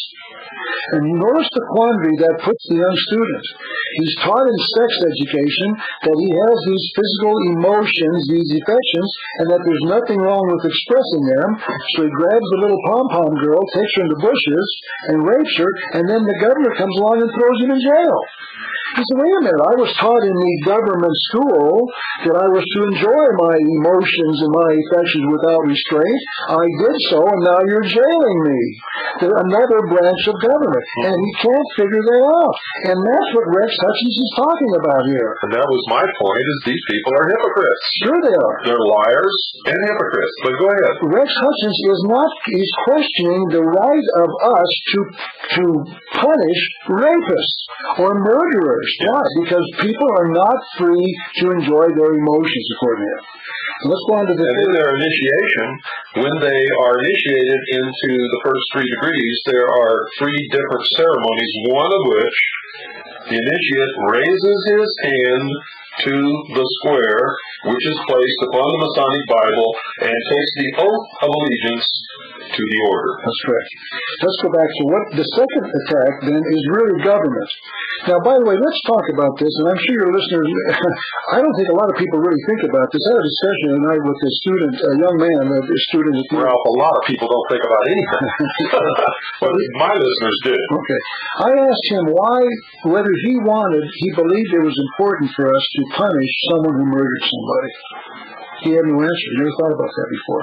I said, where do we get the authority, you believe, to punish somebody? Yeah, I don't know. I never thought about that. He never thought about that. But he wants it enforced. I said, would you want me to be punished if I killed your wife? Well, sure I would. You have no right to do that. I said, wait a minute. That is a decision on your part. Where did that come from? I don't know. Why do we punish murderers? Because God commanded us to do that. That's right. We don't have to decide whether it's right or wrong. God told us to punish murderers and rapists and thieves and etc. But here he's saying government... No, let's go back. The reason we punish is because we have a religious view of man's right to his life, liberty, and property. And that came from God of the Bible. So here he's saying, you and I create government to protect our rights to life, liberty, and property, and he says that's a merger of civil and religious power, intending to control man's emotions. Of course it is. That's what the purpose of the law is. If there's no control of man's emotions, we are then living according to the law of the jungle. And if I'm stronger than you, I'm perfectly within my rights of putting an axe in your forehead and taking anything I want from you. Because you are being told you can enjoy your emotions. And if it gives you pleasure to smash me in there with an axe, you can do so. That's right. That's what this is all about. Now notice this. And these people really believe this, folks, until it's them that get hit in the head with the axe, and then all of a sudden, it's wrong. Notice what I'm doing. I'm reading Rex Hutchins' book, Right. published by the 33rd Degree Council in Washington, D.C. They published this book. This is written. It's in my. I'm reading from it myself right now. And that's the highest council of Freemasonry Exactly. in the world. Not just in this country, but in the world. That is the Supreme Council. This is absolutely mind-boggling, but this is what these people are teaching in their churches. Let's finish the last part now. The third attack. The setting maul, M-A-U-L. The setting maul is the little hammer they use when you beat, masons. That's the brick in the mortar. Right, and it's also intended to chisel away a hammer. These people believe in masonry, which means stonework. So they have a hammer that they use to cut the stone in the desired shape. But in reality, it has absolutely nothing to do with the real operative Freemasonry of making buildings out of stone. No, it's right. It's making a temple out of you and I by fitting us to fit the temple. That's right. We have become the stone. They have become the workers on us. Let's finish this now. The third part of Mr. Hutchins' interpretation of this ritual of the attack of Hiram Abiff. The setting maul, meaning this hammer, an instrument of brute force, is a fitting symbol of the blind, unreasoning mob. Who's that? Those who believe we should punish murderers. That's us, folks. That's us. That's all of us, and they want to shackle us. We're the blind, unreasoning mob. Why? Because we say punish that guy who just killed 27 people. No, wait a minute, you can't do that because he was enjoying his emotions, you see. This is what, Bill, you and I are laughing, but this is serious business. This is what we're laughing because we understand it, and to us, this is a strange, almost insane philosophy, and it is funny to me that anyone would ever believe such claptrap. It's also, and I want all you Freemasons, and I know there are a lot of Freemasons who listen to this program, I want you to understand that when you go to your Masonic temple, you're not learning what you think you're learning. If you really want to learn, if you really want to get some truth, go to Ralph Epperson. Come to me. Listen to this program. When you go to the temple, you're being misled. You're being led around by a ring in your nose. You're being lied to. And unless you reach the highest degrees, and even then, unless they can trust that you believe in the same God and the same philosophy that they do, you're never going to know the truth. You're never going to know anything.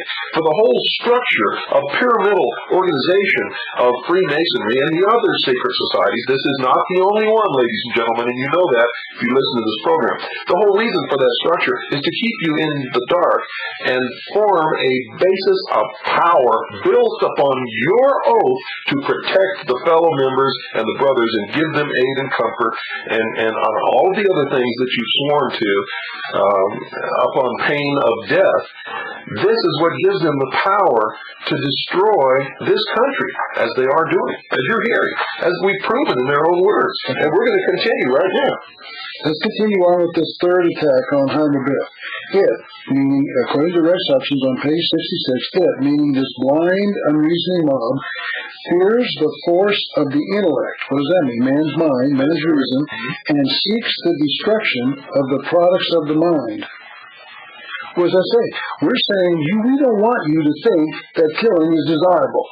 We, this blind, unreasoning mob, feel it's wrong for you to think that way. Well, they twist it around, and what they will tell you is that we suppress knowledge and wisdom, and thus the ability of man to evolve, which is all a total lie. That's really not what they really mean at all, and this will be proven in their own words as we go along. But just so you'll know, that's their defense of this. That's what they claim that we do. In reality, we have nothing against knowledge. In fact, if you've been listening to this program, you know I live to learn more every day. I'm always striving to learn, and most people who are intelligent and understand the reason that they need to do that will do the same thing. Okay, so the last sentence that I'm going to read from page 66 is this one. He says, Hiram is killed at the east gate by a blow to the head, the seat of the intellect. So what he's saying here is that we, the church, we, the religion, we, the government, based on the fact that God taught us to punish murderers, etc., and create government to do that, are wrong. We have killed Hiram Abiff. And later on, I don't have it here maybe, but someplace else and maybe we'll stumble onto that, they claim that Hiram does not represent a man, but all of mankind. So now, in fact, I'll probably wait on that. I'm going to point out that they committed themselves to the murdering of the murderers of mankind. He's also the symbol for who they claim, everyone in history who was persecuted. Galileo, Jacques de Molay was burned at the stake. And there have been times in history, folks, when the persecution by the church and the king and the uneducated mob has brought about the death of brilliant men. But that's not the case today. Nor has it always been the case, nor will it always be the case. But these are the excuses they use for why we cannot rule ourselves, why we should not have any say in anything, and why they want to destroy the church, the state, and the mob. And of course, the mob is us. They want to establish their own one-world religion, which will change according to the needs of man. They will establish their own one-world government, what they call a benevolent despotism, which is going to be a one-world totalitarian socialist government, and they want to subject all of humanity, save them, to slavery, perpetual, forever slavery, so that we can never challenge them in any way, shape, or form. Okay. The next page I want to read from Mr. Hudson's book is page 73, just one sentence from page 73 of the book entitled The Bridge to Life. He says, the master Hiram, meaning Hiram Abiff, the master mason, is the symbol of intelligence, liberty, and truth. And the assassins are the symbols of tyranny, ignorance, and intolerance or fanaticism. So here he's saying, when these Masons talk about liberty, they're talking about liberty from what they perceive is the tyranny of the God who tells us don't do certain things. See, you're not free if God restricts your freedom. Why does God restrict our freedom to murder? Why does God restrict our freedom to steal? Well, they believe that these things are learning experiences. If they rape someone, then it's a learning experience. If they kill someone, it's a learning experience. They don't even believe that anyone should be subjected to prison, much less being executed for murdering their fellow man. And that's, well, go ahead. It's unbelievable. I don't know how these people can believe that they could live with other men with no restrictions upon anybody whatsoever. Aleister Crowley, his motto was, do unto I've got that quote. Do as thou wilt shall be the whole of the law. That's what he wanted to bring into the world. Do as thou wilt shall be the whole of the law. I would like to have seen what he would say if someone decided to do as thou wilt upon him. Well, I know, Bill. That shows, in my opinion, the stupidity of these men. Oh yes, and they claim that they're so brilliant, that they have the only truly mature minds, and yet they are so stupid in their philosophy to think that the world would be a better place under that kind of law. I found a quote from Ernest Hemingway that says, I know only what is good is that which gives pleasure, and that which is evil is that which gives no pleasure. Something to that effect. That's right. And so I would love to have asked him, he's dead now, but I'd love to say, Mr. Hemingway, let's presume that someone believed in what you just said, and they have a gun in their hand, and they walk up to you, Ernest Hemingway, and say, Mr. Hemingway, it will give me pleasure, therefore being a moral act, for me to shoot you, and I'll really enjoy this. What would Hemingway say? Oh, by all means, if it gives you pleasure, please shoot me. Exactly. Can you see this? Bill, I know, you and I are laughing, but I'm telling you, this is the way these people think. We're not joking. I know. In one of the oaths they take, in one of the highest degrees, they pledge not to seduce the wife or daughter of a fellow Mason.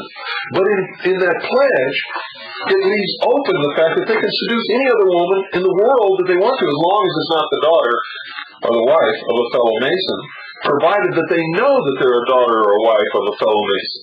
Which means that if they don't know that it's the daughter or wife of a fellow Mason, it's okay to go ahead and seduce that woman. I mean, these people are absolutely out of their My. I want to make one more point, Bill, about what you just said. Every Mason in this country has taken that precise oath. That's correct. Every one of them. The Christian Mason has taken that oath. The Buddhist, the Hindu.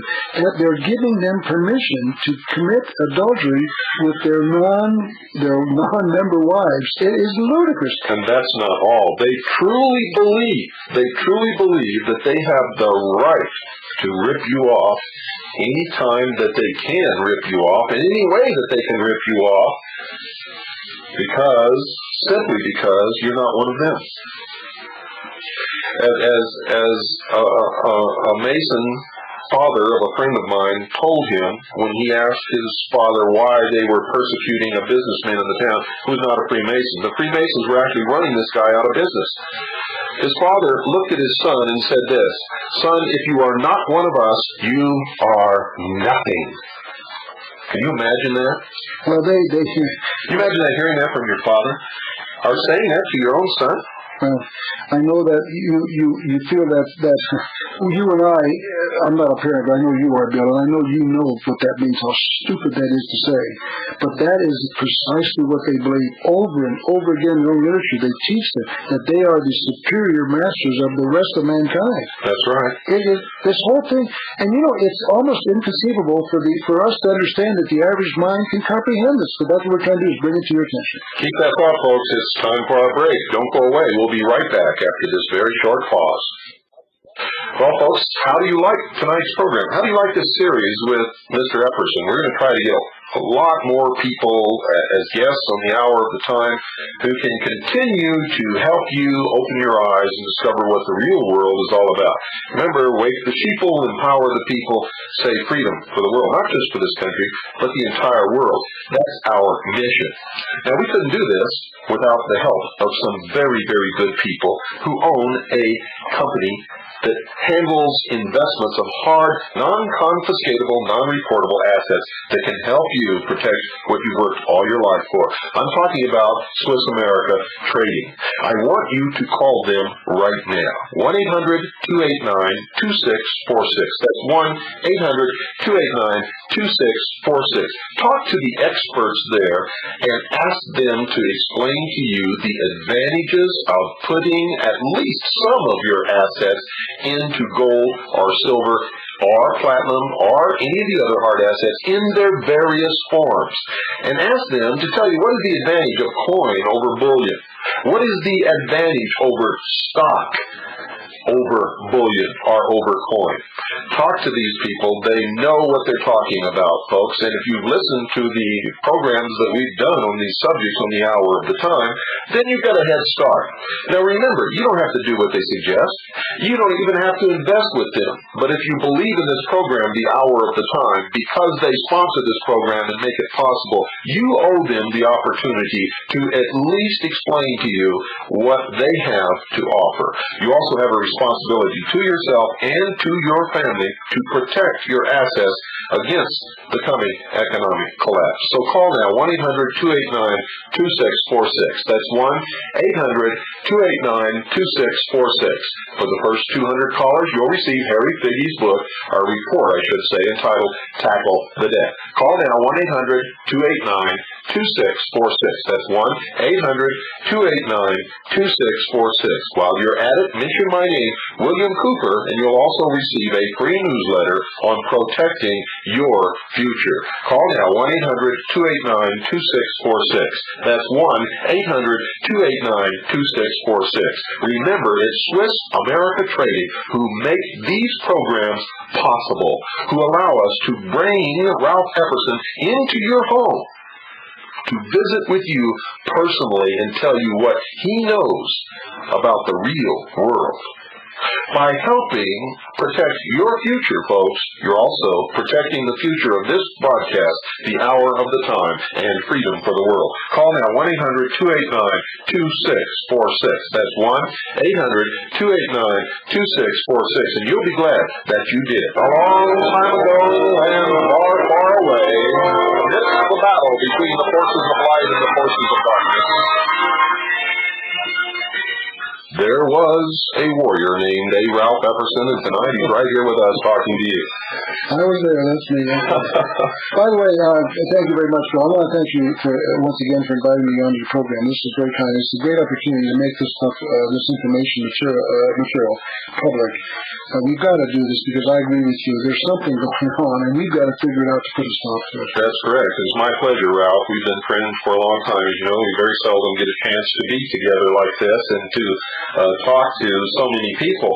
Usually we're talking to a room full of people or a stadium full of people or a theater full of people, but right now at this moment, you may not realize it, Ralph, but you're talking to approximately 10 million listeners worldwide. In every country, in every city, on every continent in this world, we are reaching out, talking to people, and you are delivering a message that is so important, and that's why they tune in to the show.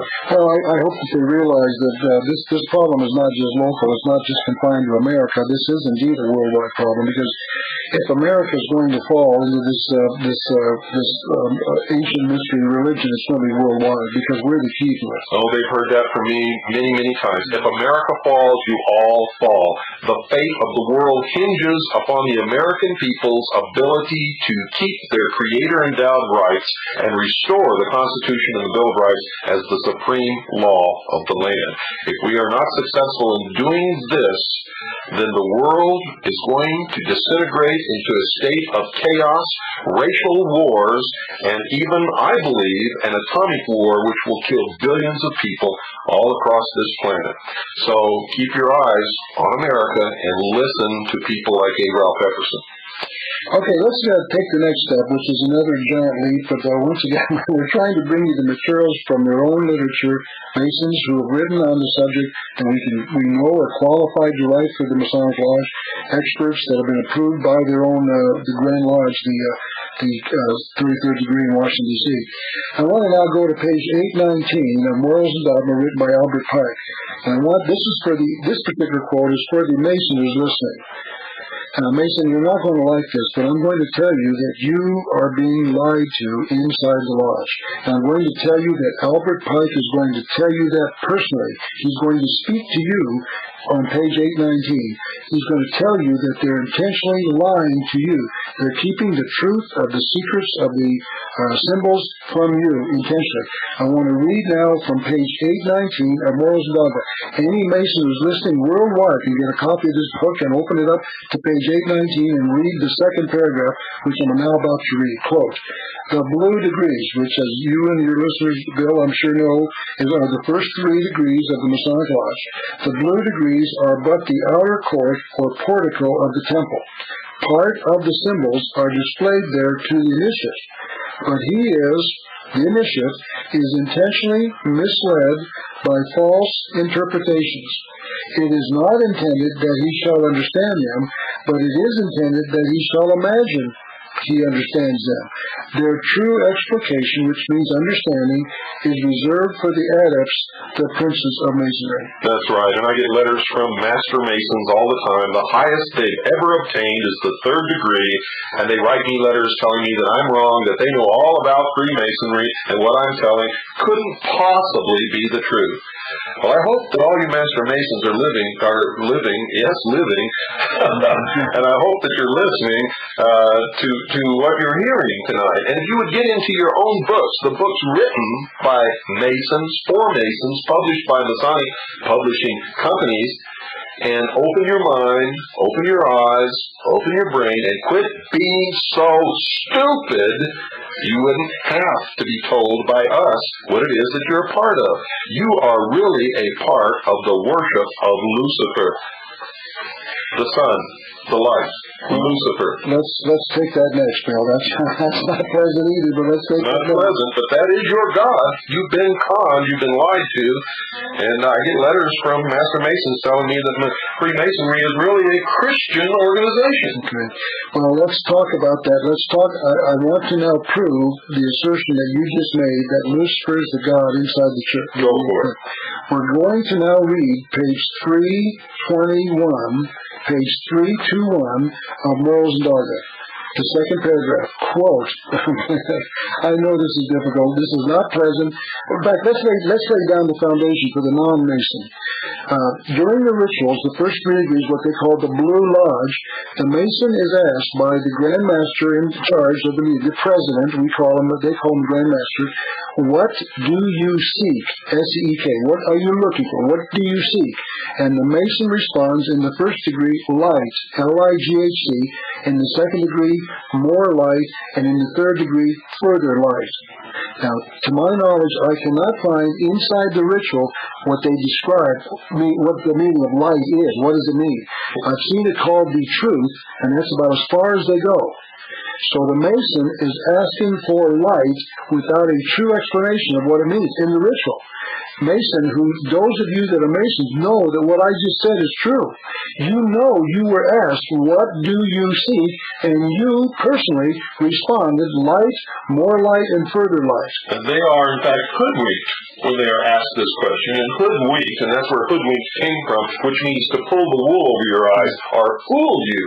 They are blindfolded, and when they are asked what it is they seek, if they reply the light, then the hoodwink is removed from their head, and they are, in fact, given light. Now, they take this to mean exactly the physical act of removing the hoodwink and receiving the light in the room, when in truth, that's not what it means at all.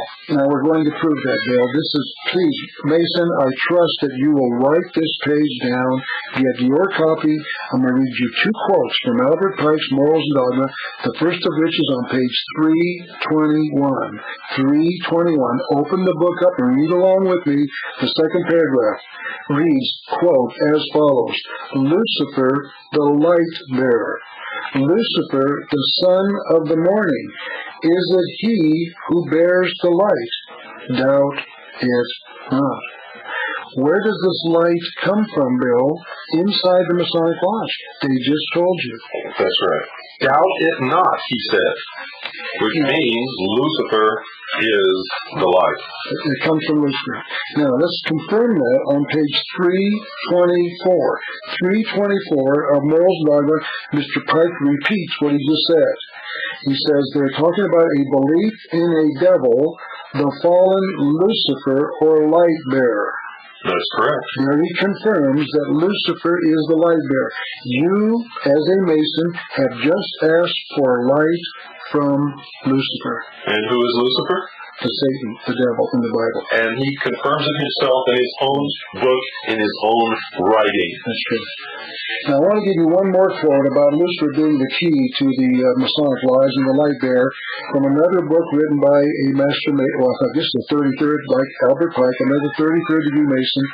This is the book called The Lost Keys of Freemasonry on page 48.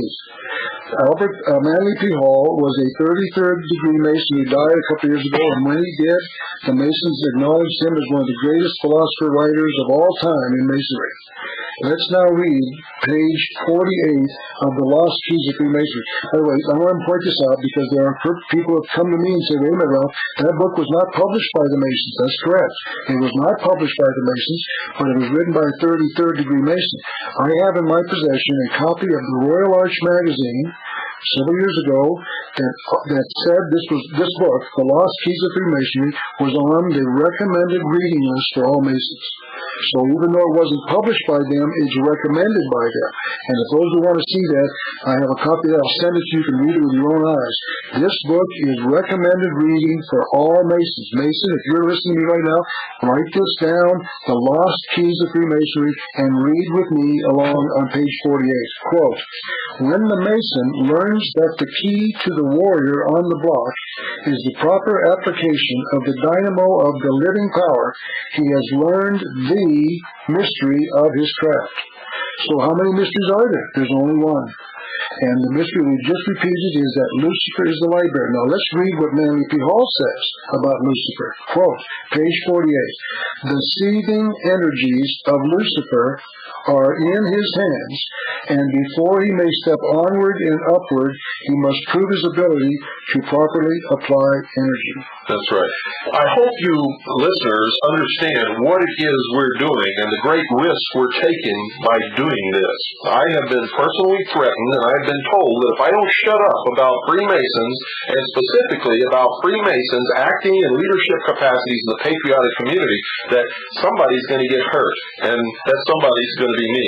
I'm going to tell you right now, if anything ever happens to A. Ralph Epperson or me, you take our dead bodies and lay them on the steps of the Masonic Temple in Washington, D.C., and then burn it to the ground. Go ahead, Ralph. Okay. I want to now read from 567 of Morals and Dogma. Once again, another quote to talk about this being Lucifer, known as the light bearer. Let's go back now to our recollections of what we read about in the Bible. I didn't quote the Bible, but let's just talk about the Garden of Eden, where God told man that you can eat of any fruit of the tree. And anything that I gave you is yours, except the knowledge of the good and evil. That reserved to me. I will tell you how to live your life. And when you do, you will live in paradise. If you will listen to my laws and my rules about not killing and not raping and not looting and not stealing and not cutting thy neighbor's goods, etc., all laid out, you can live in a paradise. No, the Masons say those laws are tyranny because they restrict our freedom. And they have reversed it. I want to read now from page 567. But before you do, I want to say something. If the world were really like that, if everybody really obeyed those laws, we would, in fact, really be living in paradise. There's no question about it. Why? Because we'd be free. You're totally free. That's right. No one would live in fear. No one would be hurt or injured. No one would be sad. Everybody would be living with enough and with their own property and in happiness without fear of their neighbor or anyone else. Okay, now let's go to page 567 of Morals and Dogma by Albert Pike. Quote, to prevent the light from escaping at once, the demons forbade Adam to eat the fruit of the knowledge of good and evil. Bill, according to Albert Pike, who's the demon? The demon is the God that created mankind, according to them. Yes.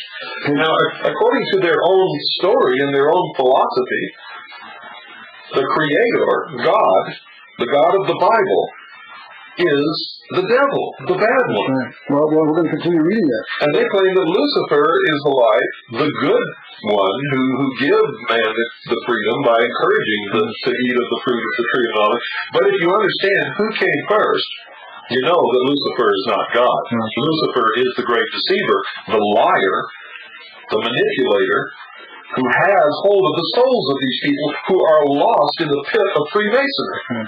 Let's go back. I want to read the whole thing in all of it together. It's one long sentence. Let's listen. To prevent the light from escaping at once, the demons, meaning the triune God, the God of the Bible, forbade Adam to eat the fruit of the knowledge of good and evil, by which he would have known the empire of light and that of darkness. He obeyed. An angel of light induced him to transgress. Now notice what he just said. Mm-hmm. The book of Genesis says the serpent appeared to Eve and Adam and induced them to transgress. The devil induced them to transgress by violating God's law about not knowing yourself what is right and wrong. That's correct. The God of the Bible is a demon, and Lucifer is an angel of light. Once again, Mason, you remember that you personally asked for light from you did not know you were asking for light from the light bearer. It's now been confirmed 3 times by Albert Pike in his book entitled Morals and Dogma. Isn't this absolutely amazing that these people are so easily conned and go through their whole life sometimes believing that they belong to a Christian organization just because somebody opened a Masonic Bible and placed it up on their altar inside their Masonic temple? Mm-hmm. But if you go to India and walk into a Masonic temple, what do you see on their altar? The Bhagavad Gita. I know that. It's the Buddhist, the Hindu text. Whatever those people believe is what you're going to find on the altar. So the Freemason who says that Freemasonry is a Christian organization is fooling, is really a part of it. He's fooling himself as well as others, as well as being fooled. Now, Bill is making a statement based on the evidence that we have just given you. I'm reading from their own literature, published by the Masonic Lodge. There's no question about this. If any Mason doubts me, check it out, like you've been pleading with them. Open up the book, Morals Dogma, and read it yourself. That's right. I'm not making this up. It sounds like it, and then we say, oh, you Masons worship Lucifer. Oh, that's impossible. No, we just showed you in your own literature. Okay, now let's go to a book called Clausen's Commentaries on Morals and Dogma, also published by the 33rd Degree Council in Washington, D.C. Henry Clausen used to be the successor to Albert Pike maybe 5 or 6 men later. I mean, he was more modern. He's the more, like he was just replaced a year or two ago. He was the sovereign grand commander of all Freemasonry for several terms, I believe. Yeah, quite true. I don't know if they have terms or not, because I think they lived for... Well, they must have terms, because I noticed the same name is listed for several years in a row. Well, it may be for life. Maybe it's because they were appointed when they died, and they're listed for several years. But in Mackey's History of Freemasonry, you see Clausen's name covering several years as the sovereign grand commander of all Freemasonry of the Scottish Rite. On page 75 of his book entitled Clausen's Commentaries on Morals and Dogma, meaning the book Morals and Dogma, Clausen now, the successor to Albert Pike, is writing. He says this on page 75. The true knowledge of the one supreme deity is given inside the Masonic Lodge. Notice, they're not teaching about the God of the Bible. They just call him a demon. Yes. So who are they teaching about? Who is the one supreme deity? Lucifer. You know, Mason, I can only beg of you, if you're listening, please check this out. What are you involved with? If this is new to you, I beg of you, open up your literature, read these books, these citations we're giving you, check it out, and then get out. Wouldn't you agree, Bill? Save yourself, because I'm telling you right now, there's going to be a big battle sometime in the future. If we can't solve this problem through legal, lawful means, then we're going to have to resort to the last legal, lawful mean that we have, which is outlined in the Declaration of Independence, which is to take up a gun and take our freedoms back and our country back. The purpose of this program is to try to prevent that, because I don't want to see it happen. But if it happens, all of you people who have been oppressing us for so long and distorting the truth and taking our creator-endowed rights away from us, and you are the same people who have manipulated us into wars and created the wars and done all of the terrible things that I can trace throughout history. You're going to pay a terrible price when the people finally go to wreak their revenge upon your head. And it's coming. There is no way to prevent it unless I'm successful, and Ralph is successful, and others are successful in waking the people, empowering the people, and being able to do this before it comes to that. But what kind of odds will you give me that that's going to happen? Well, you know, Bill, I'm like you. I don't like to think about that. I'm trying to educate. You have to think about it. Okay. We got to stop it. That's the purpose. Bill, you can think about that. I'm thinking about education. My whole life has been dedicated, well, at least my last 30 years of my life, been dedicated to producing materials that people can rely on. Good, legitimately, well-researched, well-proven, well-documented stuff you can read and know that's true.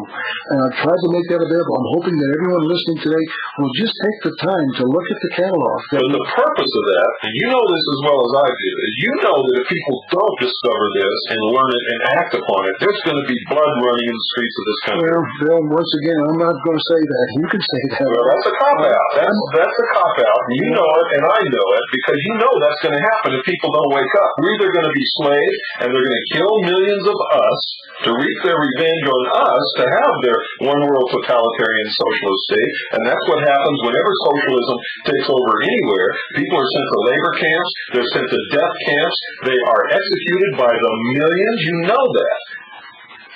We all know that. I'm not here to advocate violence or...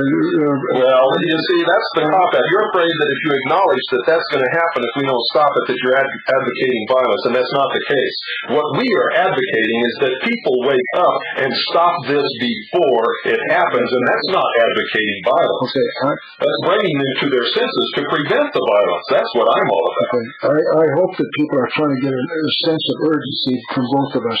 We're not talking about these things happening 47 generations from now. And in fact, in my book, I found out what their date was. I made it public in 1985. That's 8 years ago. I found out what their target date is. It's the year 2000. That doesn't give us much more time. I found out the same date in my own research and put that in my book before Ralph Epperson and I ever met, or we had either read each other's books, and we were amazed that we had discovered the same thing. Okay, now let's go to the externalization of the hierarchy, once again by Alice Bailey, the New Age of, she's almost a Mason, she could certainly qualify. Let's read from page 511 of her book called The Externalization Hierarchy. She's going to talk about Masonry. She says the three main channels through which the preparation for the New Age, and Bill, I'm sure your listeners know what that is. Those of you that don't know, we're talking about the New World Order. It's also called the New Age in certain circles. The Masons call it the New World Order. We're talking about the change of our civilization. It's called the New Age or the New World Order. So the three main channels through which the preparation for this coming New World Order is going on might be regarded as the Church, the Masonic fraternity, and the educational field. The Masonic movement will meet the needs of those who can and should wield power. Wait a minute. We just learned these Masons are Luciferians, and she's telling us that they're the ones who can and should wield power. That's correct. And if you look at the organizations that most of the people who are leading our government, our Congress, and even in your cities and states, you'll find that they belong to the lodge. Yeah. Okay. They do wield the power. She goes on to say, meaning the Masonic movement, is the custodian of the law. It is the home of the mysteries and the seat of initiation. It holds in its symbolism the ritual of deity, capital D, deity, and the way of salvation is pictorially preserved in its work. The methods of deity are demonstrated in its temples, and under the all-seeing eye, the work can go forward. By deity, they mean the process of apotheosis, whereby man himself becomes God. It is a far more occult organization than can be realized. Now, Mason, did you hear that? Mason, someone just told you your group is far more occult than you can imagine, and intended to be the training school for the coming advanced occultists. The word occult means that which is secret and confined and restricted to a certain group of people. Can you understand what she just said? Oh, absolutely. Masonry is leading us to the New World Order.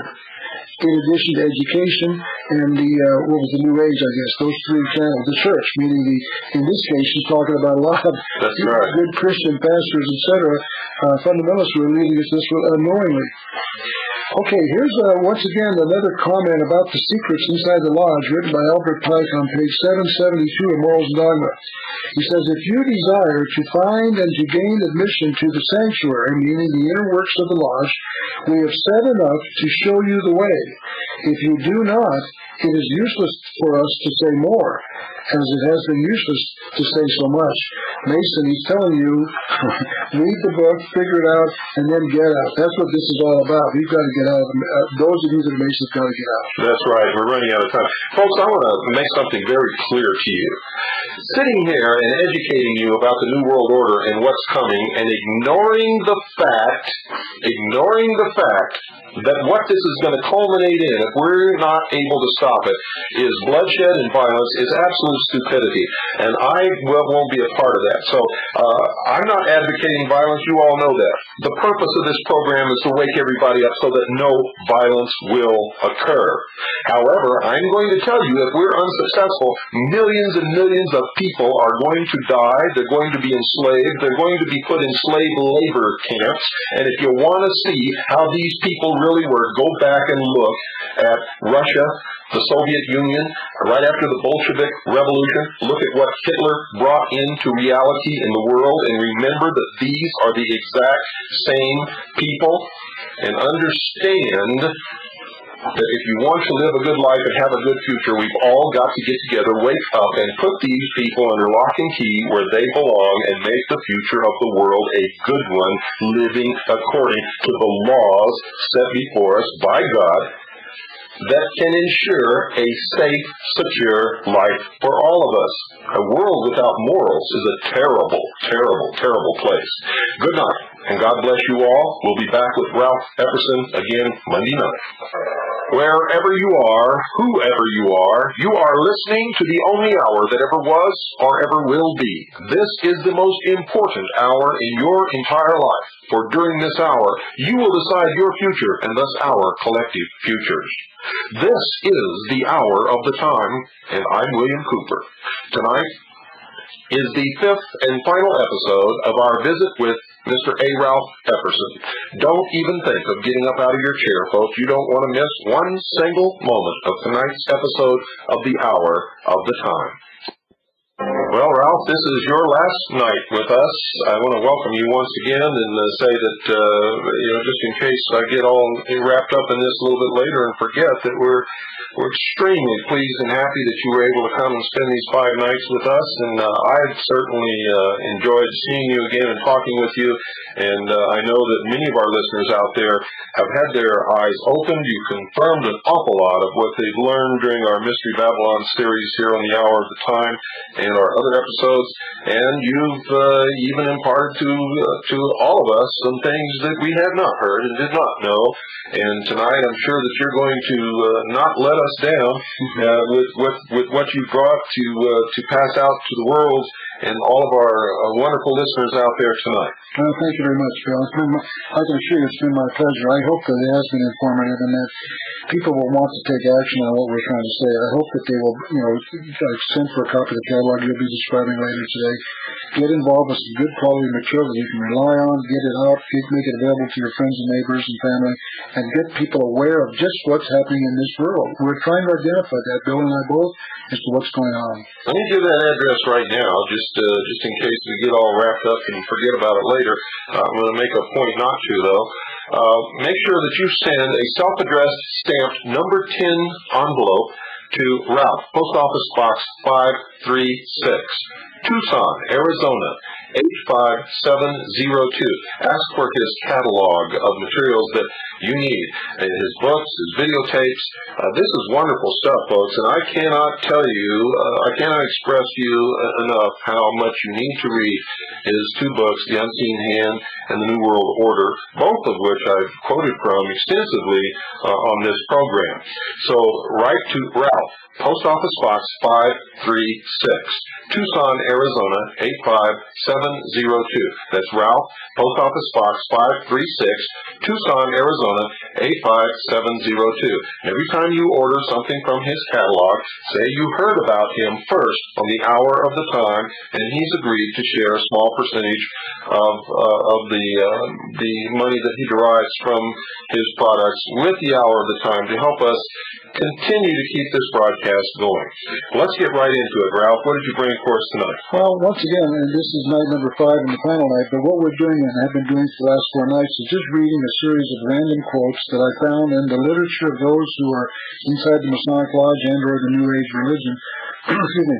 These are the people that have written the books that are certified experts in their field. Like we're talking about books by Albert Pike and Rex Hutchins and Albert Mackey, people that are qualified, certified experts inside the Masonic Lodge, and people like Alice Bailey and Benjamin Green who are inside the New Age movement, certified, qualified experts. So we're just taking these in no particular sequence, they're just random thoughts. We're trying to document the material by giving you the name of the book and where it is, what page it's on. And we're just doing this with no intent to keep it in sequence or anything else. We're just doing it pretty much at random. I'd like to now continue our study, or at least parts of our study, of parts of Morals and Dogma. I'd like to go to page 820. This is kind of interesting. Albert Pike, who wrote the book, one of the past Sovereign Grand Commanders, meaning the #1 Mason of all time during his 32 years as president, they call him Sovereign Grand Commander, wrote a book called Morals and Dogma. This is contained on page 820. He's talking about Jacques de Molay. Jacques de Molay was the head of the Knights Templar back around 1300, and he's now going to talk about him. The Masons do connect themselves back to the Knights Templar. Jacques de Molay was executed by the Catholic Church for for sins and crimes against the government and the church. Burned at the stake on March the 11th in the year 1313. Okay, very good. Jacques de Molay, before his execution, the chief of the doomed order, organized and instituted what afterward came to be called Scottish Masonry. So they're saying that Jacques de Molay founded the Scottish Rite of Freemasonry. He said, the pipe goes on, the legend of Osiris the sun god, we've talked about, I'm sure Bill's talks about in great detail. Many hours. The legend of Osiris was revived and adopted to symbolize the destruction of the order. The Pope and the King soon after perished in a strange and sudden manner, which is very true.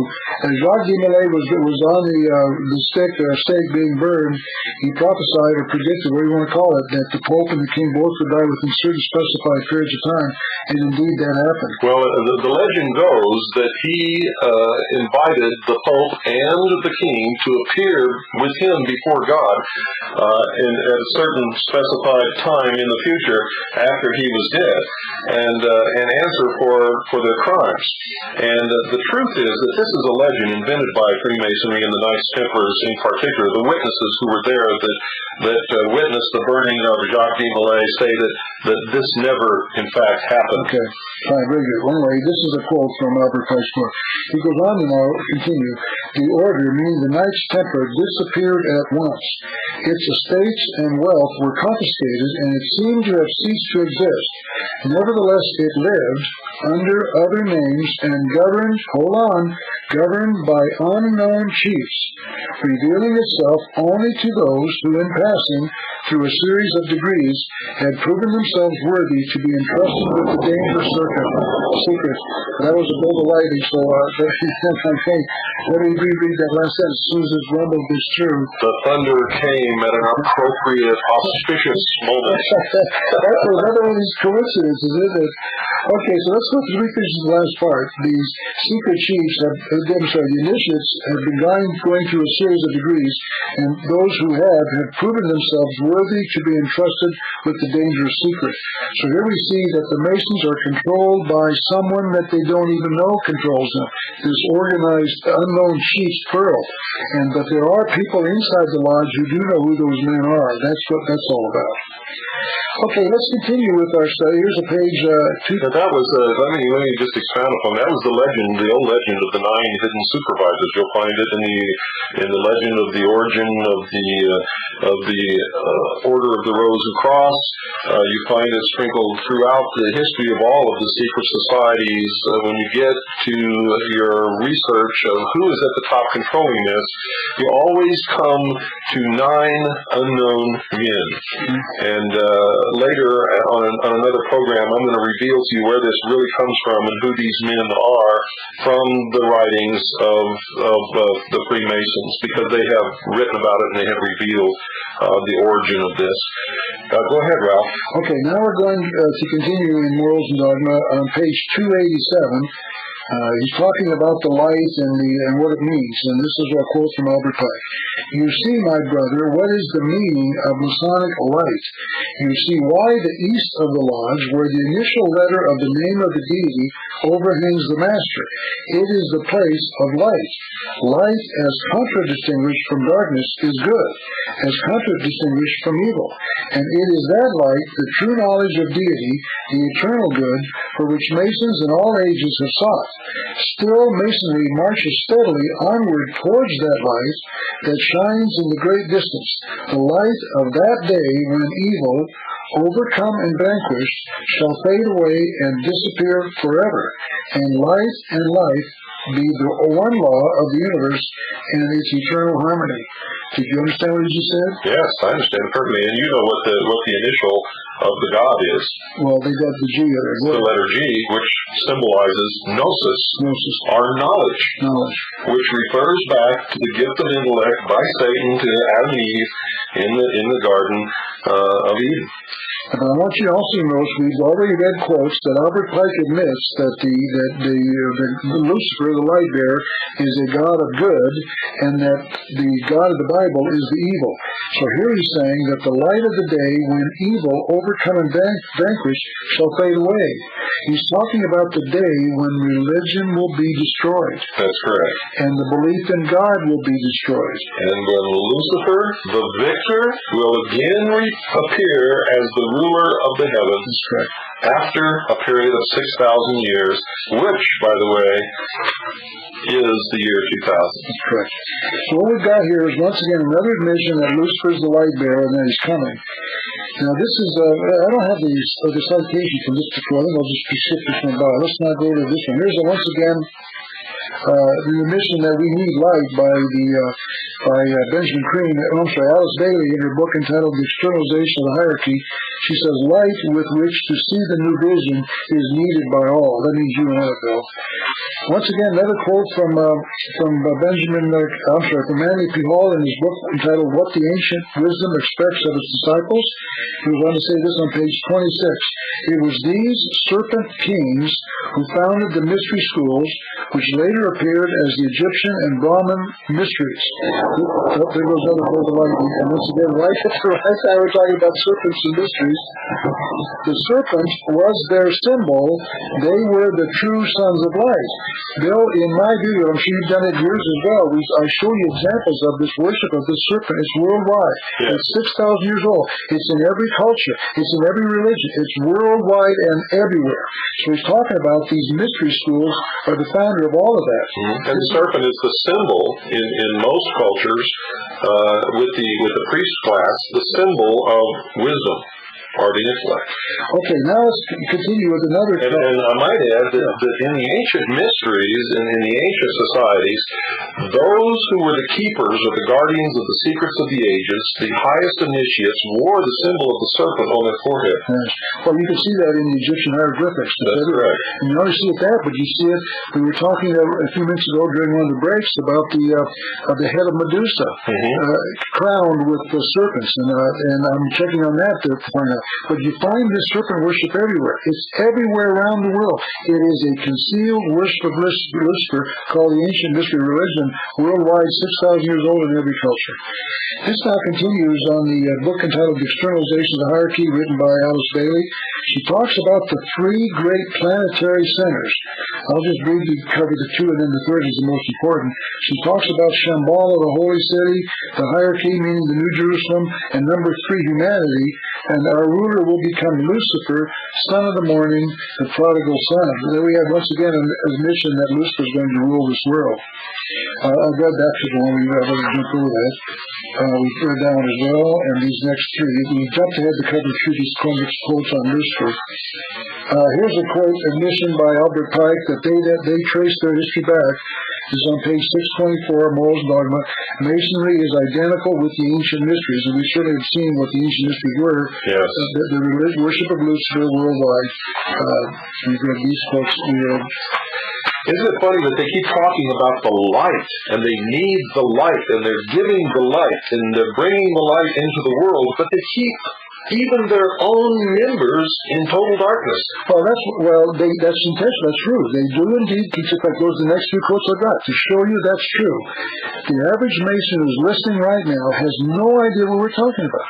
You know, this is amazing as we go along. You're looking for something, and I'm thinking of it, and I talk about it, and then you quote from it. And we didn't prepare this or rehearse it or anything. That's just the way it goes. We have, in our own separate research, found the exact same keys to this mystery. That's right. Page 781, Morals and Dogma, Albert Pike says, if you reflect, my brother, you will no doubt suspect that some secret meaning was concealed in these words. Now, there's only, once again, one secret meaning, and that meaning was found on page 321 of Morals and Dogma. Here we go, continue to show you, Mason, you're being lied to, you're being deceived, you're being concealed, information being concealed. This is on page 218 of Morals and Dogma, written by Albert Pike. It is for each individual Mason to discover the secret, once again, the secret of Masonry, by reflection upon its symbols and a wise consideration and analysis of what is said and done in the work. Masonry does not inculcate illuminate her truths, meaning I don't indoctrinate. She states them once and briefly, or hints them, perhaps darkly, or interposes a cloud between them and eyes that should be dazzled by them. Seek, and ye shall find knowledge and truth. And then on page 219, he continues with that thought. He says, this rite, meaning the Scottish rite, raises a corner of the veil, concealing the mysteries, even in the degree of apprentice, for it there declares that Masonry is a worship. And the veil is the veil of Isis. Exactly. Or the veil of the concealed mysteries. You know, we're veiling the truth from you. Well, that is the symbol. That's what Isis symbolizes. Remember, Osiris is the doctrine, Isis is the church. The veil is what hides the mystery, behind which is Lucifer. And remember what was written on the scale, no man hath me ever unveiled. All right, I see. Okay, here we go. Once again, this is now in the Lost Keys of Freemasonry to show the Mason that he's being lied to as well. Here he says, the initiated brother realizes on page 13 and 14 of the Lost Keys of Freemasonry, written by Manly P. Hall. The initiated brother realizes that his so-called symbols and rituals are merely blinds fabricated by the wise to perpetuate ideas incomprehensible to the average individual. He also realizes that few Masons of today know or appreciate the mystic meaning concealed within these rituals. Mason, he's talking to you. You are being lied to. The truth is being concealed from you. It's time for you to figure that out and then get out. Bill, I'm going to have to ask you to help me with this one. I'm going to show you a drawing that's on page 252 of Morals Done. I know you've seen this drawing as well. I hope you'll confirm for me that I'm showing you a picture of what appears to be two kings in a circle. This is on page 252 of Rex Hudson's book entitled we just did a program on this not too long ago. The circle is the snake eating its tail, which symbolizes the magic circle, or the temple of the sun, which you can see in Stonehenge. It also makes up the outer courtyard of the Vatican. Inside, you can see the symbol of the generative force, the androgynous god, the symbols for male and female, the triangle and the inverted triangle. It also signifies as above, so below, the microcosm, which is man as compared to the universe. Well, go ahead, take it from there. And at the bottom, you can see the actual symbol of the pyramid, the temple of initiation, with the capstone in place without the eye. It is, in fact, a symbol of the rising sun, the New World Order coming into being. Go ahead, take it from there. Well, here's a generative force, the penis of Osiris. I could go on and on and on. This thing is full of symbology. Well, the thing I wanted to bring to your attention, we're talking here about concealing evidence. This is it's really an oblong shape, not a circle, but it does have a snake biting its own tail around, as Bill correctly pointed out. But it's the same symbol. There appears to be a drawing of a king or a god, or he's wearing a crown, and then there seems to be a reflection of him in the bottom part of the drawing. It's cut in half. That's correct. That's Isis and Osiris. Osiris is the symbol of the sun. Isis is the symbol of the water, or the Nile. That's why everywhere that you see an obelisk, you'll see a reflective pool. It is Osiris, the doctrine, Isis, the church, reflecting the pure light of knowledge of her master. It is also signifies the androgynous god, the male, female, the positive, the negative, the old Oriental thing of the yin and the yang, and so on and so forth. Well, in this drawing on page 252, we don't have to get into all that. I agree with you what you're saying. The purpose I'm bringing this to your attention for is just to show you that most Masons don't understand what this thing means. They don't understand anything. They're listening to this program with their jaw dropped down on their chest saying, how come I never heard those before? Here we've got what appears to be a king on the top part and his reflection on the bottom part. Everything is the exact opposite. The king looks on the top part, he's looking straight at you with his eyes. He seems to be a rather old or aged man with a long, scraggy beard. He's looking straight at you. His shirt is black. He's got a wrapping around his neck. When you flip the picture over and look at his supposed reflection, which means you've actually got to turn it, it is not the reflection of the same king. It's a demon. And this is what we're telling you about the Masons. They are acknowledging that we don't examine the truth, that they conceal the truth in mysteries. The person who sees this picture has actually got to flip it around to see it. And most Masons would probably see this and not even ignore it. The truth of what this is telling you is that this is the truth of the Masonic Lodge. We see the king and the god, and it's really not him at all, it's the demon. And that's what this picture shows. It's on page 252 of Bridge to Life. Here's another quote from The Externalization of the Hierarchy by Alice Bailey. She says, "The new era is coming. The new ideals, the new civilization, the new modes of life, of education, of religious presentation, and of government are slowly precipitating and not can stop them.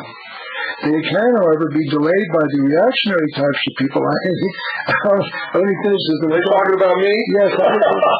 So they could be delayed by the reactionary types of people, by the ultra-conservative and closed minds. They're the ones who can, and do hold back the hour of liberation. Do you know what they base that upon? They base it upon the human failing, the flaw in all of us, that everybody wants a life of extreme pleasure for every moment, and they misinterpret pleasure.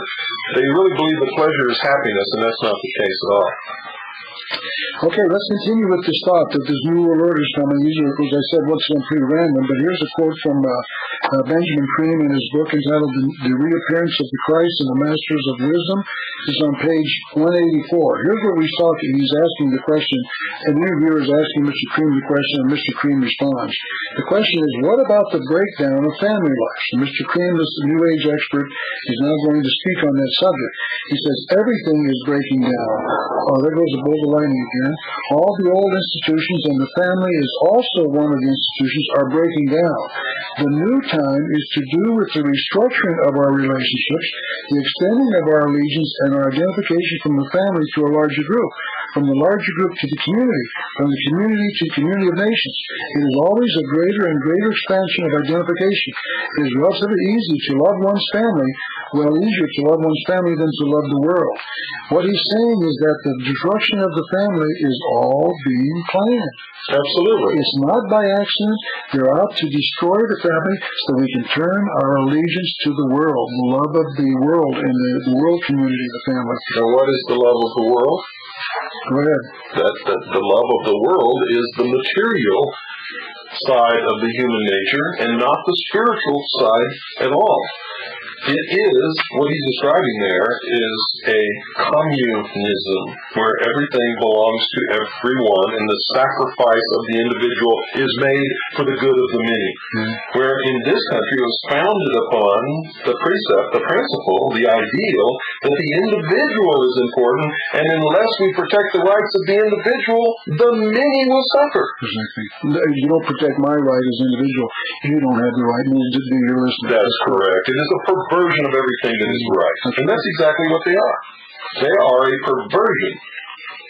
Benjamin Cream goes on in his book called The Reappearance of the Christ. He says, the new religion will manifest, for instance, through organizations like Masonry. In Freemasonry is embedded the core of the secret heart of the occult mysteries. What is the core of the secret heart of the occult mysteries? The worship of Lucifer. Right. By the way, Bill, I want to make this so that people can walk away with one sentence. You and I are exposing an ancient worship of Lucifer that's 6,000 years old. That's correct. It's been concealed from us, and it's involved in every aspect of our life, including the Masonic Lodge. The Masonic calendar begins in 4000 BC and ends in 2000 AD. It begins when Lucifer fell to this earth and took the rulership of the material world, and ends, according to them, when Lucifer will win the battle against God and appear as the ruler of the heavens for all mankind to see, and that will be the beginning of their new world order. And that is supposed to occur in the year 2000. We won't get into what that means, but I just want to bring that home because you were talking about the 6,000 years age of this religion, and it's all based upon the calendar. Now we know, Bill, that the falling of the Iron Curtain was not planned, right? That was an act of coincidence, right? The fact forth that someday the United States and Soviet Union might merge together. That's not planned. It's all coincidence. I want to read going back to Alice Bailey again. We believe she wrote in the 1920s. She said this: Great Britain, the United States of America, and the Union of Soviet Socialist Republics, meaning the USSR, are working out the principle of federation, of relation, and of the fusion of bodies into concentrated wholes. That's correct. That's 70 years old. That's right. This is not something new that George Bush thought of. Not something new at all. In fact, the Bolshevik Revolution was financed and created by people in New York and London. Yeah. Here's another quote from Alice Bailey. She said, "The ideal of this new world order is divorced from all nationalistic concepts and aspirations." That's right. And you and I say, oh no, it can't happen here. There is no one world government coming. We just read it from 1920. Well, Monday night, they heard me read newspaper articles verbatim describing the New World Order that was coming, and these newspaper articles were printed in 1942, 1943, even before the war was over, before the United Nations was even thought of or formed. They were talking about the United Nations that had already been formed in secret. That's right. Okay, once again, Benjamin Cream, The Reappearance of the Christ and the Masters of Wisdom, page 69. Now, let's make a clarification here. When they talk about Christ, it's not the Christ that we talk about. No, that's a good point, but let's talk about that. Let's make sure that these people understand. When Benjamin Cream talks about, in his book, the reappearance of the Christ, he's not talking about the return of Jesus, the one that's prophesied in the Bible. Their Christ is an ascended master, meaning Jesus. Nothing to do with the Christ of the Bible. Actually, they take it farther than that. It's not even an ascended master or a person. It's an office that can be held by anyone. Okay. And in fact, they teach in the New Age that you too can become Christed, that you can become a Christ. Well, what he's saying, though, is that understand, I want the Christians to feel that we're promoting that Benjamin Cream says they know that. They know what we're talking about. Okay, here we go now. This is the New World Order, according to Benjamin Cream, the New Ager. For the poor, undernourished, and exploited masses of the world, the return of the Christ and hierarchy, once again, notice he's not coming back by himself, will be the beginning of true living. For the first time in recorded history, the produce of the world will be shared among all men. For the advanced, developed nations of the West, that third of the world which today grabs, exploits, and wastes most of the food, raw materials, and energy of the world, a new experience, the wilderness experience, will become necessary. We will have to learn to live more simply. Now, this is the age-old dream of communism that they've proven to themselves over and over again. It doesn't work, but they won't let go of it. Why? Why do they cling to this failed idea that everywhere it's ever been tried is just crumbled in front of their faces? It doesn't work. What makes them cling to this silly philosophy? No way to answer that is when we ask them, but let's just go back. And there's something else, too. When he makes that statement, he doesn't mention that it is them who have kept the people poor and who have exploited them throughout history. That's what he's saying. He's saying he's not saying that. I agree with and then they use the condition that they brought about as justification for the enslavement of humanity in the future. What he's saying here is that the West, we have exploited and wasted and grabbed the wealth of the world. And the solution to that is, as Karl Marx wrote, from each according to his ability, to each according to his need. By the way, a new Marxist just said that a couple of months ago. His name is Bill Clinton. That's right. What did Bill Clinton say? We're going to tax the rich to share the cost of the burden. The middle class will not to pay these taxes.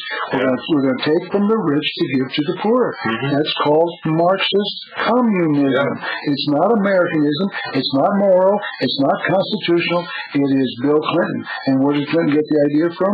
From Karl Marx, who wrote about it. And now we've got even Benjamin Cream saying the same thing. Well, I hate to cut you off, Ralph, but this is a good time to do it. It's time for our break. Don't go away, folks. We'll be right back after this very, very short pause. Oh, I know that many of you are sitting out there, and you know what I'm going to say, and you still haven't called Swiss America Trading yet. What's holding you up? How can you look your family in the eye and tell them that you've got your investments in paper assets? What's the matter with you? Don't you learn from history? Now, for those of you who have already made your inquiries and made your decisions, I'm not talking to you. You go about your business. However, those of you who have not called Swiss America Trading yet need to get up right now, go to your phone, because there's going to be a little music here. I'm deciding what it's going to be yet, but you're going to get some music before we go back to the rest of the program.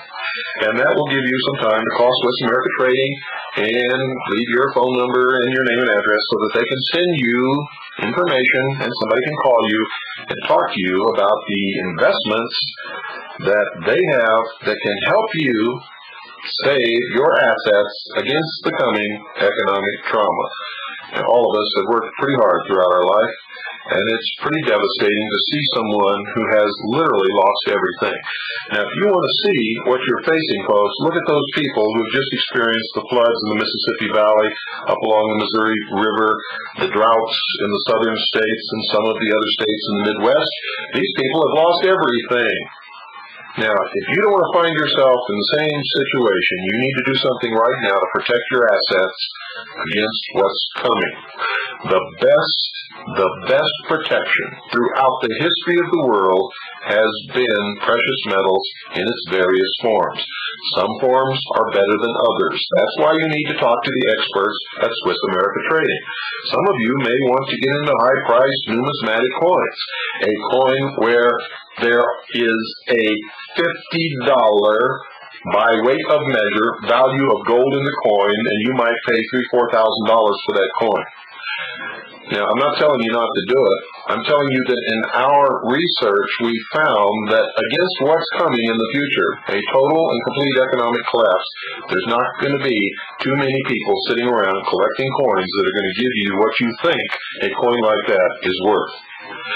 So call Swiss America Trading right now and talk to the experts there. Ask them some good, hard questions. Ask them to tell you about all of their different forms of investment that will protect your assets against inflation, depression, all of the things that we know may be coming in the future. Do it now. And for those of you who say inflation, depression, those are two opposite ends of the stick, you're absolutely right. But we're going to face right now inflation of the dollar, and it's going to be a tremendous amount of inflation. And where do I get this? From the mouth of Mr. Greenspan himself on C-SPAN not too long ago. Following that, we're expecting a complete collapse, total depression of the monetary system in this country and around the world. We've covered this many times and many hours of the hour of the time. The only protection that you have is in hard assets. Non-confiscatable, non-reportable hard assets. Call now. Swiss America Trading, 1-800-289-2646. That's 1-800-289-2646. Don't procrastinate. Don't wait until it's too late. I don't want to see you sitting on the corner crying because you've lost everything that you worked all your life for. Call now, 1-800-289-2646. That's 1-800-289-2646. For the first 200 callers, you'll receive Harry Figge's report entitled Tackle the Debt. Call now, 1-800-289-2646. While you're at it, mention my name, William Cooper. Tell them how much you appreciate their sponsoring the hour of the time, and you'll receive a free newsletter on protecting your future. Call now, 1-800-289-2646. That's 1-800-289-2646. By protecting your future, you'll be protecting the future of this program, the hour of the time, and freedom for the world. So call now, folks. Do it right now. 1-800-289-2646. That's 1-800-289-2646. And you'll be glad that you did. Ralph, where did we leave off? Right in the middle of this thing, Bill, I believe. I think it's probably good now to those of the audience that are meat eaters. They found out this particular quote out of the reappearance of the Christ and the Masters of Wisdom by Benjamin Cream. Those are the days of eating meat are changing. It says, inevitably, this is on page 193 of his book. I've got some level of problems. Can you scoot your chair closer to the mic there? Okay, inevitably, out of this change will come generally a vegetarian diet for mankind. This will be the norm. At some point along that evolutionary path, vegetarianism does become necessary. Just about 2 weeks ago here in Tucson, not here in Tucson, but in Tucson, I saw a couple of young people standing in front of a hamburger stand with a sign saying, "Don't eat meat." It's already started. They're already starting to pressure us, and we can't eat these living things that belong to the earth goddess. Gone farther than that, they're trying to destroy the cattle industry by driving them off of the grazing land that they've traditionally been able to use. And this has been in the works for a long time. Of course, they've got their legal associations, and they're fighting back. And so far, they're holding their own. But let's continue. Okay, this is from the book entitled "The Bridge to Light" by Rex Hutchins. It says this on page 96: "If perfection is not attainable, for what does the mason strive?" You know, you can become perfect inside the Masonic Lodge. Did you know that? Well, I haven't met anybody in my whole life who was perfect. And I'll tell you something, the biggest crooks that I've ever met in my life were Freemasons, are Freemasons. And if they continue to believe and act like they are, then they will continue to be the biggest crooks and the most despicable characters in the history of the world. Okay, Manly Palmer Hall, in his book entitled "The Secret Destiny of America," talks about this conspiracy on page 23. He said, "Years of research has convinced me that there exists in the world today, and has existed for thousands of years, a body of enlightened humans united in what might be termed an order of the quest. It is composed of those whose intellectual and spiritual perceptions have revealed to them that civilization has a secret destiny. Secret, I say, because this high purpose is not realized by the many." Does Mr. Manly P. Hall believe there's a conspiracy? Of course he does. It's called the Order of the Quest. He went on to say on page 134 that Ben Franklin spoke for the Order of the Quest, and most of the men who worked with him in the early days of the American Revolution were also members.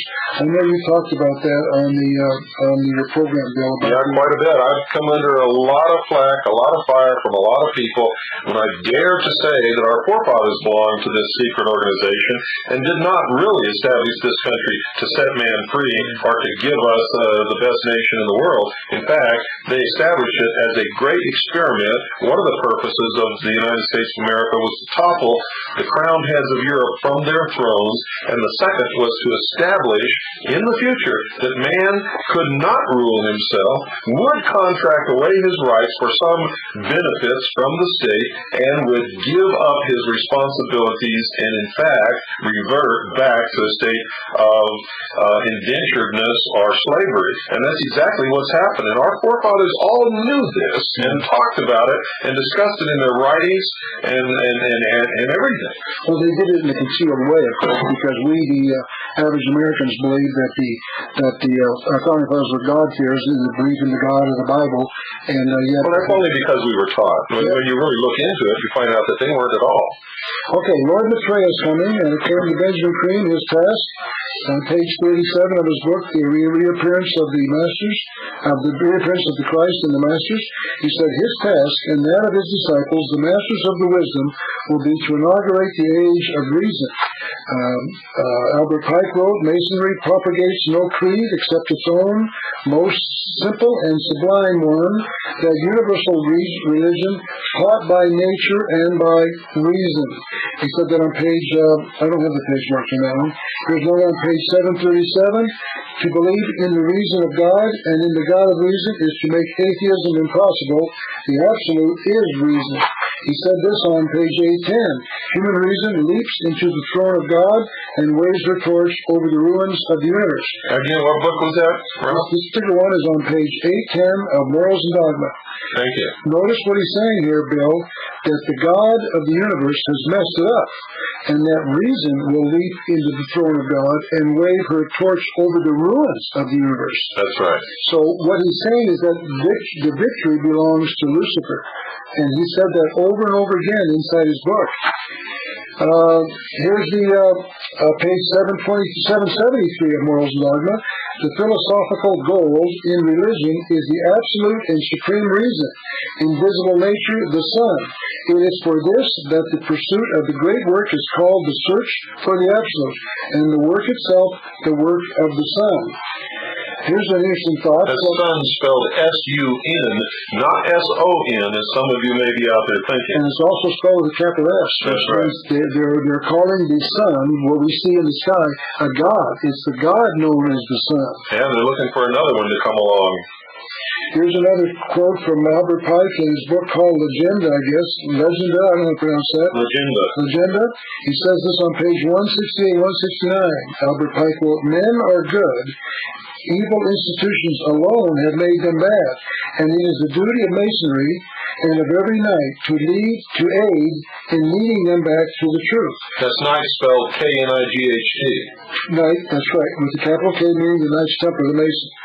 Notice what he's saying is that that religion has messed men up, and Masonry will lead us back to the truth, which is the belief in mystery.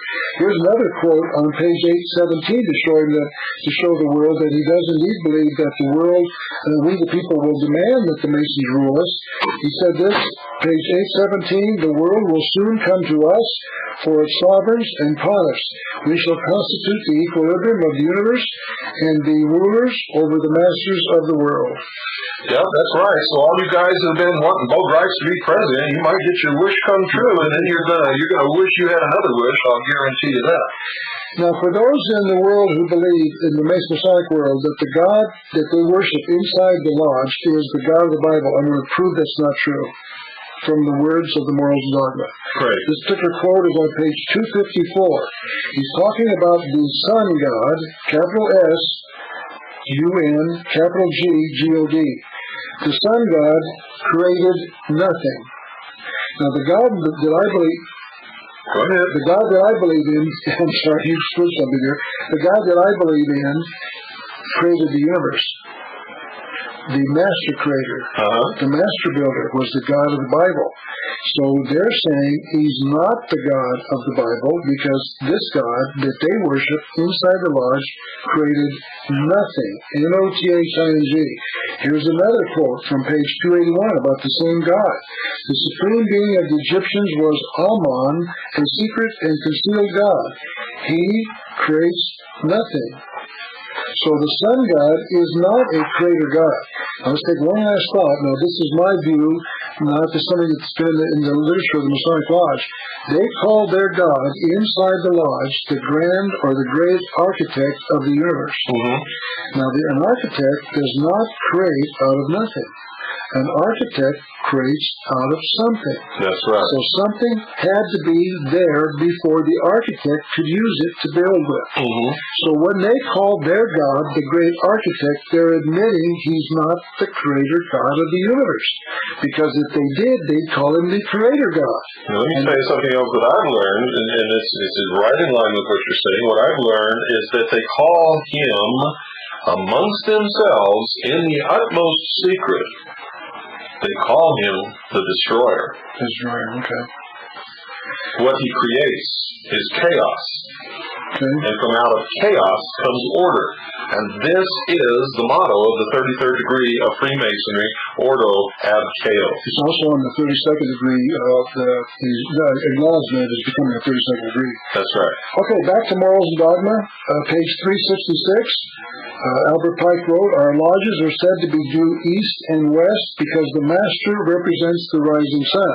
6,000 years of worship of the sun is worldwide. It's universal, and it's also universal and worldwide, and it's through all cultures." Okay, on page 592, this is very, very revealing. Please pay attention, Masons. This might startle you. "To all Masons, the North, capital N North, it's a direction known as the North, has immemorially been the place of darkness, and of the great lights of the lodge, none is in the North. The reason for that is mentioned in the Old Testament because the North is where the Creator God lives. His mountain, His temple is in the North. His throne is in the North. And here we have an admission that the North is in the lodge, the place of the darkness, which means that they are, as we've already seen, they've admitted that the God of the Bible is the God of darkness. Now we know that that's where He has His throne, according to the Bible, in the North, and that's where they keep none of their lights. Thousands of years ago, on page 77 of Morals Dogma, men worshipped the sun. Originally, they looked beyond the orb to the invisible God. They personify him as Brahma, Amun, Osiris, Bel, Adonis, Melkart, Mithras, and Apollo. So here we see that once wide, that worldwide universal belief in the sun god Lucifer. Let's see. That one's not necessary. Oh, here's an interesting quote from Alice Bailey, who wrote this in the 20s. I guess maybe she wrote this afterwards because she talks about the United Nations through which the hierarchy has been working. She said that on page 481 of the Externalization Hierarchy. The United Nations fighting for the forces of life, capital L life, on behalf of human freedom. Well, they have a meditation room at the United Nations which has all the symbology of the hidden mystery religion, a pyramid, and the symbols are on the wall in this meditation room. And the only religion that they have recognized officially, the United Nations, has been the religion promoted by the Lucis Trust, which is theosophy. Yes, that's right. Okay, now, for those who say, no, Rob, you can't be right because we know that the God of the Bible is going to conquer everything. Let me tell you what they say in their own literature. I'm going to give you two quotes, actually three quotes, two of which are from Alice Bailey in her book. This one's on page 689 of the Externalization Hierarchy. She says, these forces of evil face sure defeat. And she's talking about the forces of evil, meaning the Creator God in Christianity. Then on page 275 of Morals and Dogma, Albert Pike spoke to the same issue. He said, light, capital L light, will finally overcome darkness, good conquer evil. When he means light, he means Lucifer. Well, everything when they talk about it, it's like looking looking in a mirror. Everything is backwards. And when they talk about the light, they really mean the darkness. When they talk about the darkness, they really mean the light. When they talk about the enemy, they're talking about Christianity, the God of the Bible. They're talking about the God of the Prophet Muhammad. They're talking about all of the traditional gods that we have followed and looked to. They talk about the Scripture. In fact, talking about our forefathers, Thomas Jefferson was known for tearing passages and pages out of the Bible and throwing them away because he didn't like them. That's right. And this is no joke. I mean, you can find this for yourself. But they actually hate Christians, don't they? That's correct. And what we saw happen in Waco, Texas, is like a walk in the park by a Sunday school class in light of what they wish that they could do to Christians. Well, if you wouldn't mind, let's spend a minute on that. Let's talk about Hiroshima and Nagasaki. In my book, The Unseen Hand, I get into the evidence that those bombs, the atomic bombs dropped on those two cities, did not have to be dropped at all. That's correct. They were dropped on a nation that wanted to surrender, and Harry Truman and Franklin Roosevelt, who died about this very same time, both knew that. And that Japan had already sued for peace, and their only condition was that they did not want the emperor thrown in jail or prosecuted or hurt in any way, that they were willing to allow the emperor to give up his power, but they wanted the emperor to be preserved as the symbolic head of Japan. And we said, no, unconditional surrender. We dropped the bombs, and then we did the exact same thing that they asked for to begin with. Yeah.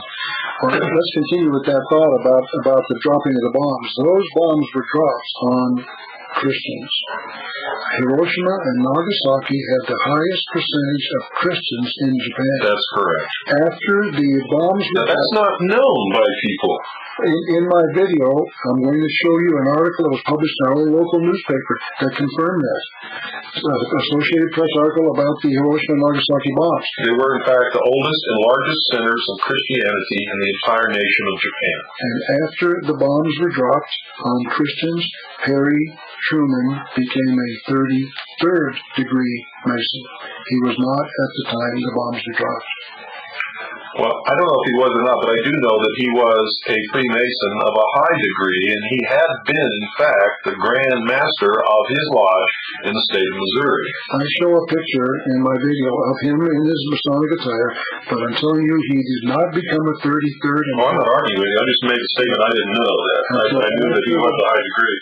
He dropped the bombs on the Christians, and then Harry Truman became a 33rd degree Mason. And I do know that he was, in fact, before he died, a 33rd with 3 minutes. Yes. Here we go. Page 216, another quote from Benjamin Cream about who's going to win this battle between light and darkness. He talks about the victory of the forces of light. These people believe they're going to win. Here's another quote. This is from Alice Bailey about the same thing. End the rule of evil and bring war to an end through the victory of the forces of light, recognized and aided by humanity. Just so you know, you've got 5 minutes exactly. Now let's do this. Let me see if I can find. There was one more. I guess that's about it. I think that's probably enough. All these others, let's do this. We're going to spend a few minutes on this book and then we'll end with if you want to mention my catalog, just get that out to get people aware of what they can do to read and study about this. Okay. This is a book written by Terry Cole Whitaker. We'll just go with this as long as we have, Bill, and then Whitaker. You know her? Do you know of her? I know of her. I've seen her on television. I know what she was teaching. And go ahead. Well, she's written a book entitled The Inner Path from Where You Are to Where You Want to Be by Terry Cole Whitaker. We're going to read some of these quotes just at random from one page to another, and then when we run out of time, we'll just stop. She said this is the age, this is the time of awakening, this is the time of the light, capital L light. Now, when I speak about the Christ, do not confuse it with Christianity, okay, she says? She says, others are right to live as they choose. There is no one single right way and no one single truth. Everybody's truth is right for them. So here's this woman buying situation ethics, the same thing taught by the Masons, taught by the New Age religion. This is what makes millionaires. If I wanted to be a millionaire, I know how to do it. All I got to do is sit here at this microphone and tell people what they want to hear. Make them just feel wonderful. Promise them that they too can become a god and that they can do whatever they want, and the money will just flow into my hands.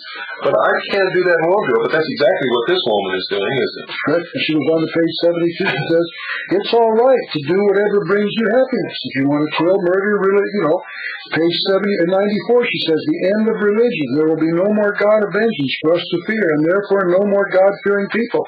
Everyone will have found God within. Opposition and belief on page 89 will have a similar lack of effect on the new world, which so many on this planet now envision.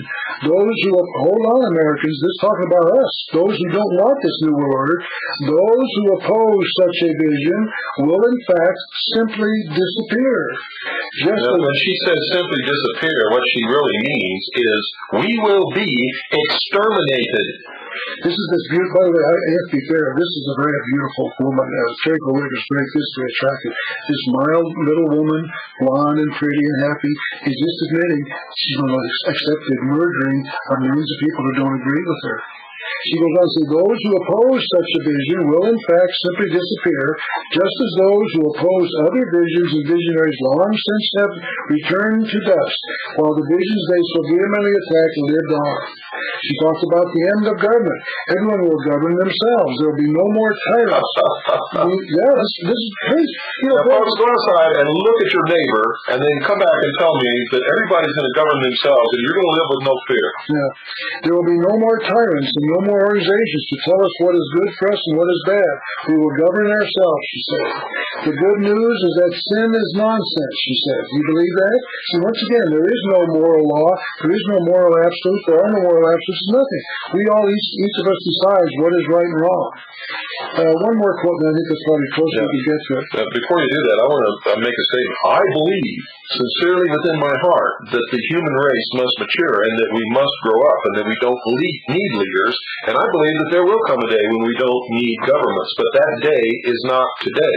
And without a moral law to keep the imperfections which exist in every man and every woman on this earth in check, there can never be that day.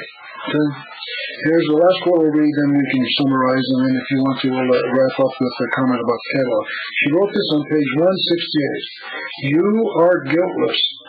None of what you have done is wrong in the highest sense. There is no such thing as wrong in God's world, and there is, therefore, no one who will judge you. Do you understand that? Oh, I understand it He perfectly. is saying that there are no moral absolutes. There is nothing but what you decide is right. Do as thou wilt shall be the whole of the law. And that is the law taught in Morals and Dogma, Albert Pike. That's right. We didn't find the quote during our review today in the last 4 or 5 days, but Albert Pike taught the same thing. There is no moral absolute. That's what the morals of Morals and Dogma is all about. And that is the secret religion that brings forth this philosophy. Quote, a nation or world of people who will not use their intelligence are no better than animals who do not have intelligence. Such people are beasts of burden and stakes on the table by choice and consent, unquote. And there's the truth about how their new world utopia will be, folks. They are, in fact, parasites. They are the scum of the earth. They are the people who have brought about all the misery throughout all the history of the world through their deceit, manipulations, and lies. And they fully intend to destroy all existing religions, all nation states, and they intend to enslave the rest of humanity that do not fit in with their concept of what you should be. And that means you and I, folks, are going to be slaves in the New World Order if we don't wise up. Now I want you to send for Ralph's catalog, and remember, every time you purchase something from Ralph's catalog, please specify that you heard about this on the Hour of the Time, and he will share a portion of his good fortune with us so that we can continue the Hour of the Time, our research, and purchase some much-needed equipment here. So send a self-addressed stamped number 10 envelope to Ralph, Post Office Box 536, Tucson, Arizona, 85702. This will be on the hotline in case you didn't get it this time around. Send it again to Ralph, Post Office Box 536, Tucson, Arizona, 85702. Mr. Ralph Epperson, thank you so much for being such a good and wonderful guest and sharing so much of the information that you've spent so many years working together with me and my audience. Thank you, Bill. Good night. You got